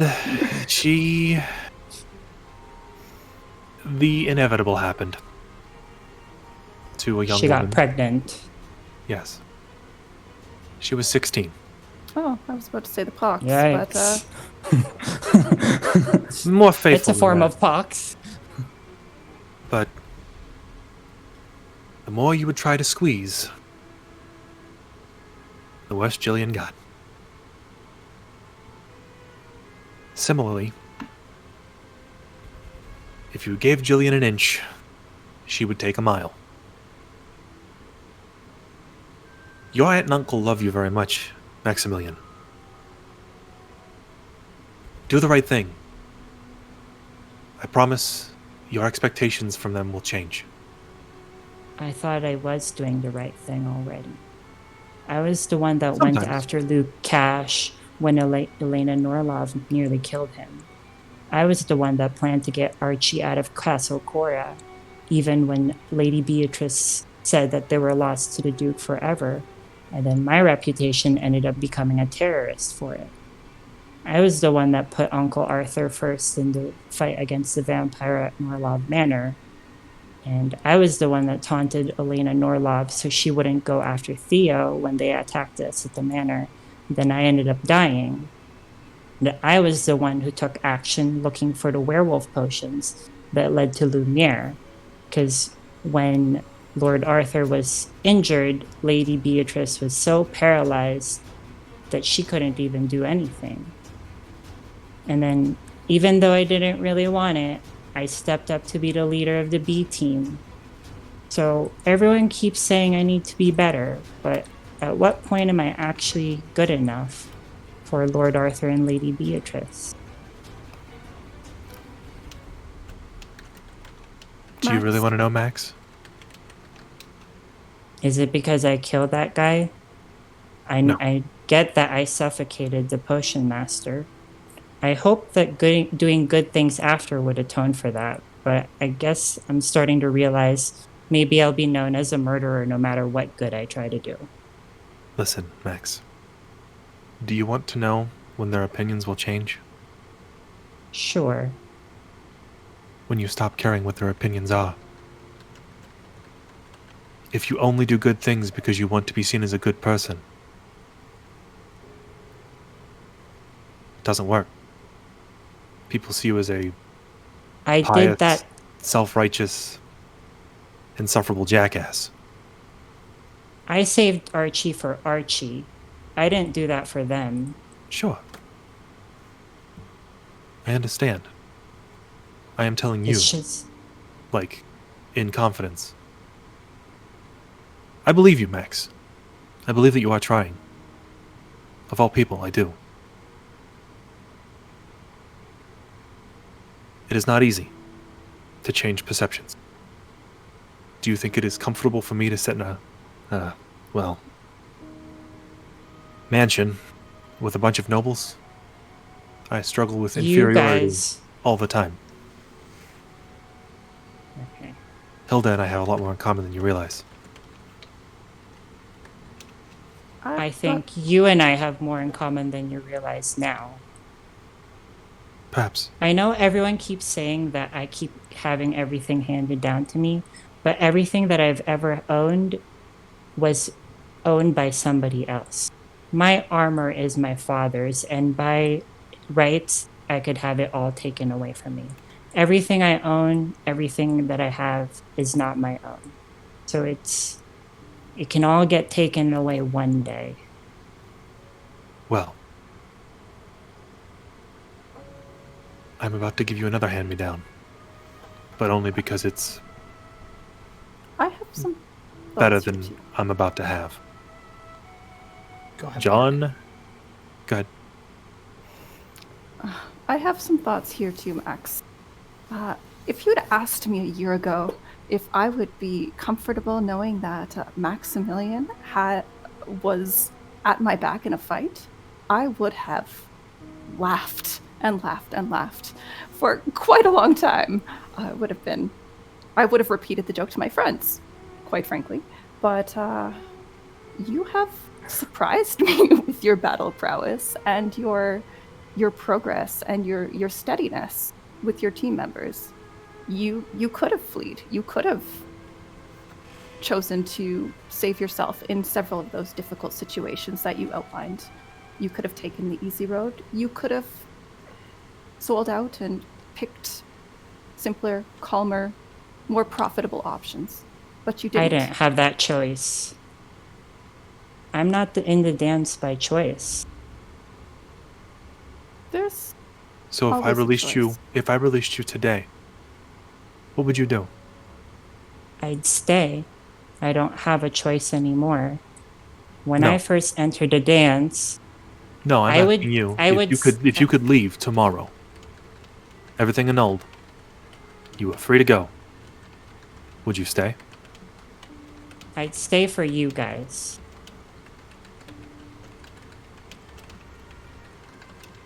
And Theo, maybe. You would miss him muttering, "Oh, Maximilian." Yeah. I suspect. It's the tea slurping that does it for me. Did you guys have the same orientation that I did? That if I left the dance, I'd get killed for desertion? No, I got an experienced- orientation where they burned down my church, so... I experienced a great deal of tough love, and I almost died by a fever. and was pointed here by a certain Fey Queen that can command me anywhere she wishes at any time. I suspect Lady Bia is the gentler touch. I will say somewhat diplomatically.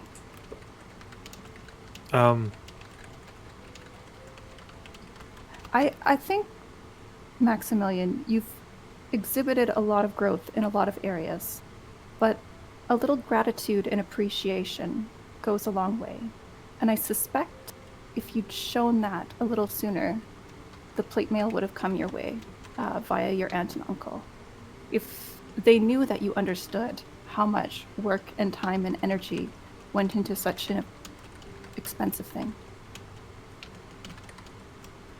Do you guys think that I should stay leader of the B team? When Uncle Arthur left, he said he was actually surprised that we made it through the night.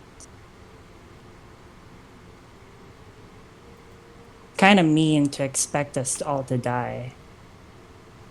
I think it's like a parent bird kicking a baby bird out of the nest. You really, But I don't want to be the really hope it's going to fly, but there's always that fear because you care about it. Because it's like your child. I mean, to be fair, pick on Lumiere all the time. He picks on me too. It is a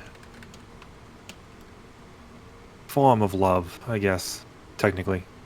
Tough love. It's different. But like, hey old man, or hey good looking, what are you doing?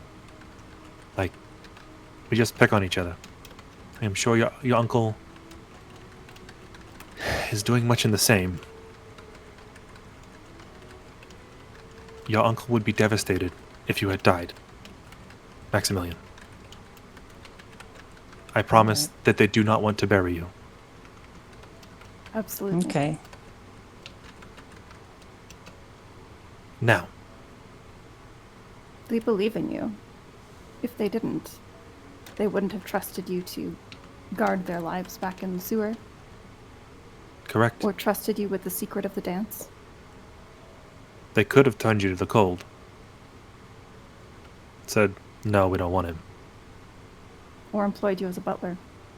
Yeah. Making Hildy's wages.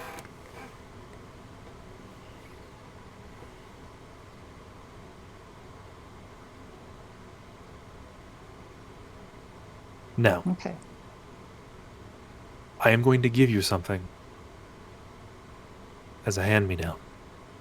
Oh, I thought I thought it was going to be, I'm going to give you something, a kiss. And so a new ship is launched. Okay.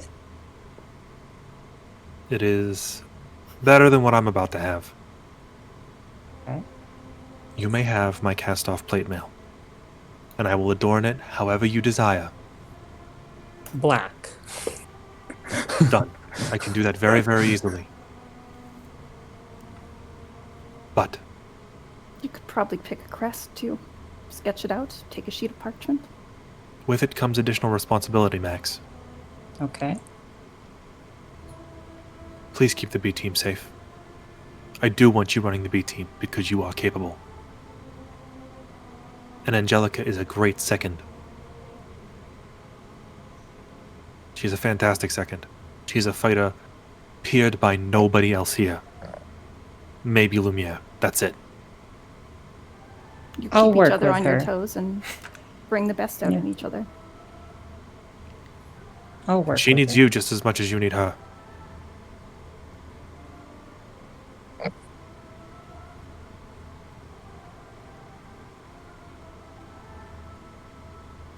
That is Forgot not to what say I was that I do gonna not want say. you on my team, because you are extremely capable.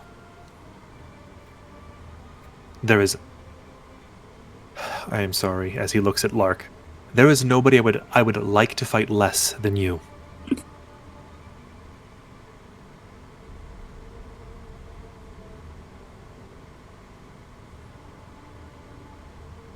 Please, Max. Continue to be honorable. And please show gratitude to people who really need it. I guarantee you, if you just smile and say, "Thanks, Hildy," from now on, she will walk home from work with a smile. Every day. I'll do that. And I promise not to set Piosa on them anymore. That is fine. Or a store. Our store can't do that, but yeah.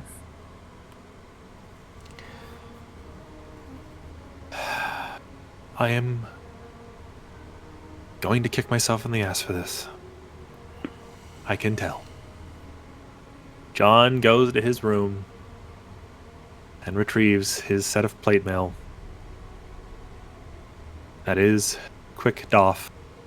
cast off, and presents it before Maximilian and says, "It is all yours. And unfortunately, aside from this hammer, it is basically all that I own. I have no home. Wow. Clemenster Court is my home, Max. I have nowhere to go." You and I have that in common. Yep. But there was one other thing that I thought I should bring your attention to. With the war in Geneva imminent, and my Uncle Arthur saying that my father might reverse my disowning. I told you that I'm not in the dance by choice. It was my father's.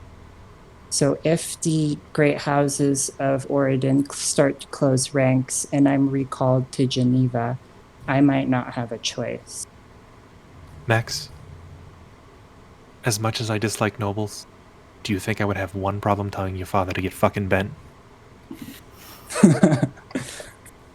Okay, as long as you stand up to him for me, that's fine. Maximilian, I don't call him Duke Browen. He is Nathaniel Browen. And he is a tiny, shallow shell of a man. And if your father dares conscript you away from our work, he will find my wrath. Because I will not lose such a trusted confidant and capable fighter. I think that's a bridge to cross when and if it comes. But thank you, Max, for trusting us with that information. And we can with plan that, together. if See me that tomorrow occasion arises. for design. It'll fit you automatically. It's magic. Oh, I was gonna say, Max puts it on. Oh, it's a little roomy. Nope, never mind. I'm supposed to be grateful. Thank you. No, I'm it's walking magic. away. It literally form fits to you. Yeah, it's magic. It will form to you. And the next time that dryad shows up, don't take it off all in one swell motion. Maybe do. He kind of looks at Lark. Oh, you think I'm summoning her again? Okay. What do you want me to requisition from the armory for myself? Armor. What do you want? You have that adamantine. I thought you would do something with that. I need a lot of materials, raw materials to use it. Iron isn't too expensive, is it? Ingots? I can get some ingots. I mean, okay, by the word of the fabricate spell, I need 1500 GP worth of iron to create, or steel to create plate mail. It's a 1-to-1 exchange. All right. So can you just my question take, is, broken shit? I mean, And I Can you? From the Can armory you- and used Yeah. up garden tools and various recycling items. anything that is metal, technically. Let's use Lower household quality broken armor. implements first, and we'll supplement with ingots. Oh, when we what about exhaust all those that. weapons that we just stole from those dickheads in the basement?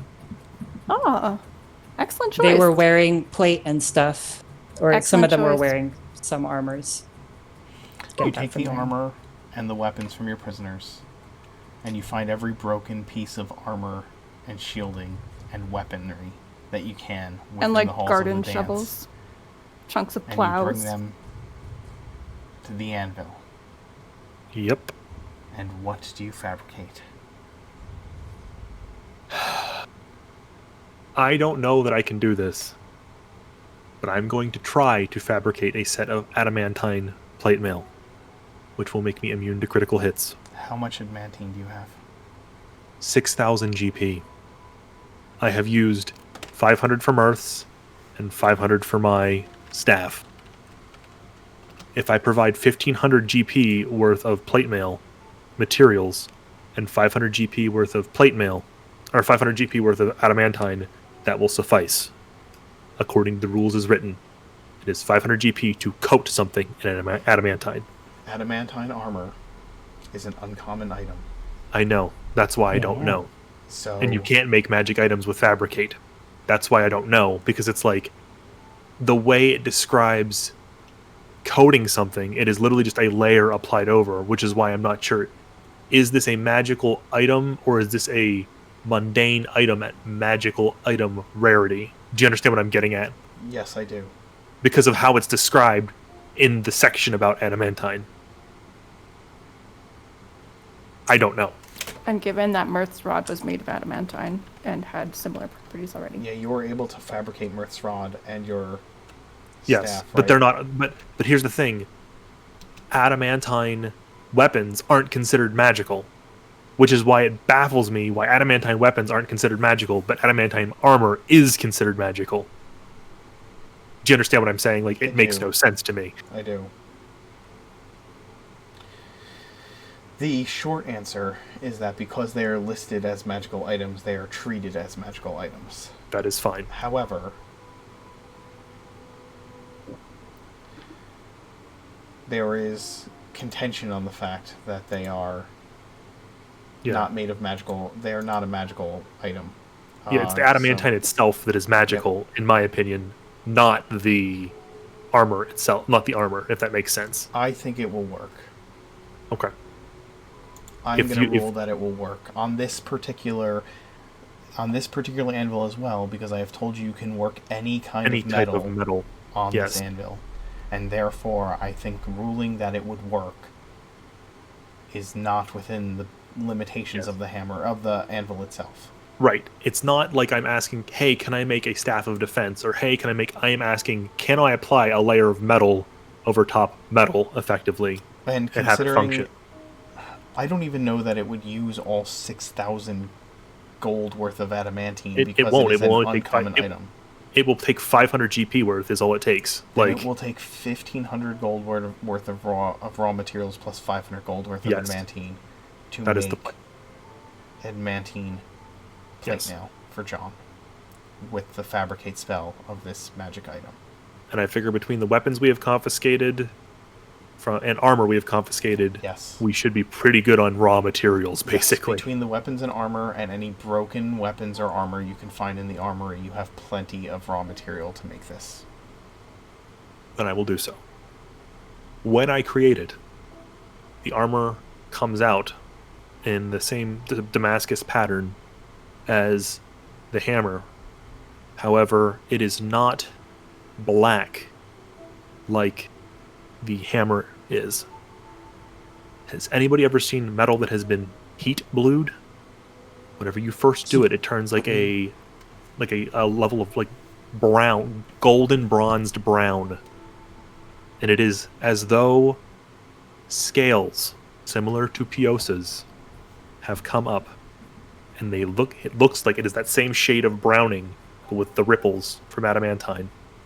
And John forms upon the anvil a set of adamantine plate armor.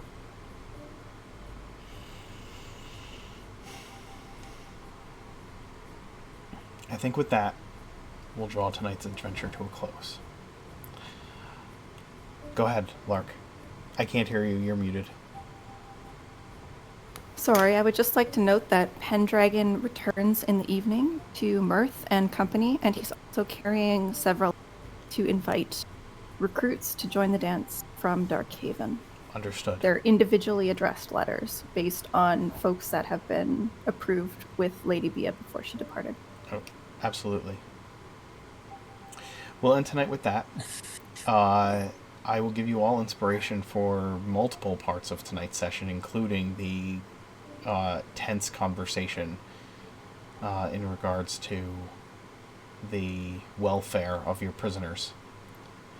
That got tense, but I think everybody rose to the occasion of that conversation for the most part. And we argued in character for the most part. I mean, character. there were a couple of mechanics questions in there, or like, can you clarify that out of character? There was a moment where I had to step out of character to make sure that everybody, as players, were not getting heated or getting the wrong idea about the conflict that was going on. That was the only thing. Yep. I also think that we have resolved major story arcs for each character over the course of the role-playing that has happened these last several weeks, including the relationship between Lark and Lumiere, the reveal of Archie's... Meridia. The reveal of Archie's power, and the... Theo, too. Theo had crazy powers manifest. The arc with Meridia, and Theo dealing with his darker side and the Libram. Maximilian kind of finally coming to the point where he was able to say, hey, like, I'm trying. Like, I keep putting myself in harm's way for the sake of others. Like, doesn't that mean something to the dance? Because I am not here because I want to be here. I'm here because I was forced to be here, and now everything that I owned was taken away from me. And everything that I owned was taken away from me, and I have, like... But I keep putting myself in harm's way for others. And John, the entire revelation with the anvil came to fruition. So with that, I think you've all earned a level.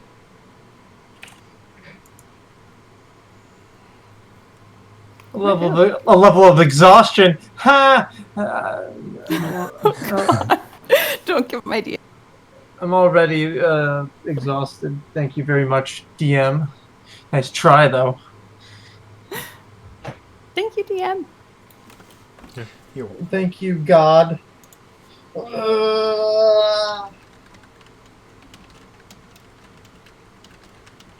So out of character, Max, Johnny, I totally would have given you the adamantine armor, but I'm the cleric, and if you die, things are real bad. Yeah, we don't want you crit on a banishment. No. Adamantine power activate. But John has promised that he will use his next fabricate to make the quick, the cast-off plate look however you want. Let's start with Adam tonight. Yeah, I need to go really badly. Let's see. What am I gonna start with? I guess I'll start with the corner. Archie, fun. I really like that the modified memory came out of left field. I was not expecting it. I liked it. Liked that a lot.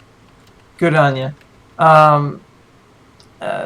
Next, Johnny Maximilian. It's always a pleasure to watch you put your armor on, Johnny. And for Maximilian, you made some very good points here and there. I agreed with you on quite a few of them. Come on, brain, think things through. Yeah. Good job. Pat John the Pat. I really liked your interactions when you were at the Ember Glows. It was very it was just very grounding. I felt and like we got to have a little bit of old man Theo every session at least. Yeah. Hello. I'm just thinking of the Night Guard from Finance Phrase. Hello. The animatronics get a little rowdy at night. Theo at Norloth Manor, surrounded by skeletons. I really enjoyed what Theo had to say about the, like, to Father Abel about the prisoners, and I feel like Theo's ethics around life and death are always really interesting, and I enjoy just when Theo continues to be the most ethical necromancer I've seen in a game. It's a lot of interesting line walking.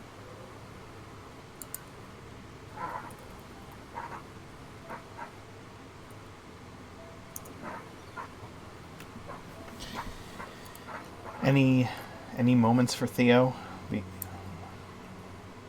The conversation that I'm going to have with Theo at To be honest, next days. I wasn't done because I didn't say anything about John or Lark, or you, Mark. John Pat.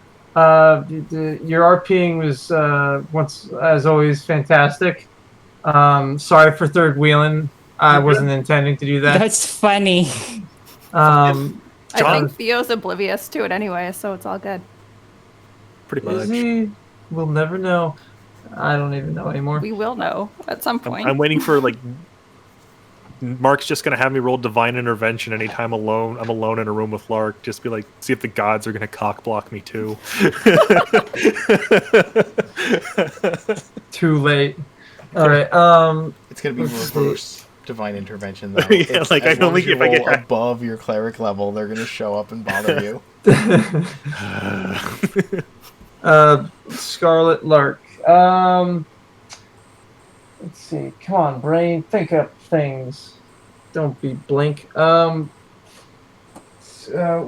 during the argument, you also made some good points, and actually, it was this one moment where you were what the fuck you were saying? You said something along the lines of you made a good point about how the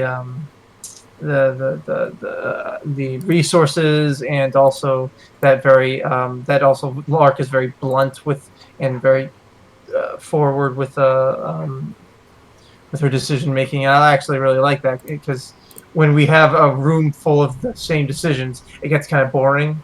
So it's nice to know that there are at least 2 or 3 or more people that are actually trying to argue with something else. And then Mark, as usual, you did a damn good job with all your characters, the Amber Glows, Father Abel, your descriptions of with the tortures and the fight between Ian and Volkmar and the Sons of Ravenreach, or the Brothers of Ravenreach, and okay, Adam, what's your turn? Favorite Theo moment? My favorite Theo moment is the moment where he got to drink tea, Maximilian's tea.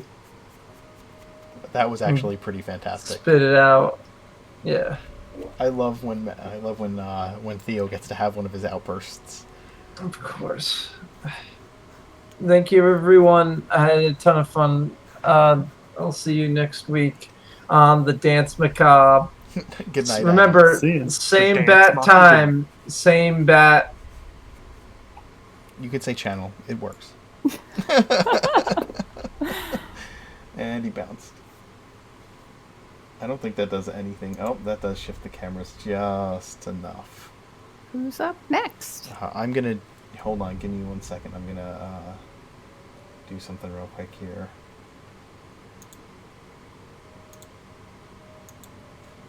You just need to have another layout that's a duplicate with just Theo missing. You know what I mean? I do know what you mean. Then you could just dupe it out. Done. Click a button and it's already set.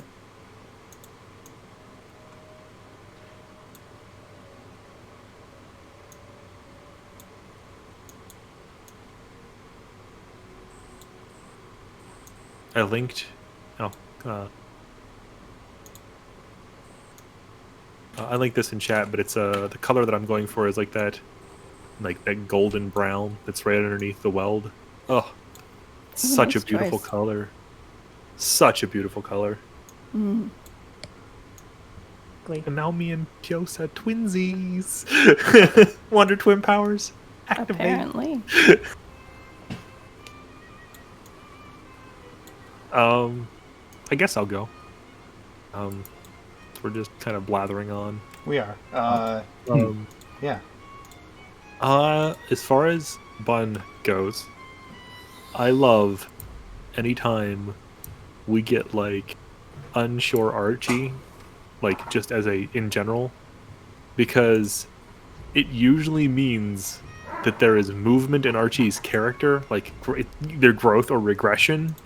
So it's like super cool to like watch Archie progress, and most of the progression has been like good, solid progression, like continually, and like don't get me wrong, he like slips a little bit every once in a while, but it's super good to see Archie progress as a character, and I for one love the shit out of it.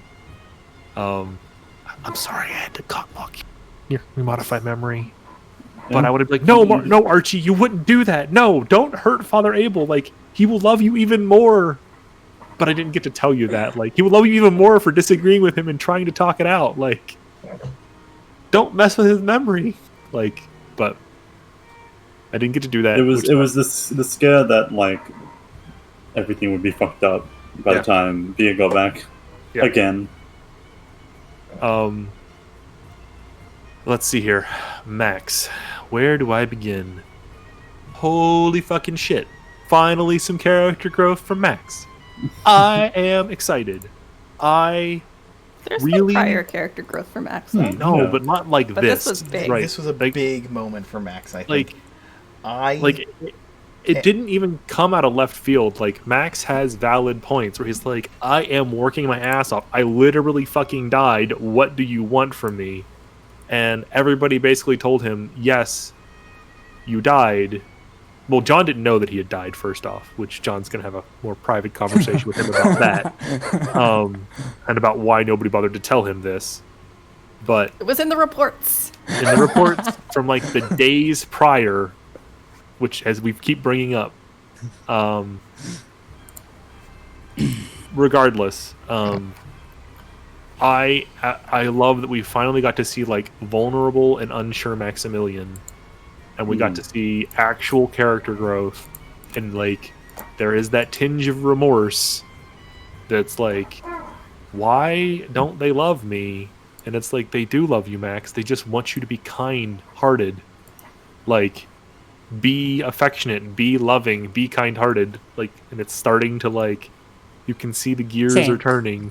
It's starting to turn, and it's just like, keep going, please, keep it down this path. I want, as an aside to that, I want, even if it never happens, for us to meet Max's family and for it to make sense, like, oh, that's why he is the way. That's why he's an asshole.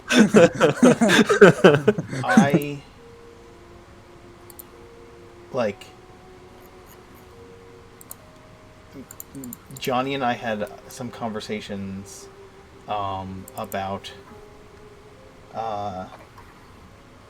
what was going to happen tonight, and I sent Pat a message after our chat, Johnny, that just said, wait until you see wait until you hear what Max has to say on Wednesday. I am super excited, and yeah.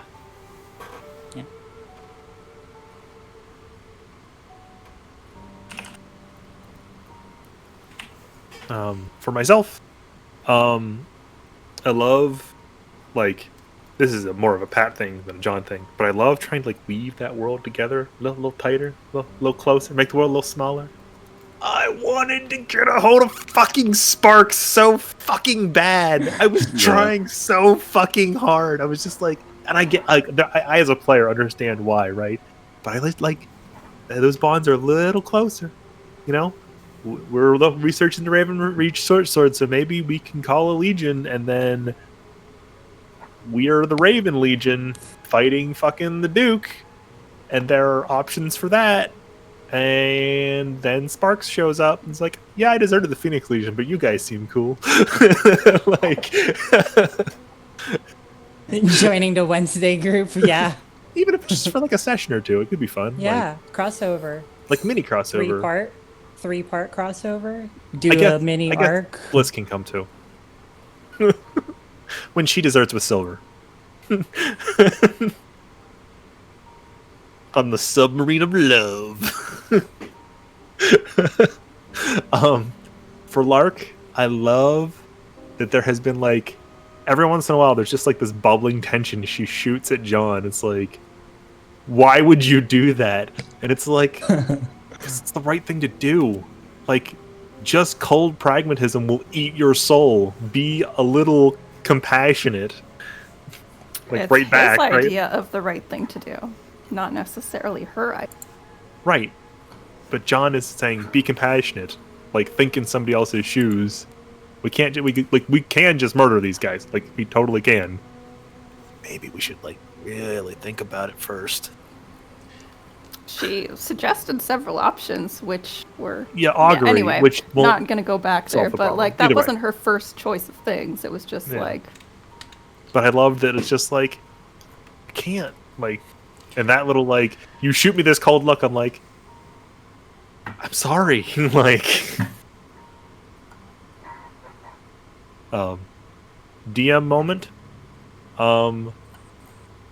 Forcing you to voice trim Emberglow for like an hour, just lore dumping on everybody in chat and us. Feels like the first time. I haven't lore dumped in a while, have I? I know you have not lore dumped in an F in a while, so I was like, this feels great. Like this is like the audiobook version of Oridon, which felt awesome. Cool. I totally loved Theo. He's not even third wheeling. He's like seventh wheeling, like pounding on the door. Excuse me, your posted hours say that you're supposed to be open. Like, Absolutely. I'm here for the senior citizens discount. Like, I like that John's idea of a date is going to see someone else's parents and sitting at a kindergarten size it wasn't table. a date. It wasn't a date. It's just funny to me, like me as the player, because like I was like, I'll walk her, and then we can talk about some stuff. Because there was other things I wanted to do out in the city, but like it kind of got hand waved away because we ran out of time today. Completely fair. I love the fact that Theo showed up to get bone dust because the bones he has are too important to grind up. I need extra bone dust because I can't use these. Yep. Pretty much. And with that, I will pass the torch. Bun, do you want to go or do you want me to jump in? You go first. All right. So I have a couple favorite Archie moments for today. I really enjoyed. I will be right back. You guys continue, okay? Cool. Okay. I really enjoyed the way you started things off and shared your dream and the letter, and I think that the way you handled that was super in character and interesting and well done. I'm also very much enjoying this progression towards Archie Monster Therapist and the steps that were taken towards that today with the prisoners. I guess, well, they're human faces, monsters inside, so... Yeah. I mean, that's still curious Archie Archie, monster therapist, no matter how you cut it. You put the comma anywhere. Comma PhD. Archie monster, therapist. Comma MD. he's dealing with monsters. He's going to try to make them not monsters. But yeah, I thoroughly enjoyed that, and I'm happy to see where that arc goes. And I'm excited about meeting your siblings and the lore we kind of learned about your family too. That's gonna be fun. Yeah. Dinner, anyone? I don't want to be dinner, but I guess we're going. A lot of mouths to feed, you know? A lot of mouths to feed. For Max, I think you had a lot of really good comedic moments, and I enjoyed a lot of those throughout the session today. Yeah, it was very like fish out of water episode for Max in a lot of ways, so that was fun to see. and I enjoyed learning more about his perspective and the character growth that happened. And you obviously did a lot of like really thorough preparation and thinking about what Max is feeling and why he's feeling what he's feeling. So maybe character growth. Exciting. It has to be. Otherwise, what's the point? Oh, are you done? Or For Max? do you, in general? Or- No, she's got me and herself to go, and Oh, Mark sorry, and sorry. And Theo. Mark, but it might have to. I had a comment. I for that, shared but Theo's already. I'll say that later. Sorry. Yeah, for John, I enjoyed John, the way you like did the priest stuff with Max and dealt with the tough love conversation. That was good. Thorough, interesting, and yeah, it's like Big Brother John kind of coming out with another rebellious younger brother. You seem to have a bunch of those, so No, Ollie wasn't rebellious. Ollie just fell through the cracks. My sister was literally rebellious. that too. Yeah. And I enjoyed all the store moments as well. The first change moment. That was a milestone. She's gonna like corner you in your bedroom one of these times, just start like changing to see like if you will like do it right back. Like We'll have to that'll be wait and fun. see that. That'll be fun. That will be fun. For Lark, I feel like I'm enjoying her evolution to like as she's getting more responsibility and trying to get more things done and deal with logistics and kind of starting to deal with more of those things and thinking about the direction of the dance and the things that need to be getting done. So I enjoyed kind of seeing her check some of those things off the list and dealing with unexpected things. Yeah, I'm kind of surprised she's the one that was most advocating for capital punishment. Was not expecting that to be the direction for tonight, but happened. Here we are. For DM moments, I think the way that Mark handled the timing and the flow of things tonight was really, really skillful. It's not something that every DM can do. Like, we hit a lot of things, and for him to change flow and change direction when he did was really well done in a way that's not always appreciated. So, also thoroughly enjoyed Lord Jump. That's what I have to say. Max and Archie, right? Yeah, Johnny. Yeah. Do you want to go? Yeah. Go ahead. So I think my favorite Lark moment was the like really hammering in that really staying true to the personality of Lark, and then like a little bit of like frustration and anger coming through Lark a little bit in a second there, and the adherence to sticking to the goals and the sort of resolve of the dance. Like Lark is the determination and the grit of the dance, I feel like, and not many people see that behind the initial like regal exterior. That Lark has a lot of like no qualms about doing what has to be done. Like I feel like Lark wouldn't even have a problem murking all those guys. No problem on the conscience, at least. But it was really cool to see that just in its prime, and throughout the encounter, and still be open to like suggestions that Archie had to take it on humanely, in a way, even though it's fucked up. For Max, I am going to be honest. I did kind of tune out for a bit during the last bit because I was stressing about work and what time I had to go. But I really enjoyed just having like just lots of interactions with Max, lots of different character interactions, which is good, and being completely like focused on the work rather than the big revelation that that Archie had like had this horrible dream and an invitation to go into the depths of the Underdark. But I really find it cute that that Maximilian, probably just saying it, I don't know, but saying that like I went to get Archie for Archie's sake, and that was really really sweet.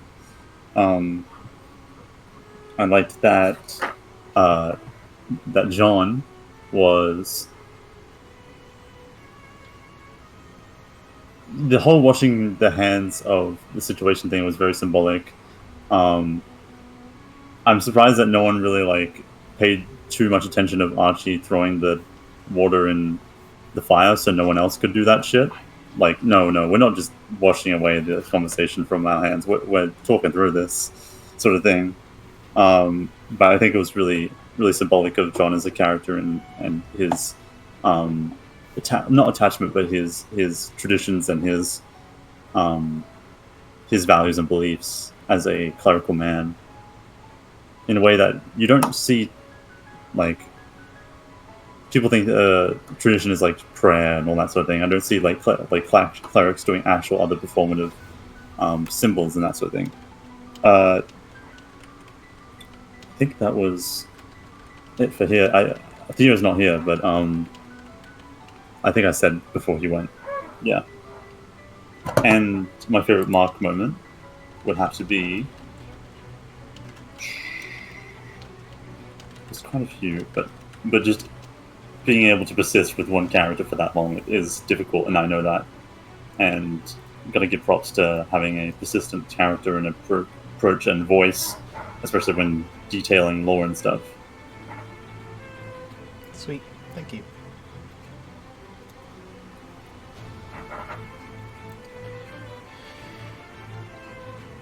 Is it me? Yeah, it's you, man. It's you, man. Okay. I'm gonna start with Pat, the player, trying to bring in Realtar with asking Archie to do ascending to Realtar, and trying to bring in Sparks. So we're really buffed up as a team.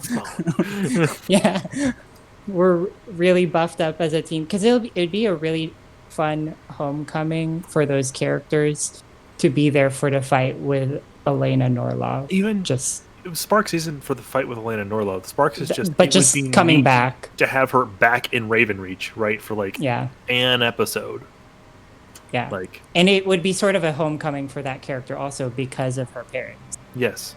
Yeah. But for John, believing in Max kind of makes his decision about the prisoners different. Because the position that I was putting Max in was that if everyone sees him as a murderer already, what's another 6 guys? So now that kind of muddles like, people don't actually see Max as a murderer, so what's the right thing to do here now? For Lark, that's not fair. As a heads up, because John's literal knight is a fucking assassin. Okay, like, I'm like no frills, fucking cold-hearted, straight cash money, blood murderer. Like, but you believe in him, and correct. So he doesn't want to do the murder. Correct. He doesn't want to do a violence. So Max doesn't want to do that either. My favorite for Lark was after the calm emotions, giving John a look like, I'm calm at the priest, but I'm not calm at you. It's a very married couple thing. Like, we're gonna argue about this later, and I can just imagine the scene where you're both writing reports, like very tense silence. You know what you did. My favorite for Archie was when Max presented the tea that he had to make for the very first time and saying, Max, this is literal poison. I think I said poison ivy, but that works better. Oh, yeah.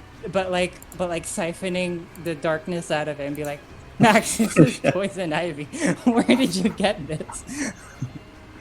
And I also thoroughly enjoyed Lark's reaction to that with the prestidigitation to make it like something else. Actually tasty. Yeah. And for Thea, we've mentioned this, but knocking and interrupting the tender scene. But I was following Theo along in chat, and he started a countdown. Did you guys notice that? No. He started 3, 2, and I'm like, what is about to happen? What?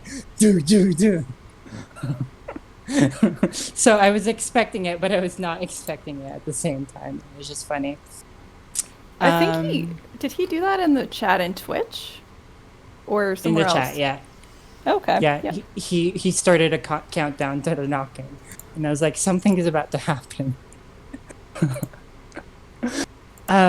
For Mark, playing Hilda, that Max has to follow along. That's always fun. Or Hildy. I don't know what her name is. Hilda. That's very Max. But I think now. Now Max has to become best friends to whoever it is that serves him in the morning. But the last DM thing is having a conversation with Mark beforehand with all of this, where if the conversation didn't go well with Max trying to say like, hey, I'm really trying here. I was gonna Darth Vader Max. I was fully gonna, when we get to the Elena Norlov fight, I was ready to ask Elena Norlov, is your offer still on the table?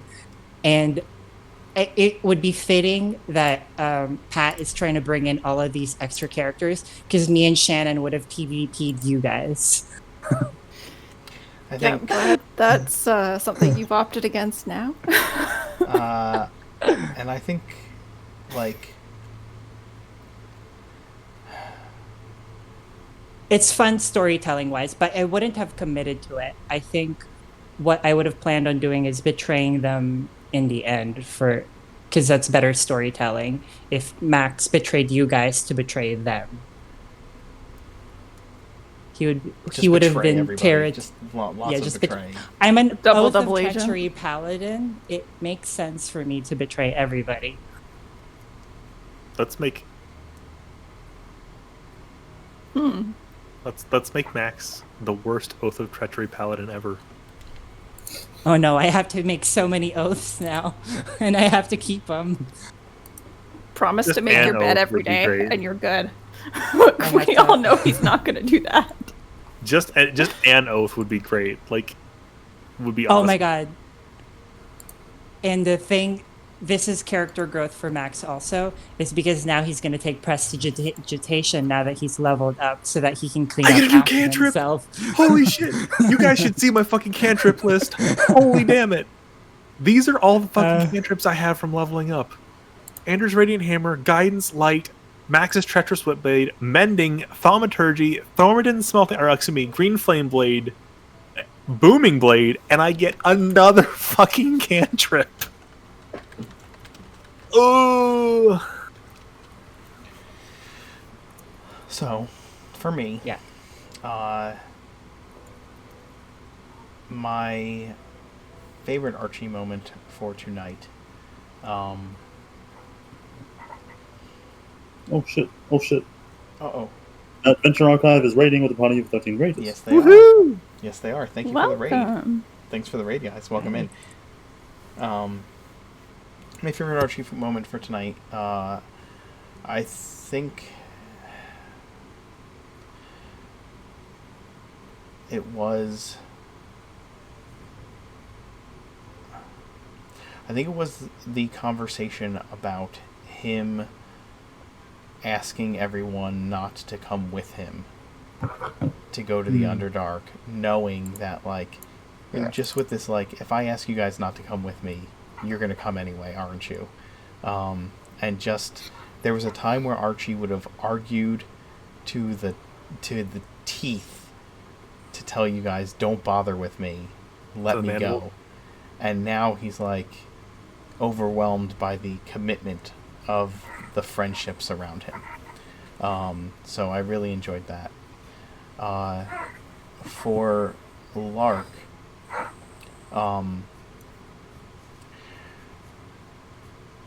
it's funny that you said have a little compassion to Lark, because there was a moment, like, when it comes to her friends and the people she cares about, she has immense amounts of compassion. Because there was a moment earlier in the adventure where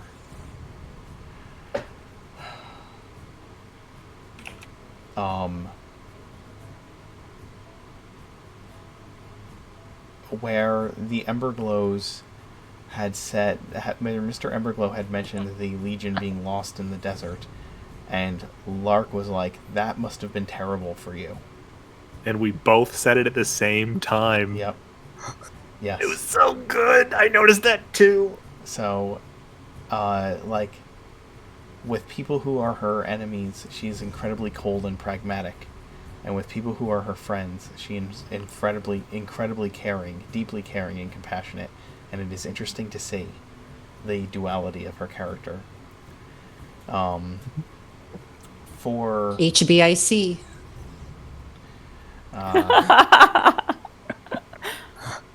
Haven't heard that one in a while. For Maximilian, I think it was the honesty of coming forth and just being like Bia and Arthur treat everybody else like their family, and they treat me like I'm just an employee because I lost my inheritance, and because I've been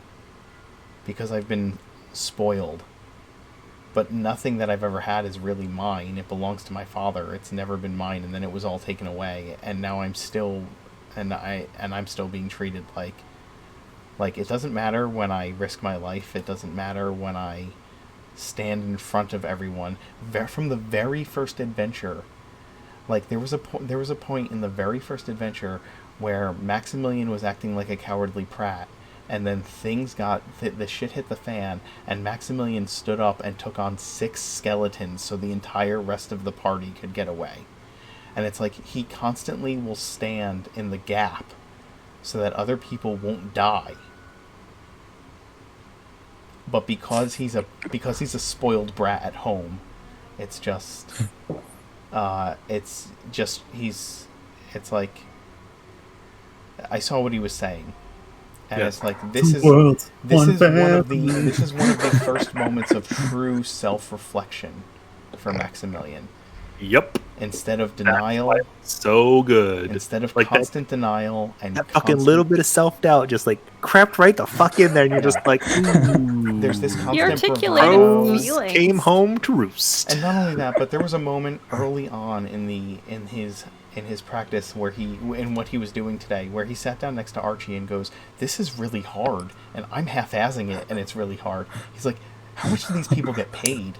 And when he found out, he's like, "That's not enough. Do they get paid like 100 gold a day? Because they should." Like, realizing that things don't just magically happen, right? Things don't just magically happen. The floors don't just magically get clean. The beds don't make themselves. Like, there are people doing these things for me. I never even realized that. Yeah. Like, and then he gets the respect from John, where it's like, yeah, and this is a good job. Like, this job pays well, right? This isn't even a shitty job. Like, yeah, giving that five gold pieces to Hildy, and I'm like, that's I get that every day. That's half a bottle of wine. Good wine. But yeah. I get paid that. You don't? We're in the same company. Yeah, just this idea that, like, Max came to the conclusion, like, wait a minute, that's not fair. Like, Marxist Max. It's coming up. But Burn her rich. I just think that like Max bucked against growing for a long time, like, and he would face moments where people were shoving his character flaws in his face, and like he would just deny any acknowledgement of those things, and to come and be like